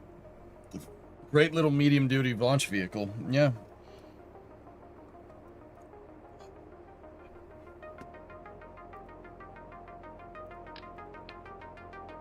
Yeah, it used, actually,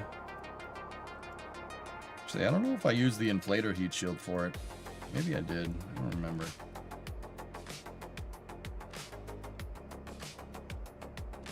You don't seem like you want it. Just ditch it and call it a day.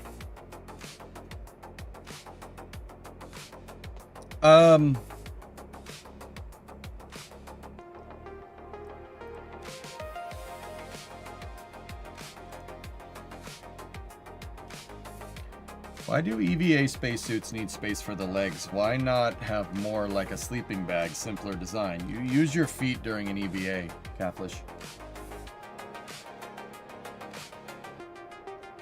You can use your legs to hook on. You can hook the boot onto things.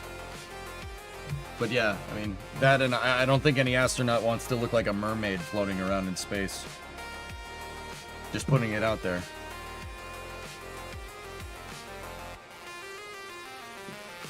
Yeah, I'm about to get rid of that requirement too. I don't need that.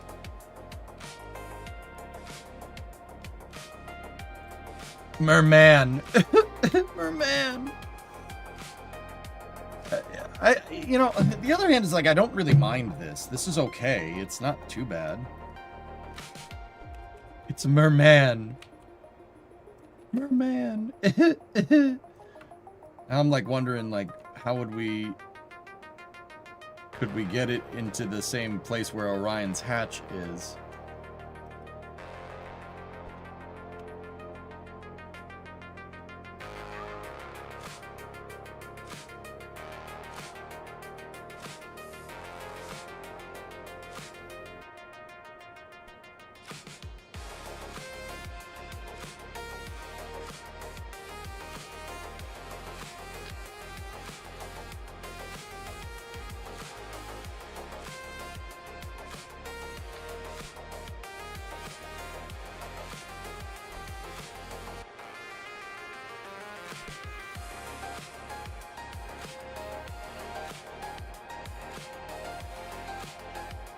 That's gonna be easier. Okay, I got another idea. We know that that works. Here's what I want.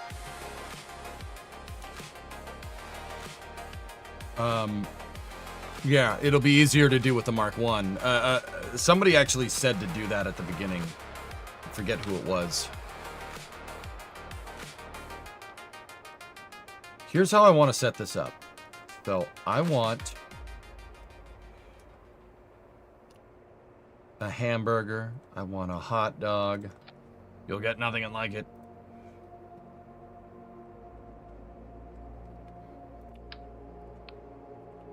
Boom. Very nice.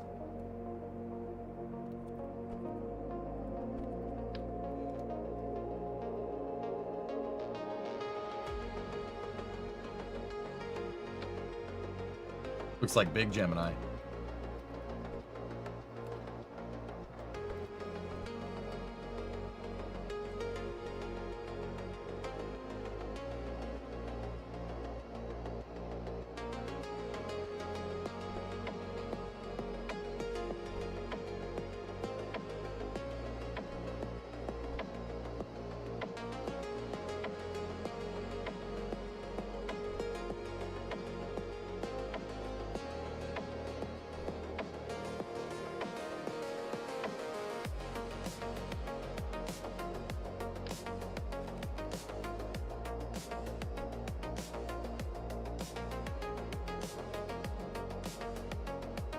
I want that up there. And then, you guys get me an idea with that hitchhiker. We put a Mark 1 crew cabin down there. Put the same stupid nose cone on it, right?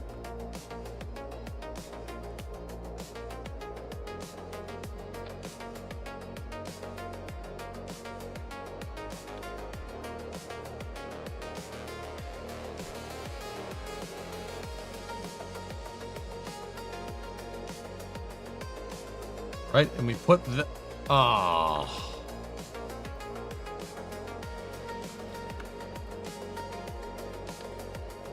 Never mind.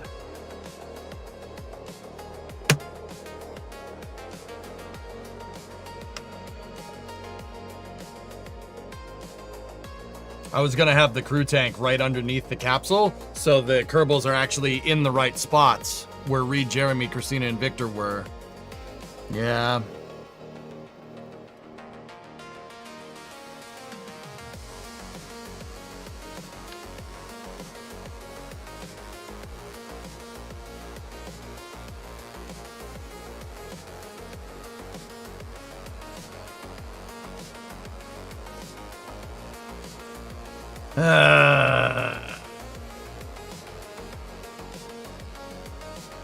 What about rotating at 90?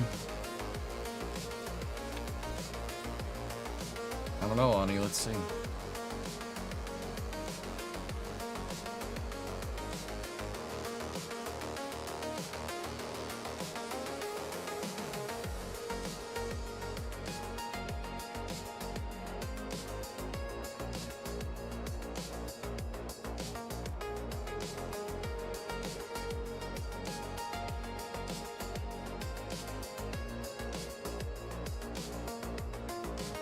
That works.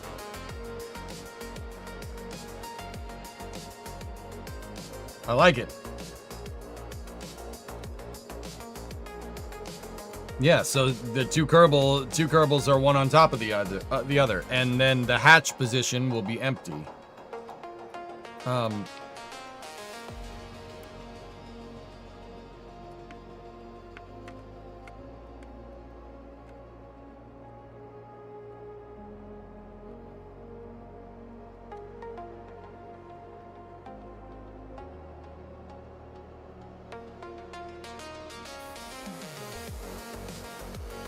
Good call, guys. That actually barely fits, but it fits.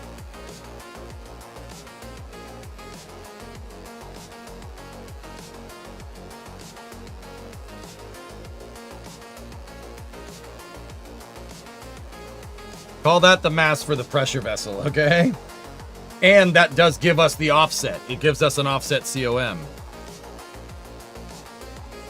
Oh, it's really not much. Really?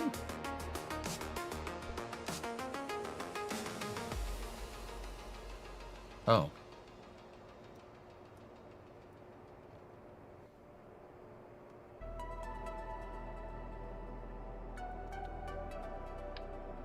Oh. Yeah, okay, cool. That was just screwing up my judgment a little bit.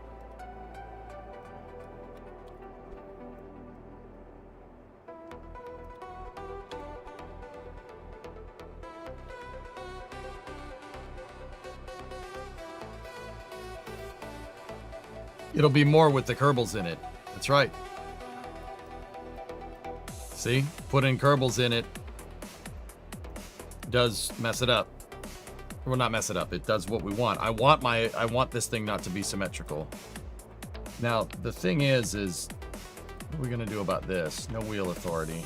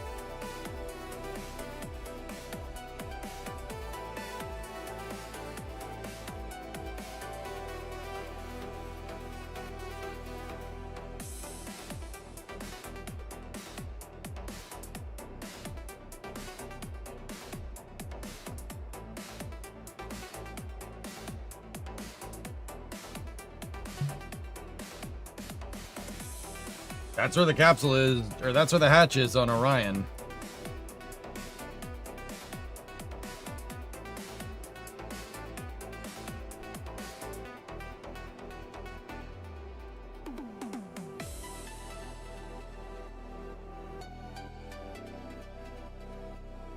See what it does.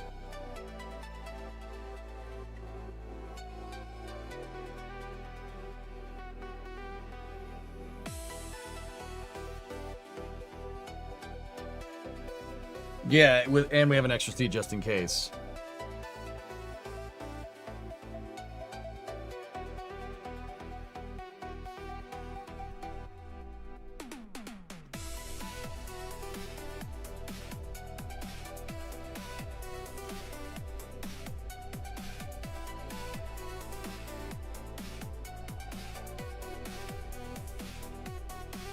No. No, come on.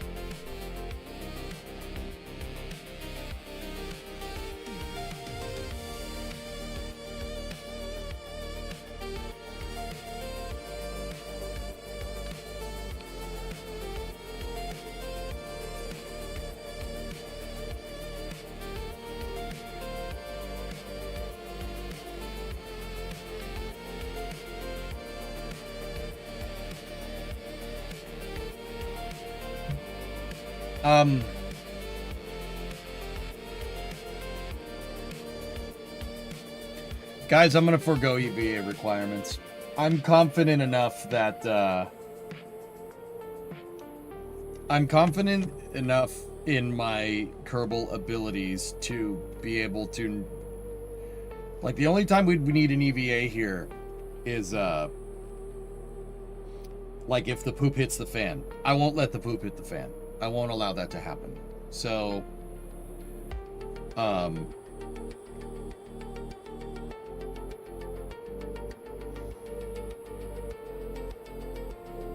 no, John, I haven't, but that's cool.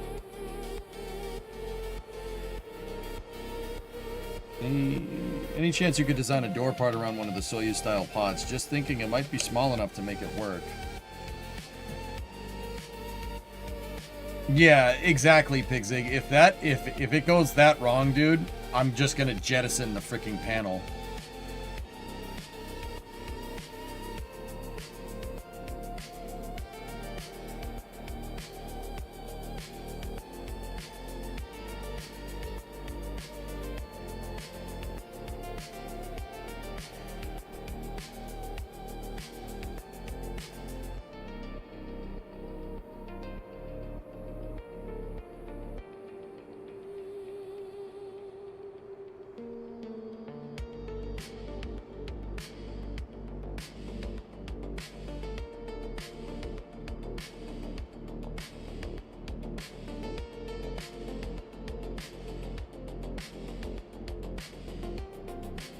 Yeah.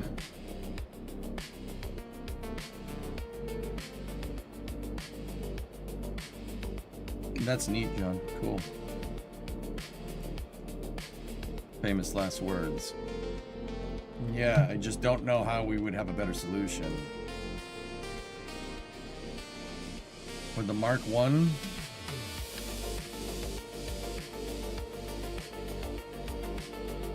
Mark 1 crew cab? What do you mean?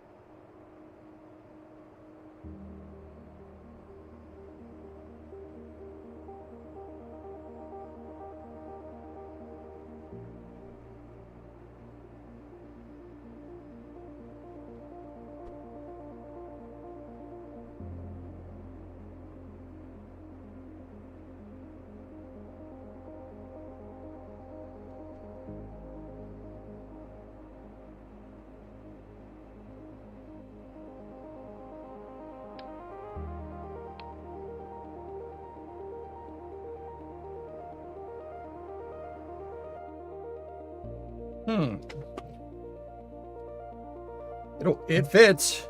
It's awful, but it fits. And that hatch doesn't look too bad. I mean, we're clipping parts like crazy, so whatever, dude. We're already there. Like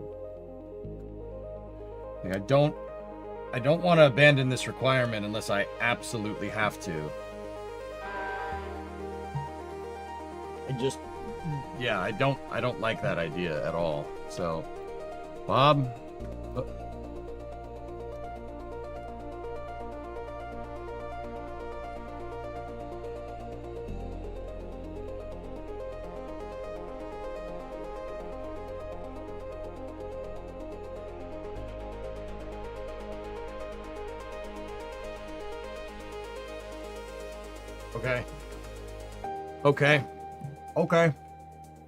Okay.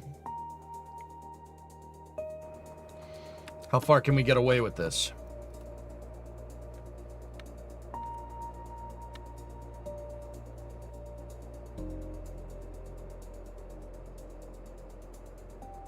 Give me 1 second. I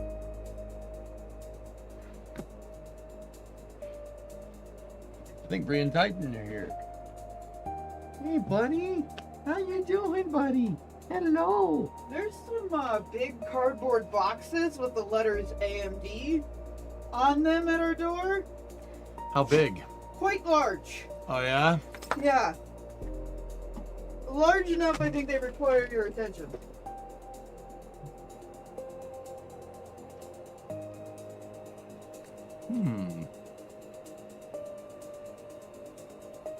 Okay. I just had a breakthrough. I'm sorry. I just had a breakthrough, and everything's just breaking through at once. all good things.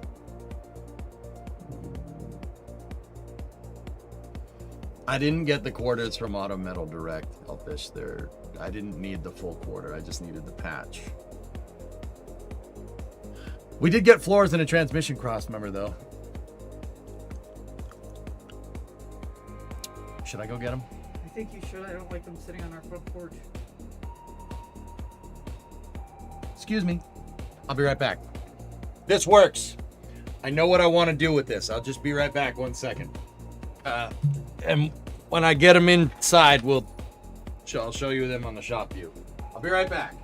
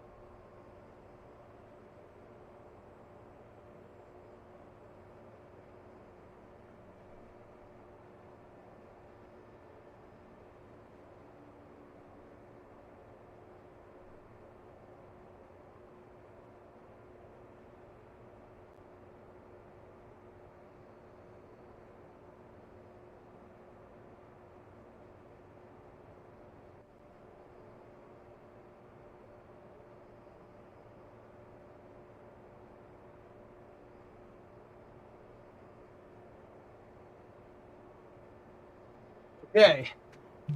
Quick detour real fast.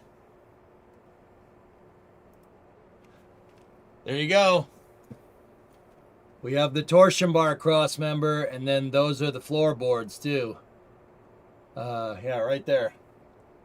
That's the floor for the car. Like the thing that you're sitting on, like the seats are bolted to. Yeah.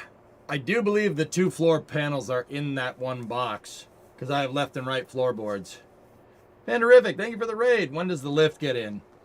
The lift gets in when that car is able to move, because it can't move right now because it's missing pieces. So we're going full restore. I want to get the shell back to... I want to get the shell structurally integral, XJ. The reason why I want to do it is if we're going to put the 5.7 Hemi in this thing with eagle heads and an 8R70 behind it, it's going to end up making more horsepower than the it's going to make more horsepower than like a 426 Hemi, like a Gen 2 Hemi. So yeah, shell needs to be that way. Yeah, I'm even thinking like subframe connectors would probably be a good idea too eventually, but I don't know. Here, let's look at the top box.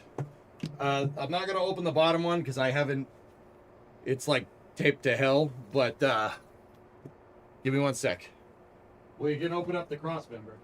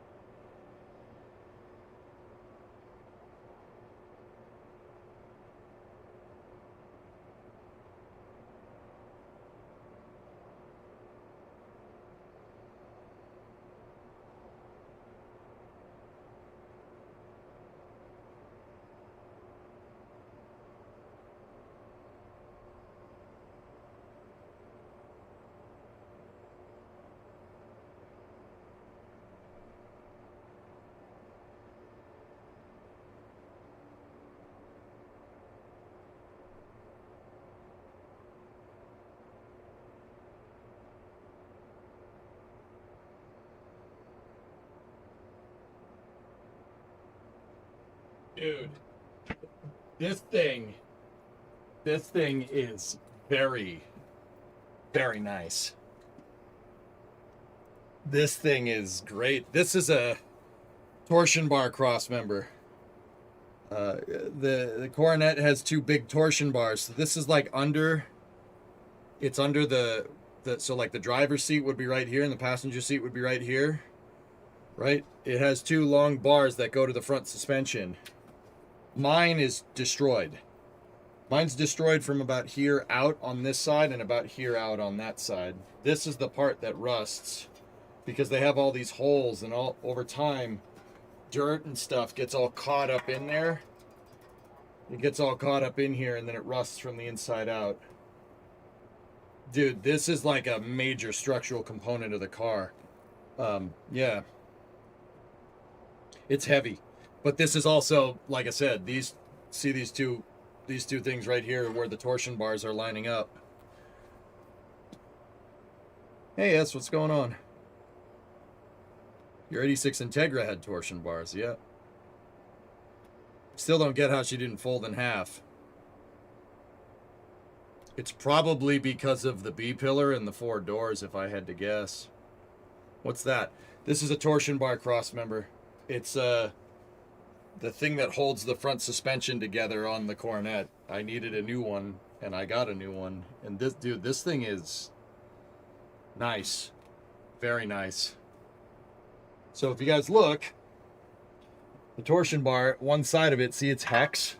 It's a big hex right there. So how the torsion bar works, guys, it's actually ridiculously simple suspension. How it works is that you got 2 bars and they go to the lower control arms up on the front suspension. So the front suspension would be like right here.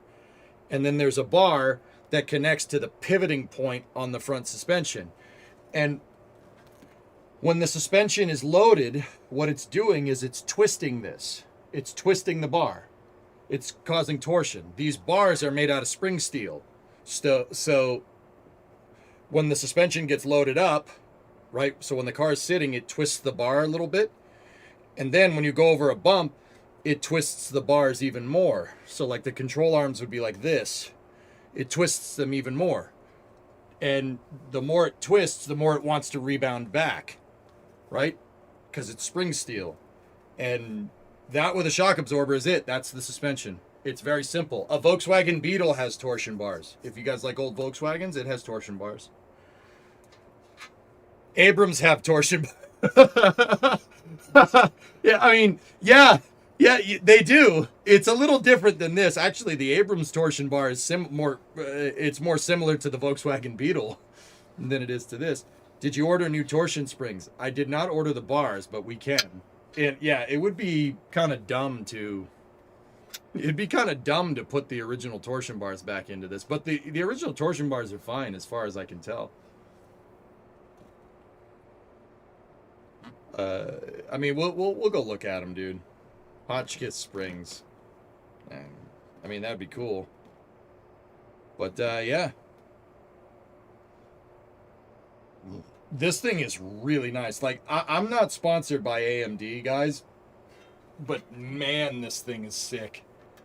It is.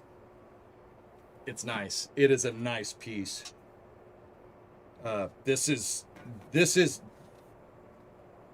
factory level quality. It's really good. But AMD is also the most expensive. Is there a reason to not shut those holes?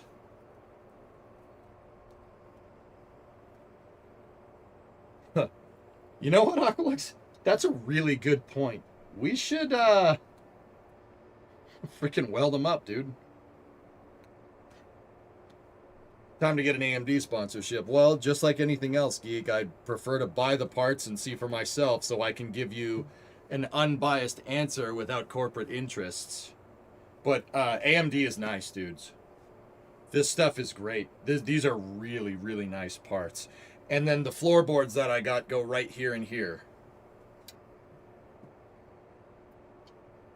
I have a question. Is the torsion bar rod going through this part? It is. They go through here, and this holds the back of the torsion bar in place. See how it's hexed?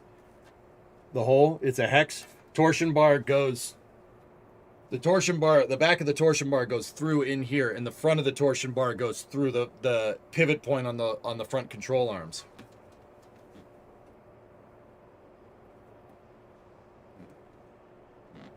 Imagine if you replace the torsion bars with rotary hydraulic actuators. I keep hearing AMD. AMD is Auto Metal Direct, not AMD the processor. I do have an AMD processor. It's a 9950X3D. But this thing's great, dude. This thing's real nice.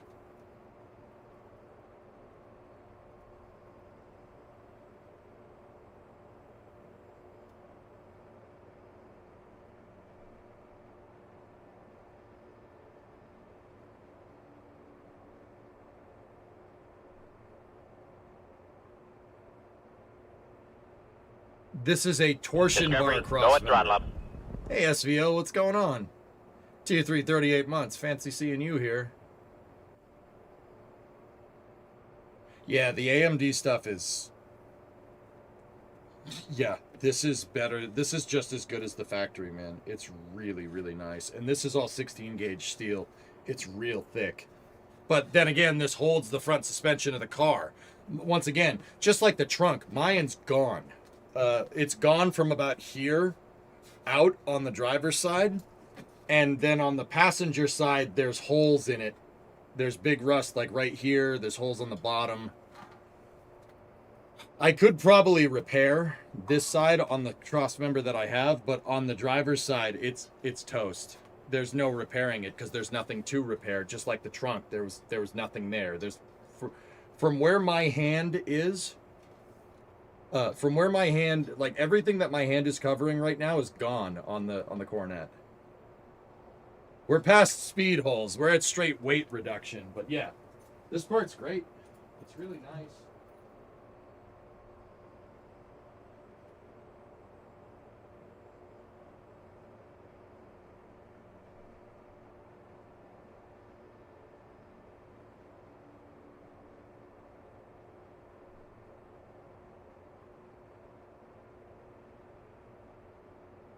Anyway, let's get back to Kerbal. There are more parts coming. But yeah, I wanted to get those inside now. Guys, if it was, any other day, I would just say leave them. But I wanted to bring them inside. And the reason I want to bring them inside is because it's raining out. So, anyway, let's get back to work.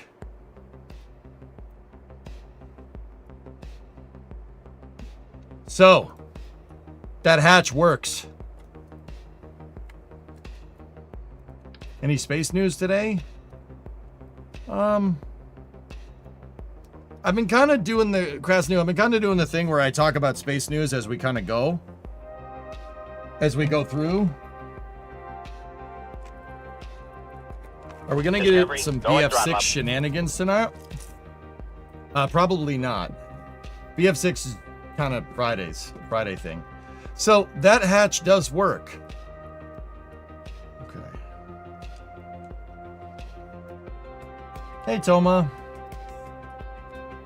Is it working now because you attached the capsule to a node that is outside the fairing? The other ones were attached on the same nodes, Toma. That's a good question though. All right, so here's what I want to do. I want to get rid of the crew tank then if we're doing this. And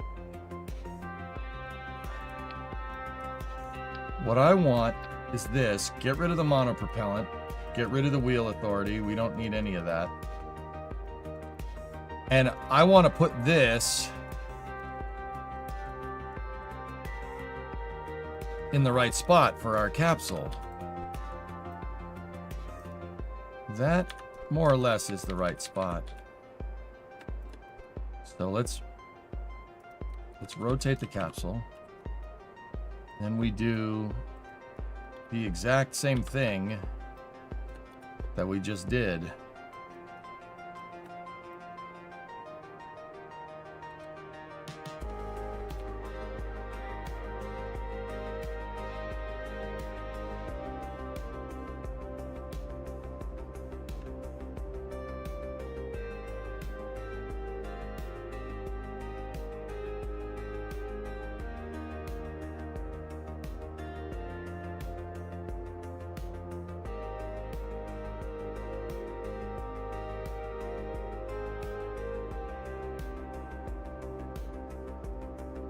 Okay, that more or less is the same spot.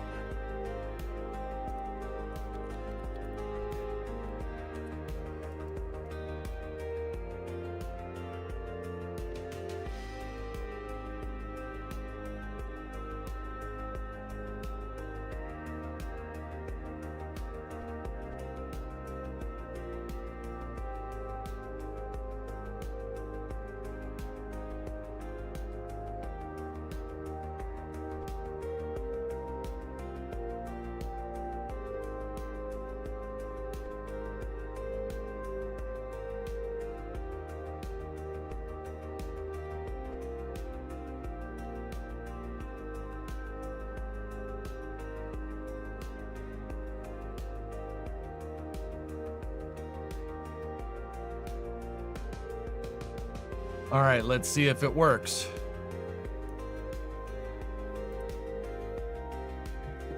Was there actual footage of the Soyuz 5 launch, or was it just a Twitter post thing?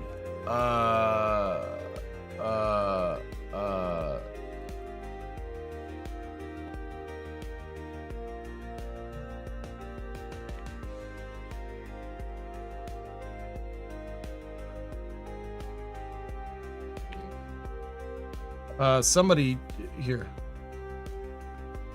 There we go. It's Savitsky, not Nob. Savitsky, right there. Зажигание.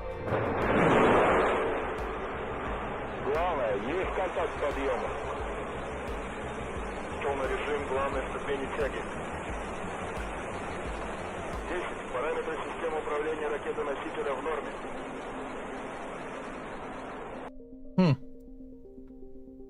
That's definitely a Soyuz 5. You can see the 4 nozzles from the RD-171. Is Orion going to launch on Soyuz 5 or Angara? I have no idea, dude.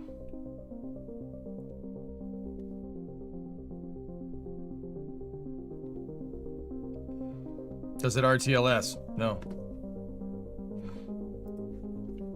Ariane 6.4 launched this morning. Yeah, I did see that. Oh my goodness. Yeah, that works, guys. It works fine.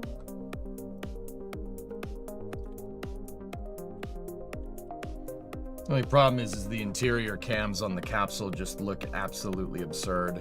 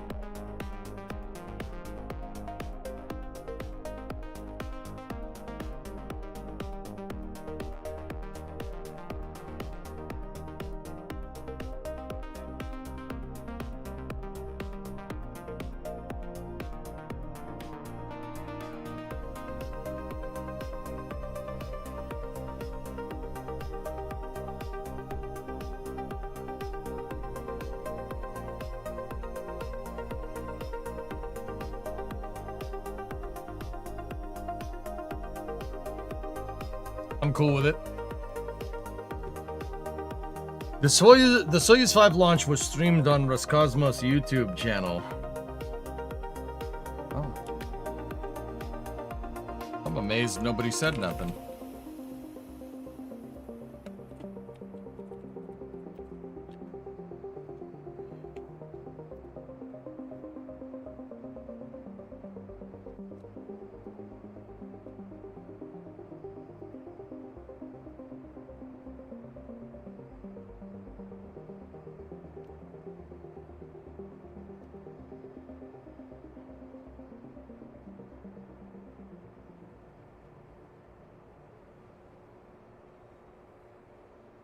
Материалы с космодрома, чтобы рассказать, как это было. Меня зовут Сергей Тюрин, и сегодня вместе с... Let me just see something real quick. Oh, music.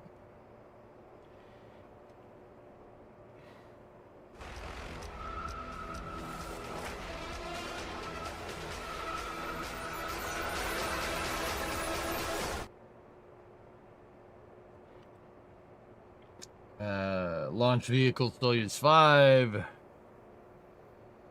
Trends. I forget. I don't know. That's TRANS right there. I don't remember what it says.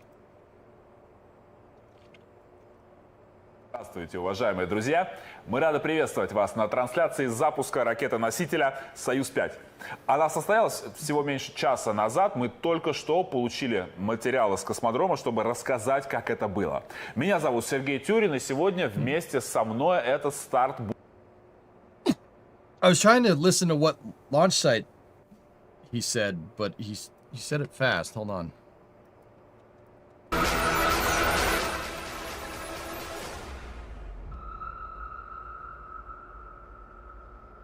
Thank you. Здравствуйте, уважаемые друзья! Мы рады приветствовать вас на трансляции.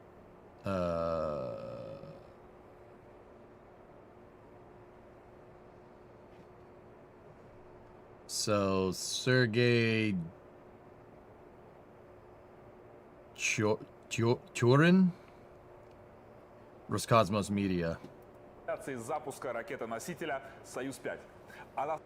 Okay, launch vehicle Soyuz 5. Состоялось всего меньше часа назад. Мы только что получили материалы с космодрома, чтобы рассказать, как это было. Меня зовут... That's Baikonur. Yeah, it's Baikonur. It's the Soyuz. That's the Baitarek pad. So this is the pad where they launched Zenit boosters from. He said it, and there's a Kazaki flag up there. Сергей Тюрин, и сегодня вместе со мной этот старт будет комментировать эксперт в области космонавтики Михаил Кот. But he said it was shot an hour ago. We'll tell you how it went. Сергей, я рад тебя приветствовать в студии. Приветствую и всех, кто сегодня с нами. But he's got a Buran Energia shirt on. следит за этим запуском. Сегодняшний пуск особенный. Речь идет о совершенно новой ракете. «Союз-5» — это наш ответ на запрос времени. Ракета среднего класса, которая дает нам возможность выводить на орбиту до 17 тонн полезной нагрузки. Раньше эту нишу занимали ракеты «Зенит», но «Союз-5» — это полностью... Yeah, that's what he's saying right now, Tupcho. He's saying that this was the Zenit launch pad and they retooled it for Soyuz. Созданная на современной цифровой базе. Миша, а какое место ракета занимает в современной космической программе?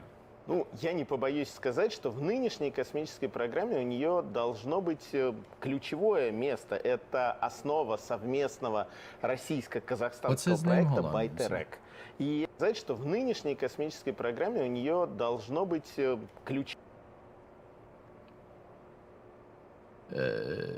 Mikhail Kotov. ключевое место. Это основа совместного российско-казахстанского проекта «Байтерек». И эта ракета позволяет по-новому задействовать наземную инфраструктуру Байконура уже для ее работы. Soyuz 5 is Energia derived. And yeah, Energia Buran is shuttle derived. Just saying. Shuttle derived launch vehicle. Even overseas vehicles. Just saying. Была модернизирована и используется площадка номер 45, стартовый комплекс, который раньше использовался «Зенитом». И для нас это не только сохранение тесного сотрудничества, но и новый инструмент для того, чтобы работать дальше, для того, чтобы запускать космические аппараты. It's interesting. That says Kazkosmos up there. That's the Kazakh. It's interesting that they're showing the Kazakh space program's flags too. The Baytarek was a joint Kazakh-Russian project to launch Soyuz 5 from here. So they're showing their logos, and that's why it has the Kazakh flag on it. Решение в рамках совместного проекта «Байтерек» — создание комплексного современного решения, которое объединяет усилия двух стран. Российская ракета-носитель «Союз-5» будет стартовать именно с казахстанского стартового комплекса «Байтерек». Oh, dude, that actually worked. Проект стартового комплекса выполнен научно-исследовательским институтом стартовых комплексов имени Владимира Павловича Бармина. Самое главное отличие между этими ракетами «Союз-5» и «Союз-2» в полезной нагрузке, которую они выводят на орбиту. It actually works, Vasya. It's not bad either. До 8 тонн на низкую околоземную орбиту. Ну, это как газелька космическая. А здесь уже серьезный грузовик. Да, это тоже ракета среднего класса. Ракеты тяжелого класса начинаются с 20 тонн. Но она выводит 17 тонн на низкую околоземную орбиту. Это почти по максимуму для ракеты среднего класса. То есть класс тот же, а выводимая нагрузка гораздо больше. Но и кроме того, здесь новизна у этой ракеты не только в ее возможности. Look at the hot staging ring. That's different.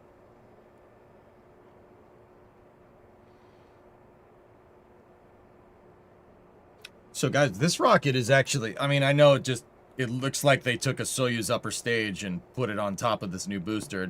To be honest with you, that is exactly what they did. But also at the same time, this first stage is actually pretty trick. Soyuz 5 is stir welded. It's the first time they've done that. That's a friction stir. It's friction stir welded.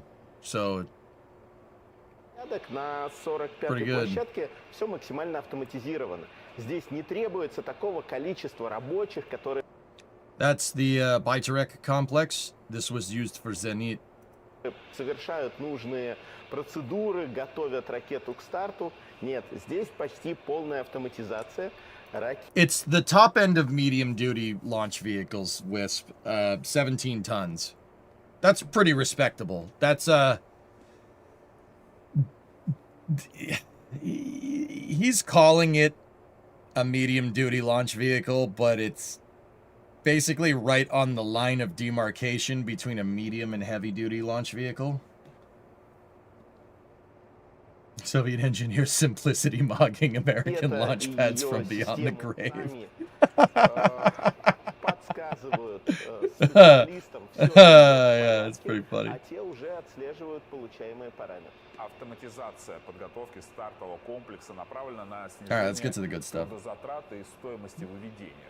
Минимальный персонал на площадке во время опасности. Началась ее подготовка к первому запуску в рамках проекта «Байтерек» Fairing train. с Республикой Казахстан.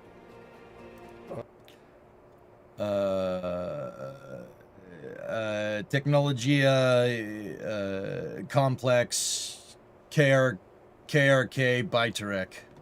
Ракета-носитель — это дополнительный стартовый комплекс, дополнительный технический комплекс, соответственно, дополнительная пусковая Dmitry Baranov. установка.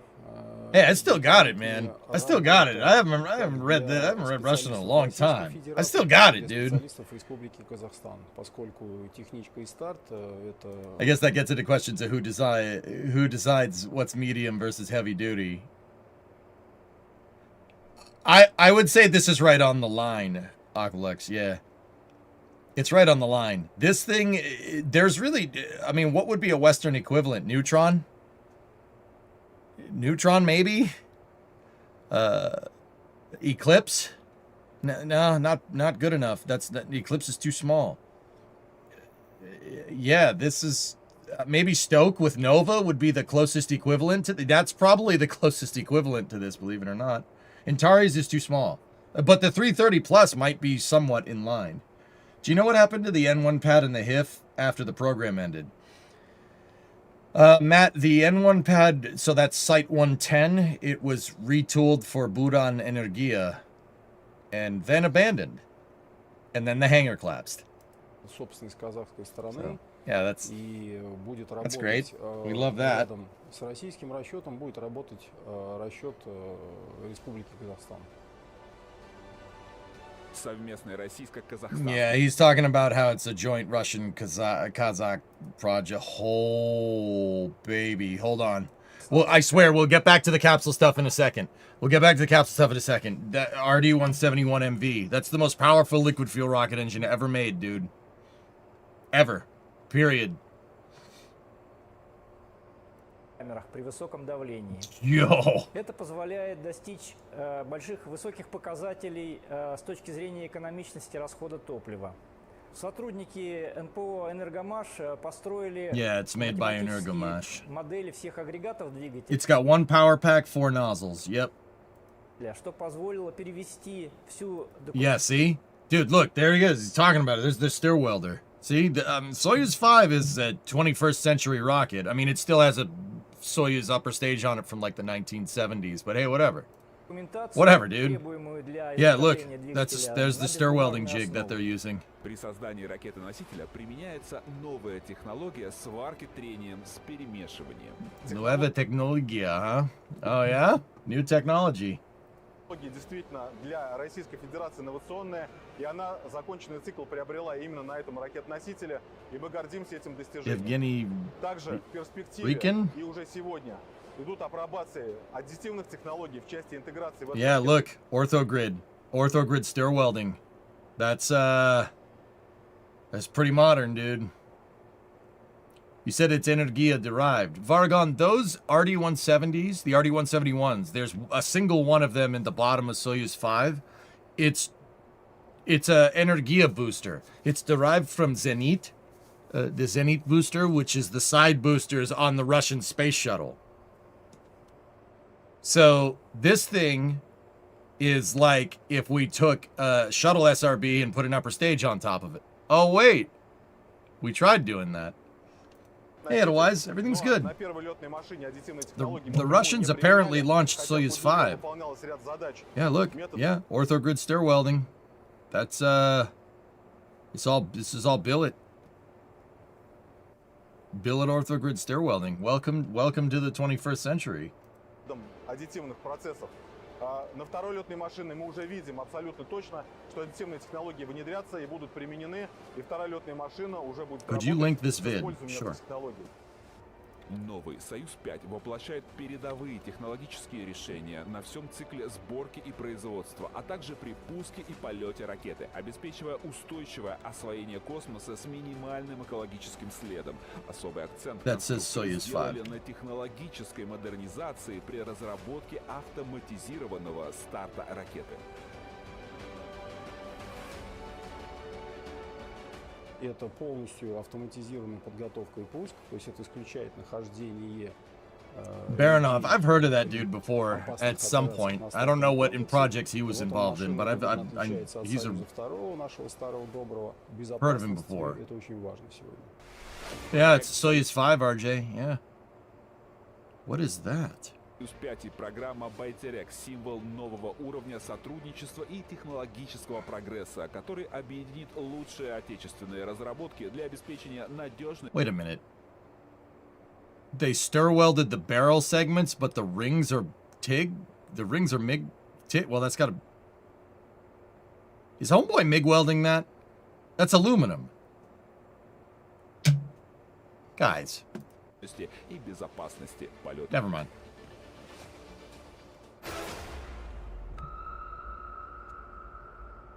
Миш, ну, первое, что бросается в глаза, это какая красивая ракета, согласен? Мне она тоже очень-очень нравится. Она простая, лаконичная, Soyuz is eternal. ажурная. Это реально очень красивая ракета.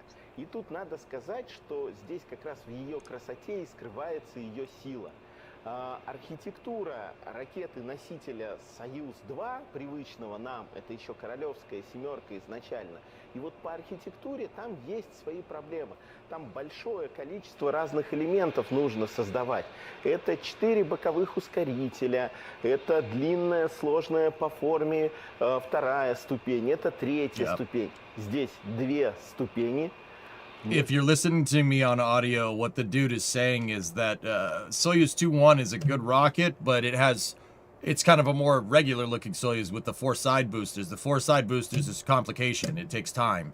This single core booster that Soyuz 5 has with the RD-171MV, well, a more complicated engine is much easier to make.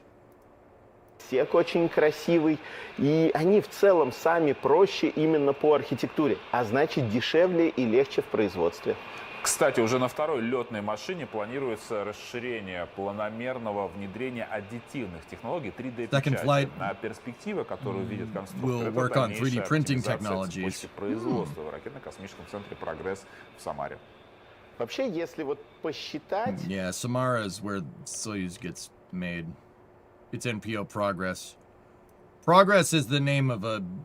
Progress, if you guys hear like RSC Energia or NPO Energomash or Samara or NPO Samara or something, those are the defense contractors. Samara and Energomash, that's like Lockheed Martin or Northrop Grumman. That's the big defense contractors that they have over there. 10 лет, возможно, даже чуть меньше. Is that the Russian Dan Hewitt? На самом деле это не так много для создания новой ракеты среднего класса. Это достаточно сложная работа, которая учитывает в себе все, что можно, все требования, которые предъявляли. Single six Soyuz looks ridiculous, by the way.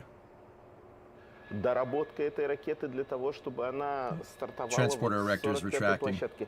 Все было сделано.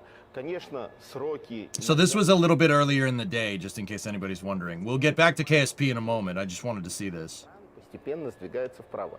Но, тем не менее, то, за сколько эта ракета была сделана, это адекватный срок по мировым рамкам. Специально под проект ракеты «Союз-5» РКЦ «Прогресс» серьезно обновили. Внедрили уникальную автоматическую сварку трением с перемешиванием, которая позволяет работать с новыми сверхпрочными алюминиевыми сплавами. В Самаре «Союз-5» проходит весь путь от изготовления тех самых баков увеличенного диаметра до финальной стыковки ступеней. Из сухого выходит уже готовое изделие, которое затем по железнодорожной дороге отправляется. Gotta be careful with the music. Imagine if SpaceX backfills an Ares 1 version of Super Heavy plus Starship.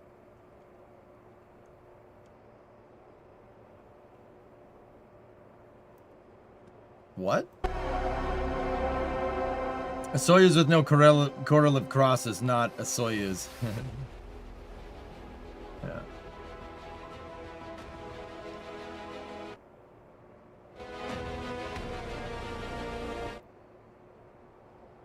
It's got a Soyuz 2-1 fairing. Wait, whoa. What is this? Что? Vasya, what is this? Where's the TEM2? The hell is this? What the hell is that?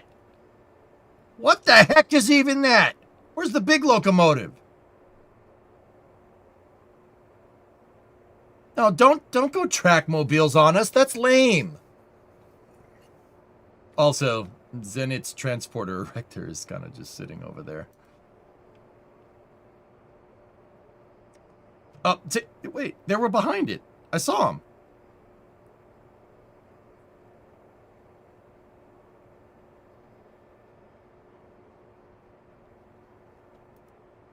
What is that stupid red locomotive? I hate it. Where's the TEM2s?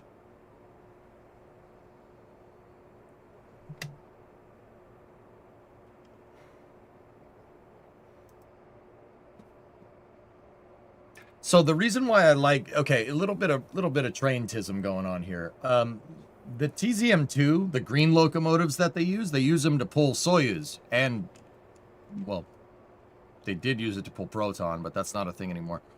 Hi, does that pad look dumpy? It's in the middle of the desert, dude, and it's old.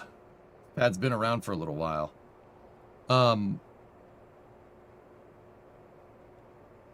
The reason why I like the TZM2 or T3M2 locomotive is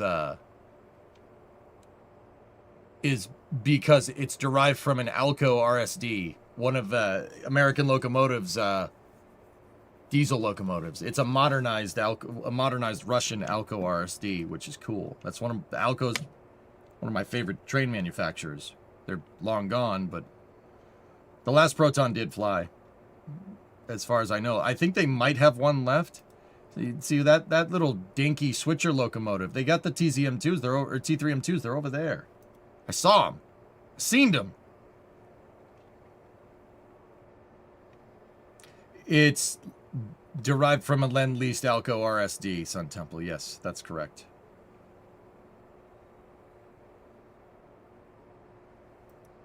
Man, that transporter erector really, really rolls back.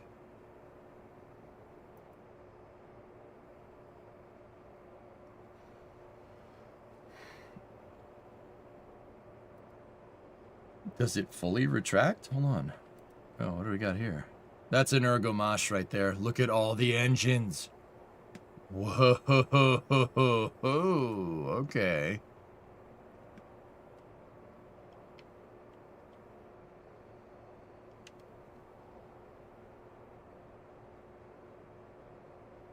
Is Kerbal Space Program difficult? Maka, it's a game about rocket science. It's a little bit on the difficult side, but it's really fun. You don't need to know the math behind it. You could just put something together and figure out if it works.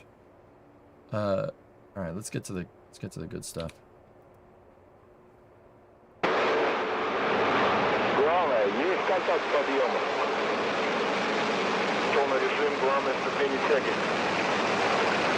Yeah, Monkey, with that all being said, like, I'm just watching a real rocket launch because I like rockets. That's why I play Kerbal. I'll jump back into the game in a second. If you have any questions, you can always ask me. I'm always here. I stream for like 10 hours a day. I am always here. Never seen an Alco automobile, no.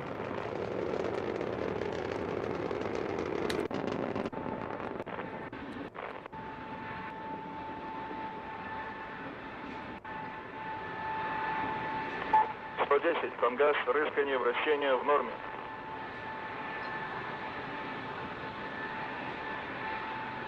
Are we in a space race again? 120, параметры двигателя в норме. How long have they been cooking this up? Soyuz 5? 5 years.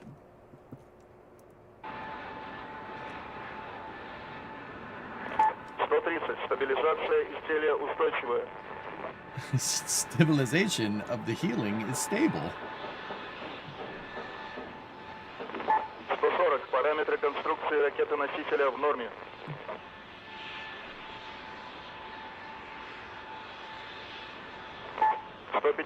Двигатель первой ступени работает нормально. Will they use Soyuz 5 for crew eventually? Unknown. 60. Параметры системы управления ракеты-носителя в норме. How long is that Soyuz? Oh, the Orion, the Eagle capsule.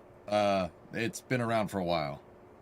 Conceptually, it's from the 1990s. I think actively for about 5 years. Yeah, Vasya, Zenit. They replaced the Zenit booster.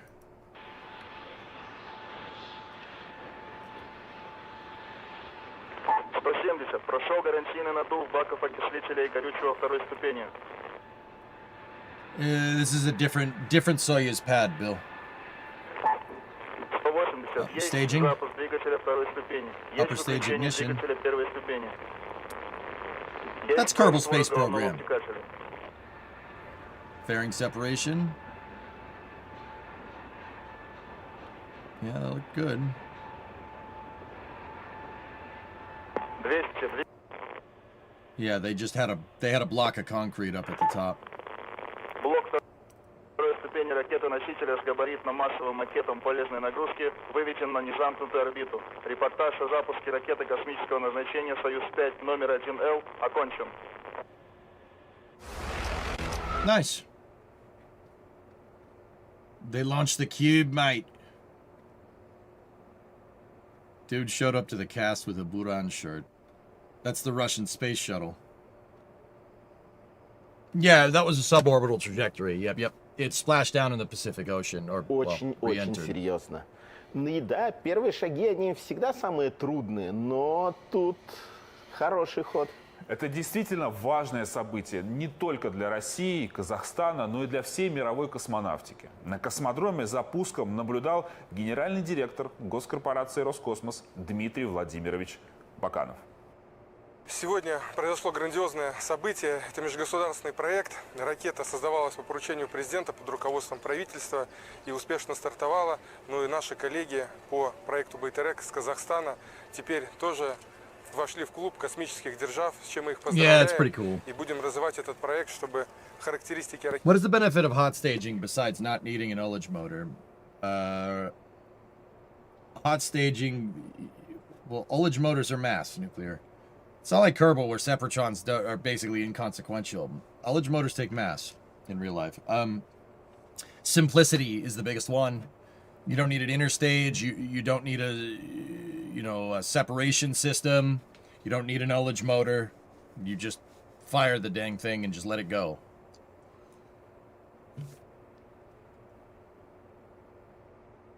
Это улучшать и максимально большое количество полезных нагрузок ими выводить на орбиту. Поздравляю, Баубек Житкер. Backing up. That's the guy that runs Roscosmos nowadays. Interesting thing, guys, for the people that care. Bakanov is, from what I've heard from him, he's kind of quote-unquote new space. If that's a thing over there. Like, yeah, they replaced the other guy. We don't like him. Геныча, от всей души. Спасибо. Произошло грандиозное событие. Абсолютно новая ракета «Союз-5» «Сунхар» взлетел с совершенно модернизированного стартового комплекса КРК «Байтерек». Это событие, к которому мы шли долго, при поддержке президентов Республики Казахстан и Российской Федерации, при поддержке правительств сторон. Это все стало возможно благодаря стратегическому партнерству, технологическому партнерству и, самое главное, доверию друг к другу. Мы считаем, что этот успех – это новая платформа для дальнейших грандиозных проектов. Поздравляю Роскосмос и Российскую Федерацию с этим успехом. Я Казкосмос. Interesting. All right, cool. That's not what I wanted to see. Pretty neat.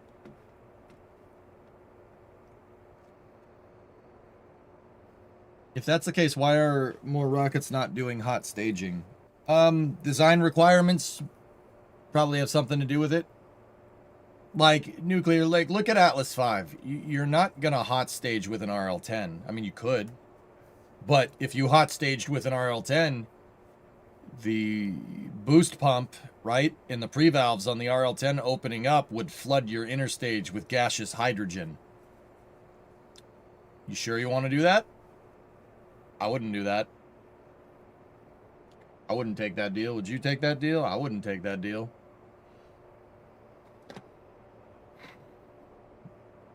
Is it still Soviet technology? Mostly, Casey. Yeah, mostly. It's the tank. The tank structure on the first stage on Soyuz 5 is Russian. It's post-Soviet. Propulsion and everything else, for the most part. No. Did you see the Pad 2 testing at Starbase? I've had Starbase live up the entire time. I didn't see much testing. What did they do?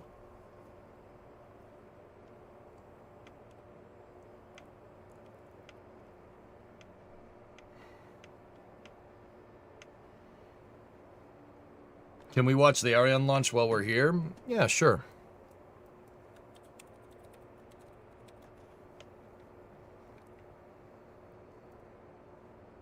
Let's just get to the good stuff.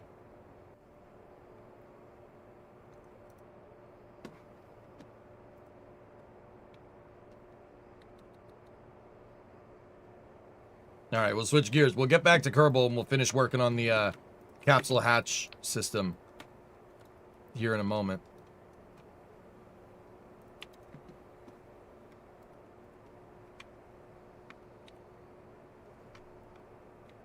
Attention pour le décompte final. Stand by for the final count. 10, 9, 8, 7, 6, 5, 4, 3, 2, 1. Allumage des ESR et décollage. Booster ignition and liftoff.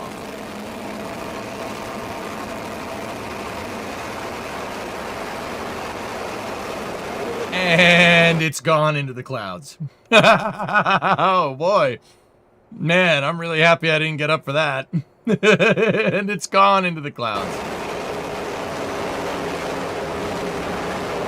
And it's gone into more clouds.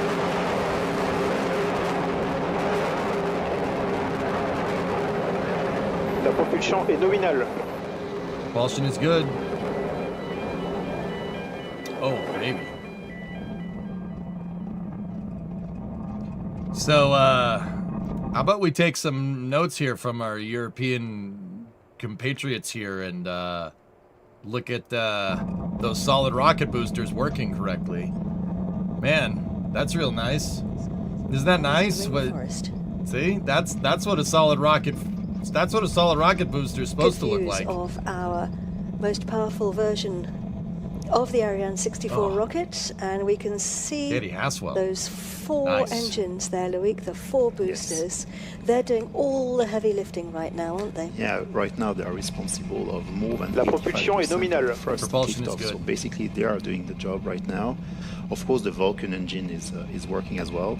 And just to give you a few figures, each booster carries 142 tons of solid propellant, and it burns in only about 2 minutes. So imagine the power of these boosters. Then once they have done their job and they are basically use all their propellant, they will be separated, and the separation sequence of the boosters is initiated automatically by the onboard computer. It detects when the acceleration of the launcher indicates it's time for separation. And today the separation should occur at around 86 kilometers of altitude. Tous les paramètres à bord sont nominaux. All parameters, good views there parameters look good. Camera. The range operations manager is telling us that everything is going nominally, everything is going according to plan. And I think we're going to see, I'm hoping that we will see those boosters separating with the cameras. Yeah, really nice views. Huh? We're lucky the clouds have disappeared a little bit. It was a bit cloudy when we lifted off. At the beginning, yes. Didn't see much, but now it's really nice. Ariane Coming up now to the separation of those boosters. I don't want that version, Vasia. Séparation des ESR. That's a little too much fire for me. We have confirmation, the range operations manager. Never thought I'd see the day where Ariane 6 has 7 launches while Vulcan is still at 4. And Ariane 6 Flight 1 was a launch failure. Yeah. Ariane 6. Phil, I've been meaning to tell you, when I was at Design, Build, and Fly, I met the guy that was responsible for hiring Harry Thibodeau as a commentator for Orion Space. I shook the guy's hand who hired him at Orion Space back in the day.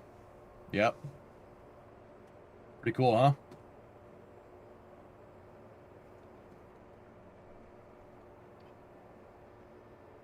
Just saying. Yeah, me too, man. His commentary was choice. So, oh, there we go. P120C separation. So he was telling me that he was a old school radio commentator from Milwaukee, and he knew about him, and they needed a commentator for their launches, so because they were launching a lot, so he got him and Kitty, and also Kitty Haswell. We have the data, of course, but pretty cool. Is always a great reward.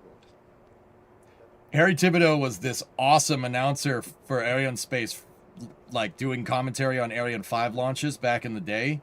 COVID got him, unfortunately, but dude, he was good. One of the best launch commentators around, man. For everybody else. Next up will be the jettisoning of the fairing. Everything's going normally.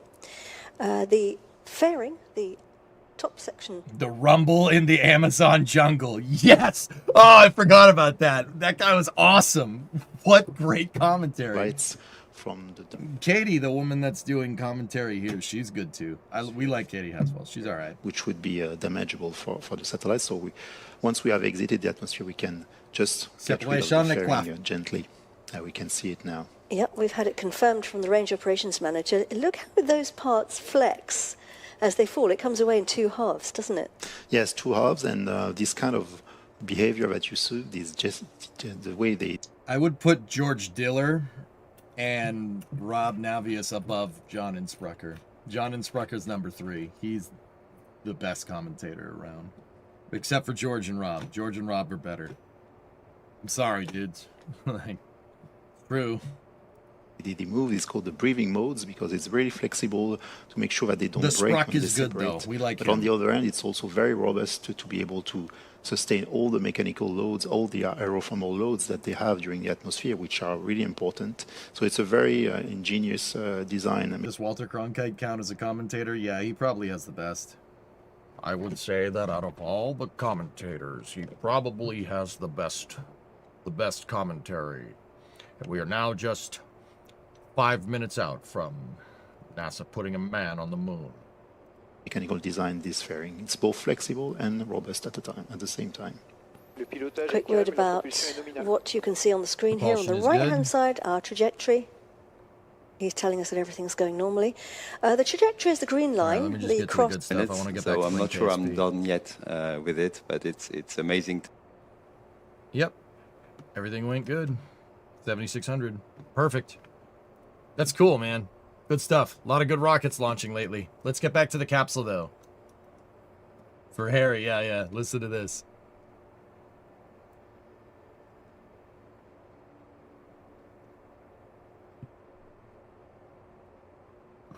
Doesn't want to play it. There it is. Top. H0 moins 1 minute. And there is the announcement, the one that Mark, I was saying those VIPs are out at Tucson, about 5 kilometers from the launch pad. They are going to see, hear, and you better believe they are going to feel that rocket when it goes off the pad 40 seconds from right now. Special greetings to those watching at Viasat locations around the world. Eutelsat has employees all around the globe. We welcome them. Airbus Defense and Space and all the other industry partners. Dude, he's so good. It's so good. It's so good. That's awesome. And you can be dang sure that they will feel it. I'm like, yeah. Yeah. You missed the booster separation external view.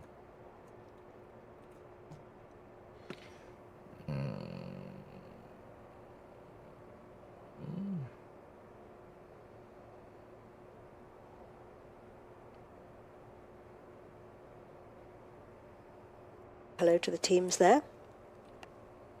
Fin de mission sauvegarde. Séparation LLPM. Premier allumage Vinci. And we have the separation of the main stage. Yo, hey. What's up? confirmed, and we have confirmation now of the switching of the Vinci upper stage engine. There we can see the images on the live camera of the main stage falling away. Very nice to see this kind of images. Yeah, you can see the lower stages being ejected. All right, that's pretty good. That's pretty good. Pretty good. All right. Welcome back. We are still here. They're still in space.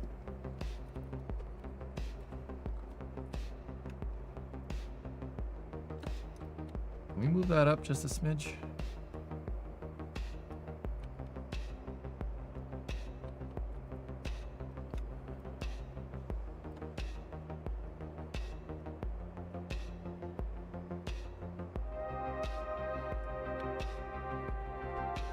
All right, let's see if we can just dial in the hatch position here.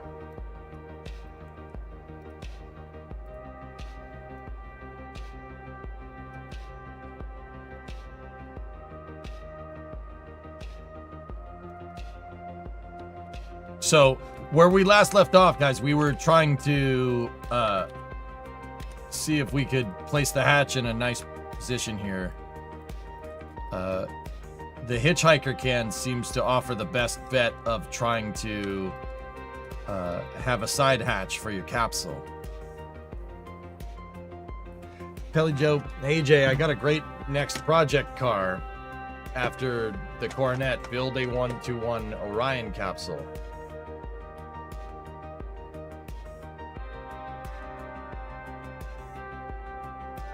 The heck am I gonna do with that, Pelly Joe? Are you tilting the center of mass too? Yes.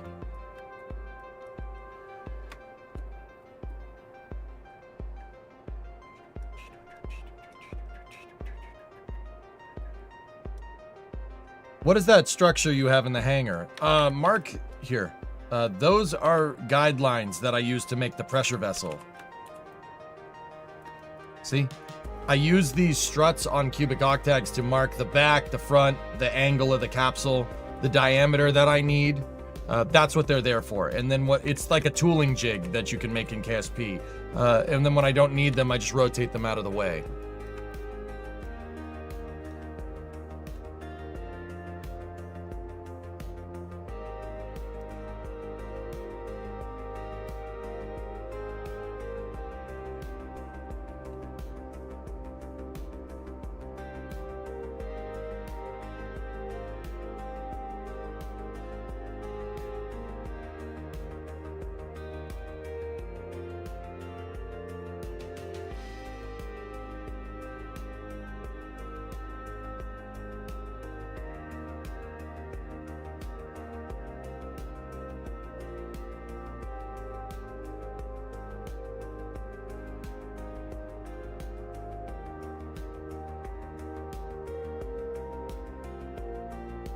Only room for one crew?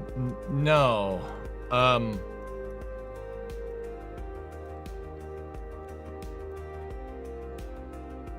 trying to think what would be the best way to do this. I have another idea, dudes, if you want. The Gemini capsule was a good idea, but I want 4 people in this thing. So what if we did...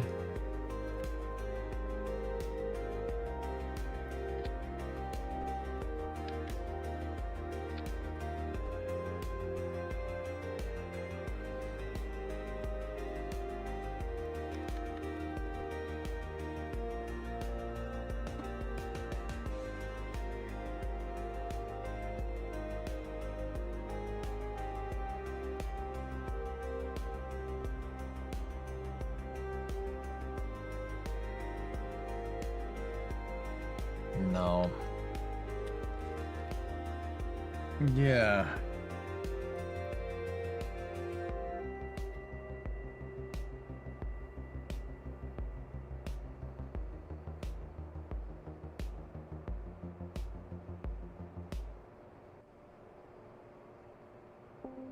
I'm back to thinking about how I want this again.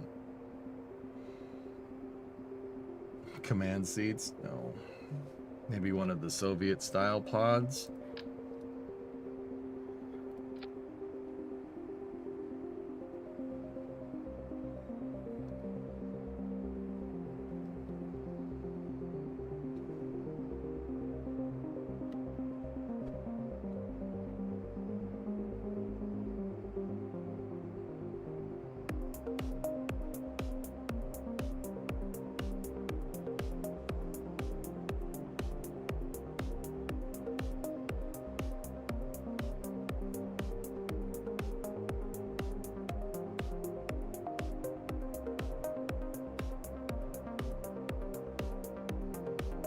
I need to see how that looks.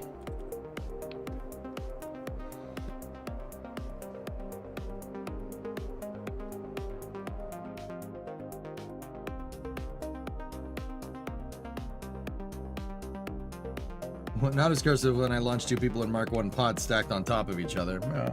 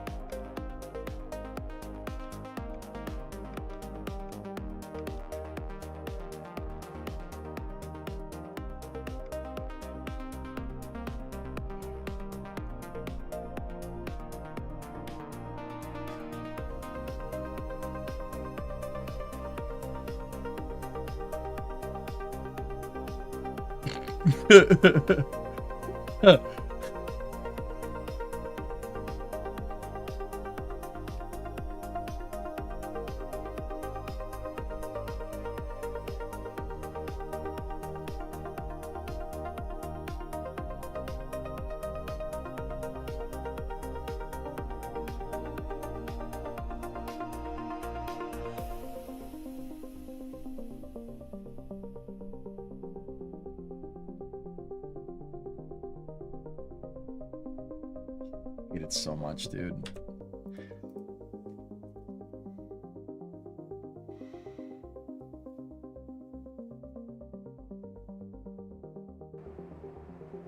Looks exactly like Soyuz, which is absolutely what we're not trying to do.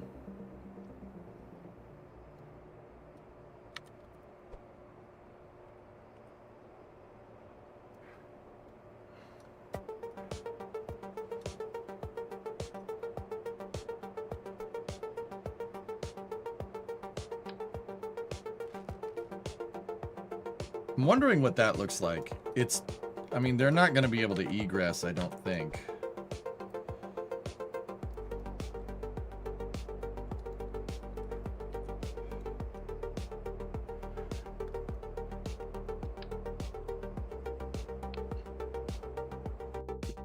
Pinkmoto, what's up, dude?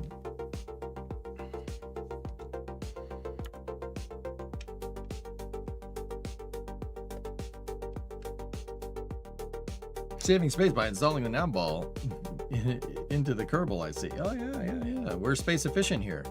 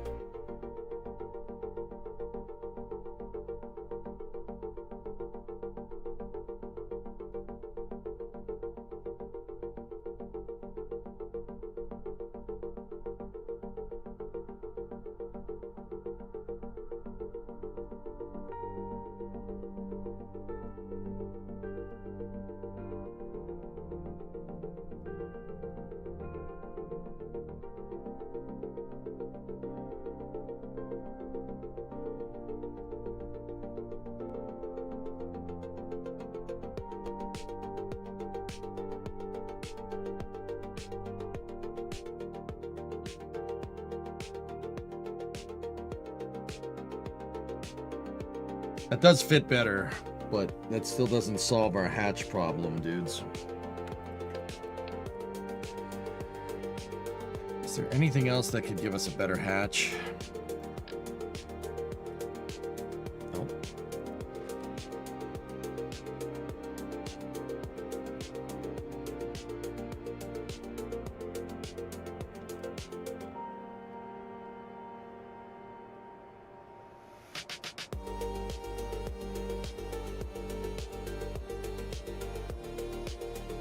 You could just forego the hatch again.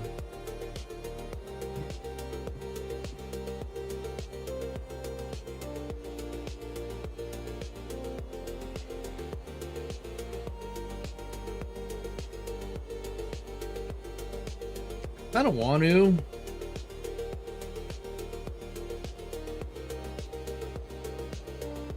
Yeah, I kind of want to.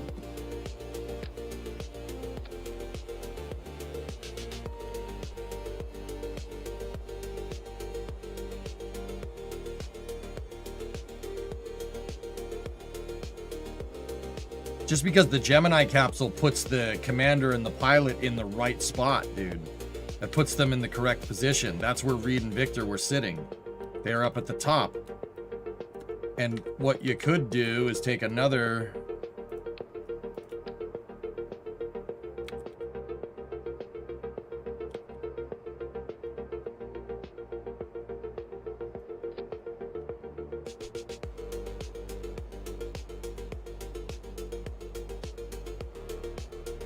And you could kind of stagger it and put it just below.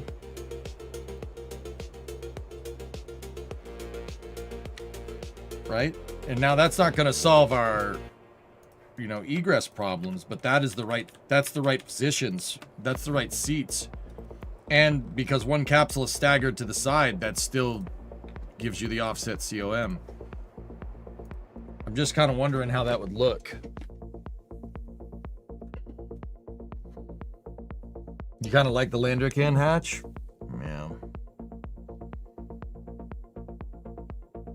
Is there... I seem to recall a mod pack, dudes, that has the hatch on the side. There's a mod pack that is just the hatch. I think Rover Dude linked it. Oh, man.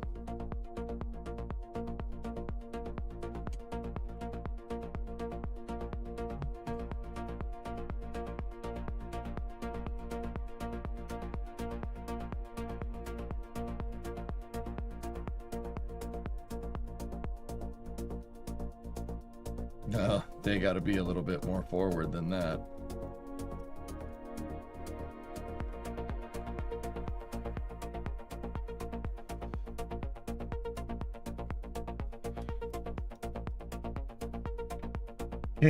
Kate's Greebles is full of little stuff like that in a mod pack. Fake windows. Yeah.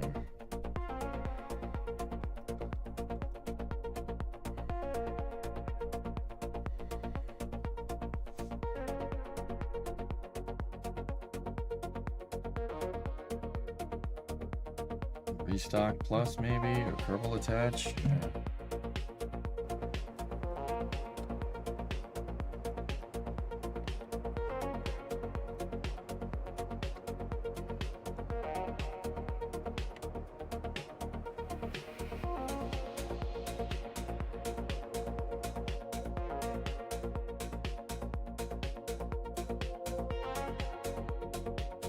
Yeah, I just noticed that, Sam. They're not staggered.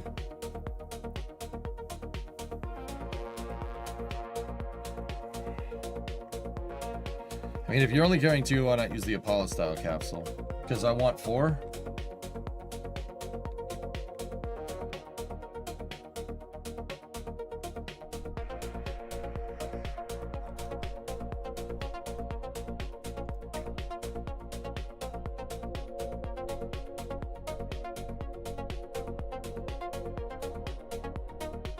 Okay, that other capsule should be a little bit down.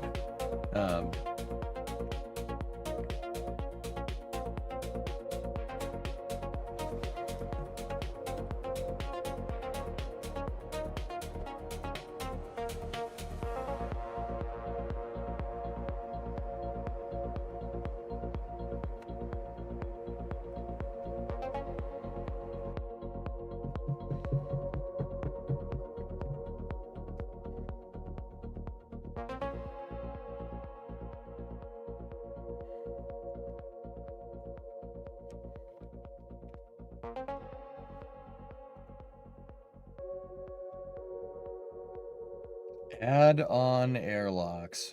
Oh, okay, cool. Thank you. I think those shark tails that like that. Discord DM.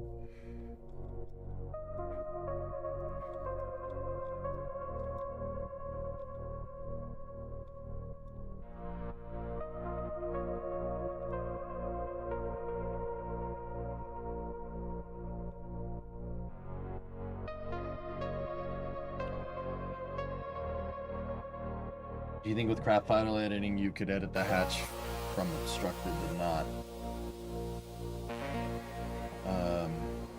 Discovery, go at throttle up.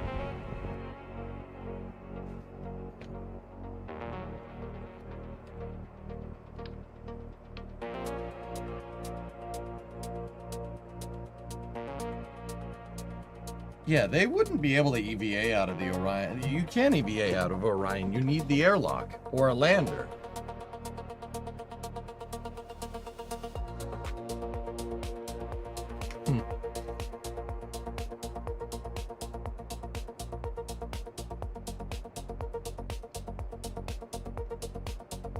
My shuttle had, oh god.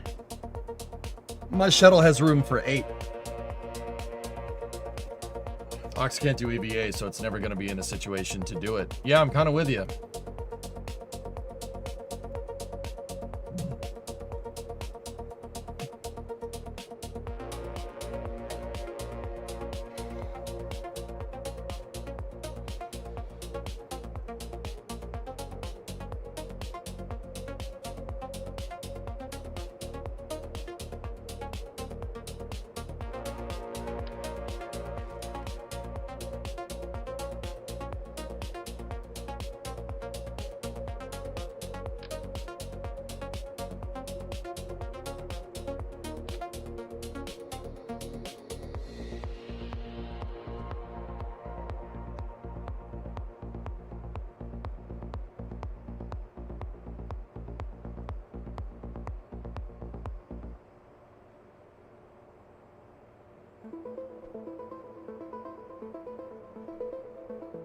This is a way that we had.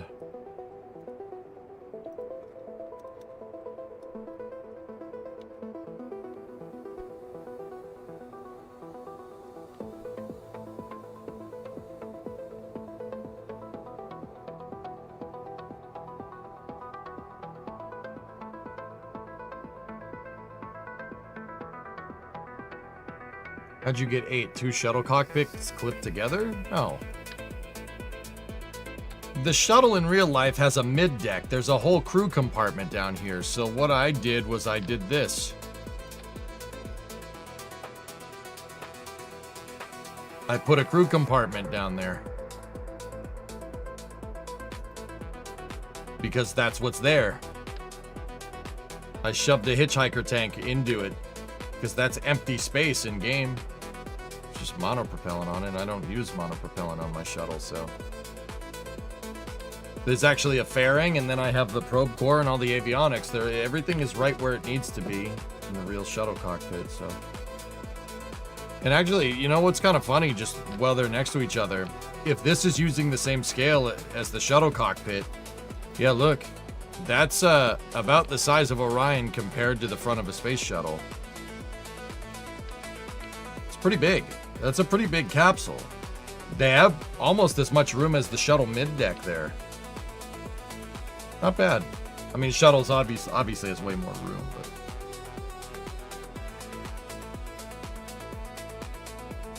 Why does my rocket, which uses fairings as tanks like yours, explode on stage separation? Oh, what? You thought it was easy? There's a reason why I take my time, Blows. Why is it doing that? I don't know. Try strutting some fairings together, dude.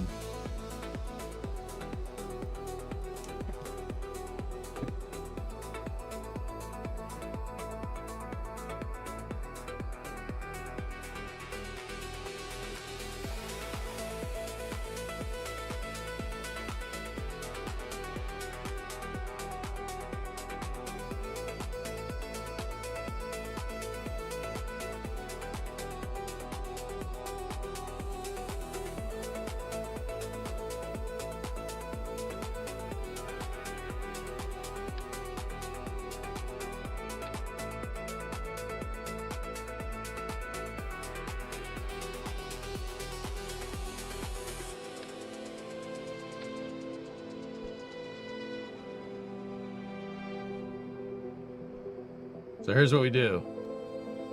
See those flags? They're nice, right?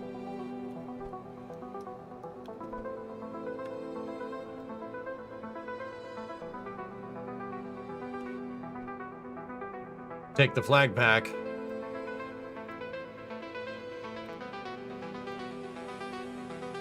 Blue!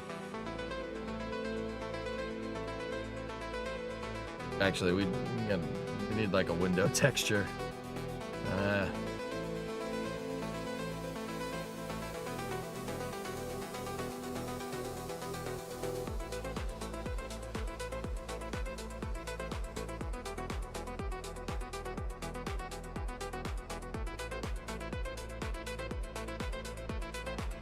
Make sure you're on one pairings when you separate. Oh, yeah.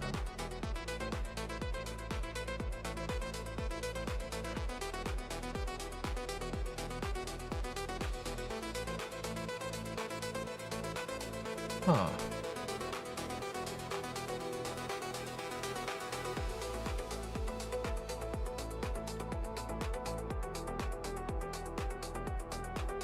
I have window flags if you can wait till I'm home. Well, development's gonna take a second anyway, so yes, I have time is what I'm trying to tell you.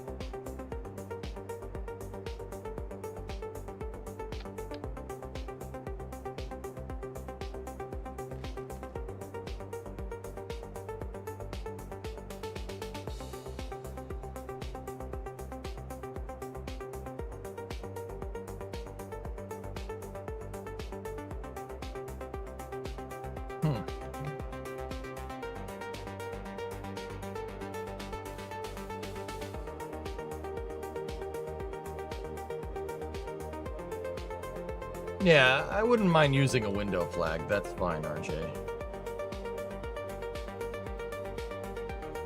And that's basically where the windows are, right? Like that's... You can paint a flag texture like a window.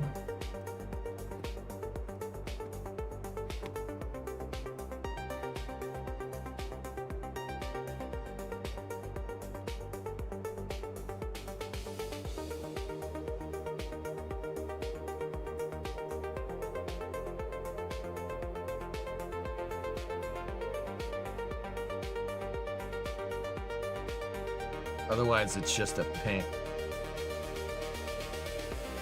I'm gonna leave.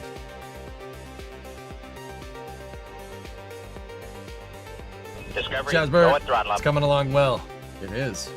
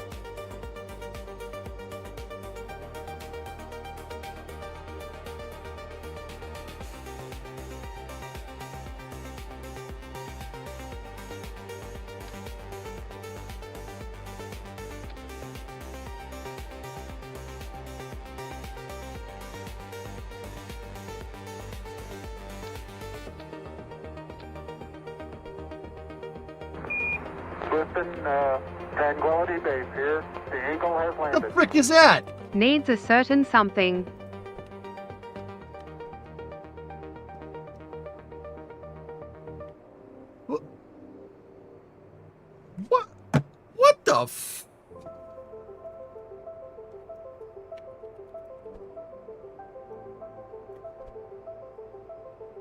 Thank you?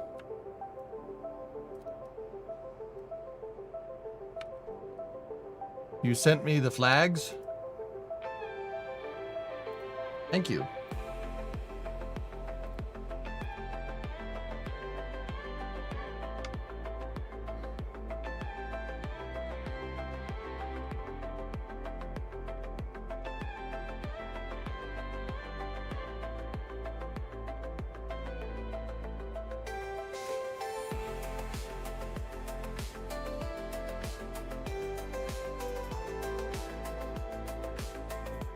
Really, Panta? Thank you, whoever that was. Kennard or something? Here, I'll do this just for you. There you go.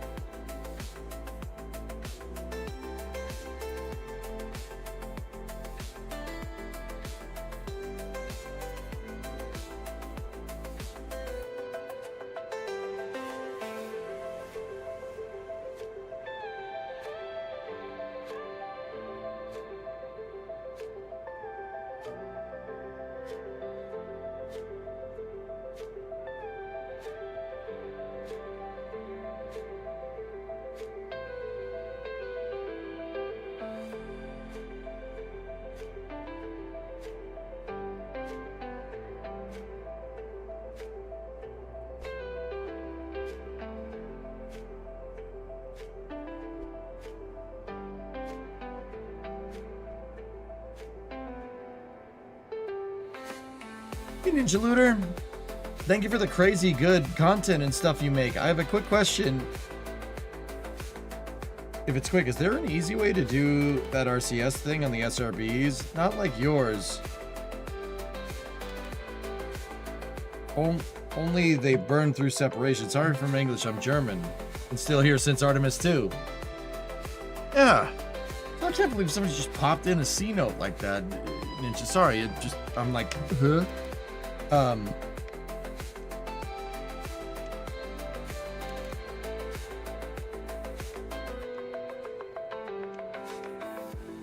Is there an easy way to do that RCS thingy on the SRBs?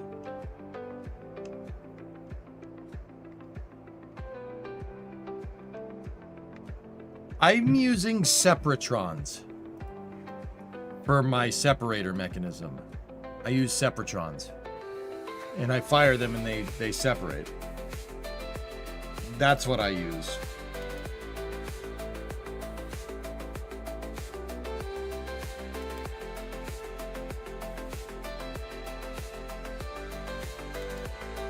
Yeah, so use those, dude. That's what you want.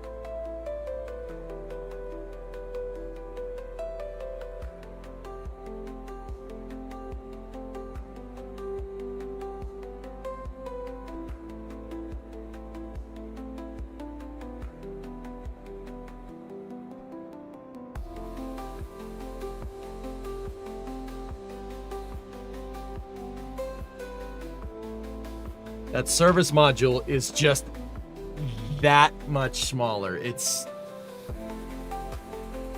just a smidge too small. Other than that, though, hell yeah.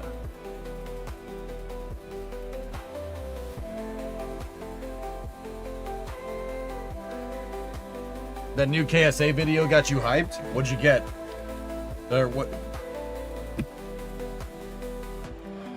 I'm entering the phase in the day, Doom, where my brain is not working. Can you link that to me so I can see it?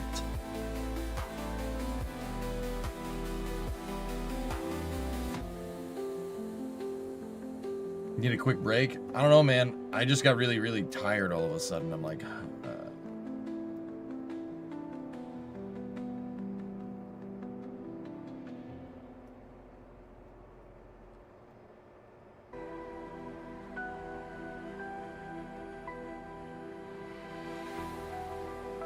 Pad 2 just did a clamp booster disc quick to the frick.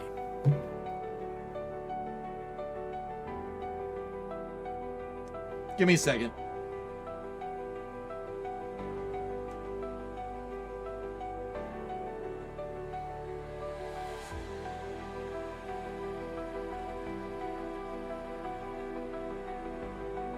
Do you smell toast? No. No, I'm... Like I said, I just got really tired all of a sudden. Like, I was good there. And now I'm like, Sorry, it wasn't a KSA video proper. It's the guy from a guy that covers the game's progress. Oh, alright.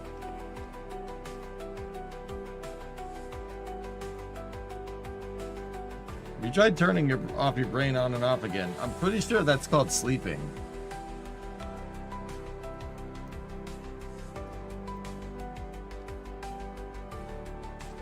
Look at the plumes.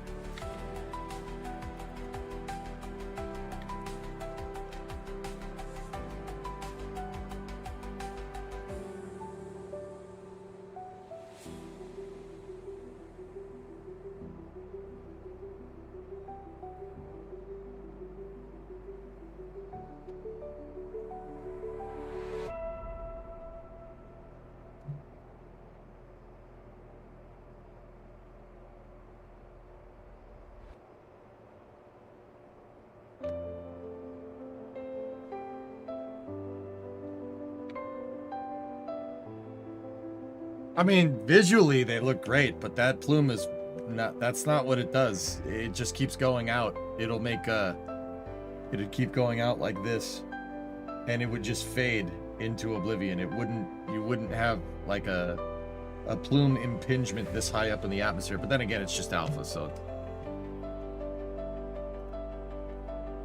Oh, RJ, I got the rest of these, thank you. Frickin' panels and stuff, man. Go to 605.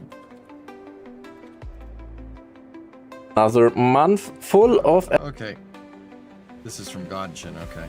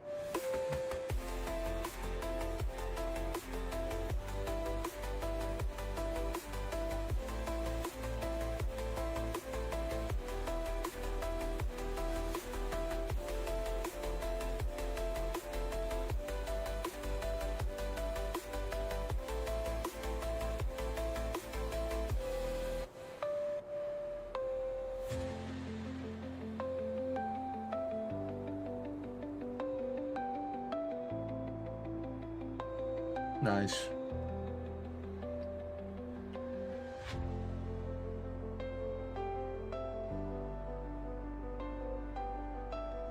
Cool.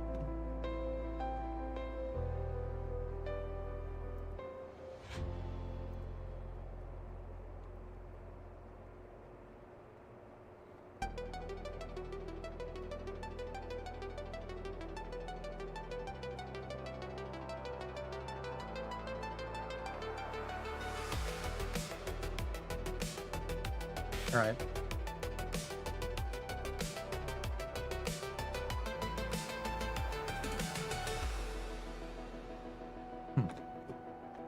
They're on the right track. Yes, they are. They absolutely are. Fellas, all the creative juices just left for some reason. My brain's like not doing it anymore. I don't know. That was weird. I think my mind might be distracted by car parts, which that reads. But yeah, we'll work again on the capsule tomorrow. Sometimes it's just car time. Yeah. No, seriously, I just got like a severe case of brain fog, and I'm not sure why. And now I'm getting like worried. Like, if that makes any sense, I'm like, I can't do good popsicle. You know, like memory leak. Yeah, is it leaking? Is it leaking out there?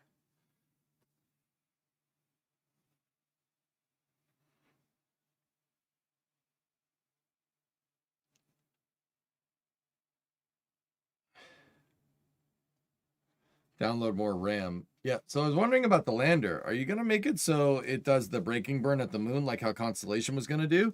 Cody, we could do either one. You could do either way. I'm going to rate the service module to be able to do it if I need to. I'd say...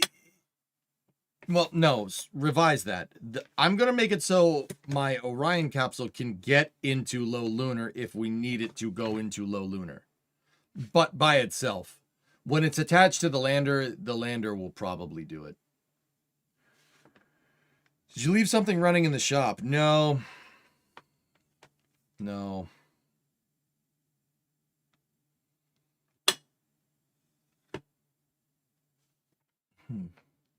Could be the last month catching up to you. Hazer, I think that might be it. I'm still like, I'm not fully back, only just a little bit back. If that makes any sense. Take a little walk. That's probably what I'm going to do.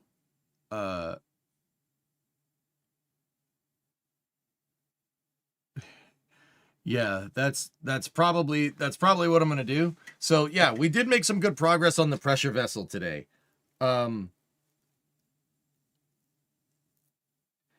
Yeah, I'm going to... Guys, I'm not in love with it, to be honest with you. It's nice. It looks cool, but I don't like the shoehorned capsules. But I don't know. Let me sleep on it and see what I think of it in the morning. Because we'll work on the capsule again tomorrow before Flame Trench. So scratch built with stock parts. What? Have you eaten anything? Low blood sugar. Not since this morning, dude. Yeah. I had breakfast probably around 9, 10 o'clock. So yeah, I haven't eaten anything. Usually that's not a big deal. During the Artemis mission, you had a readout of the H-band radars. That's called DSN now. Delta Sierra November now.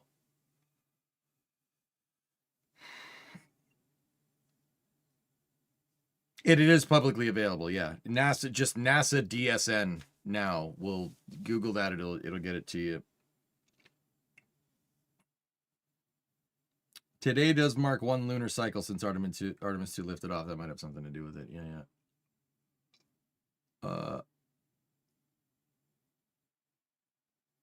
Yeah, fellas, I'm not. I'm gonna go lie down for a little bit. Might be back a little bit later tonight. Maybe, but yeah, I will be back tomorrow. Yeah, I think this is just left over from the first 3 weeks of this April, which were absolutely insane.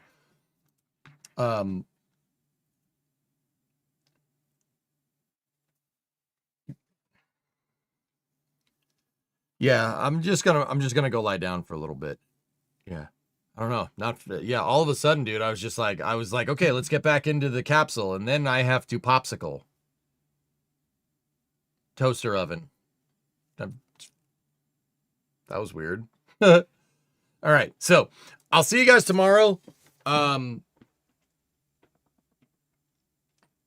see you guys tomorrow. What we're gonna do tomorrow is play KSP, and then I got the Flame Trench, which is the weekly news segment that I on NSF with my buddies Sawyer and Max, and I do believe they're lined up for it. And then after that, some Battlefield shenanigans. But yeah, guys, if I load up the capsule tomorrow and I'm not in love with it, I might just go ahead and use the Taurus Mark 1. I was thinking about that. I just don't like clipping multiple crew tanks into each other like that. I think that's going to bother me more than the scale problems. I'm not even kidding. I think that's going to bother me more. So I don't know. I'll sleep on it and I'll let you guys know in the morning. So thank you very much for watching, everybody. I'll talk to you guys all tomorrow. Sorry for the shorter stream today. That's my bad. I'm still trying to recoup, but yeah, we'll be back tomorrow. I'll see you guys then. Thank you very much for watching and have a good night.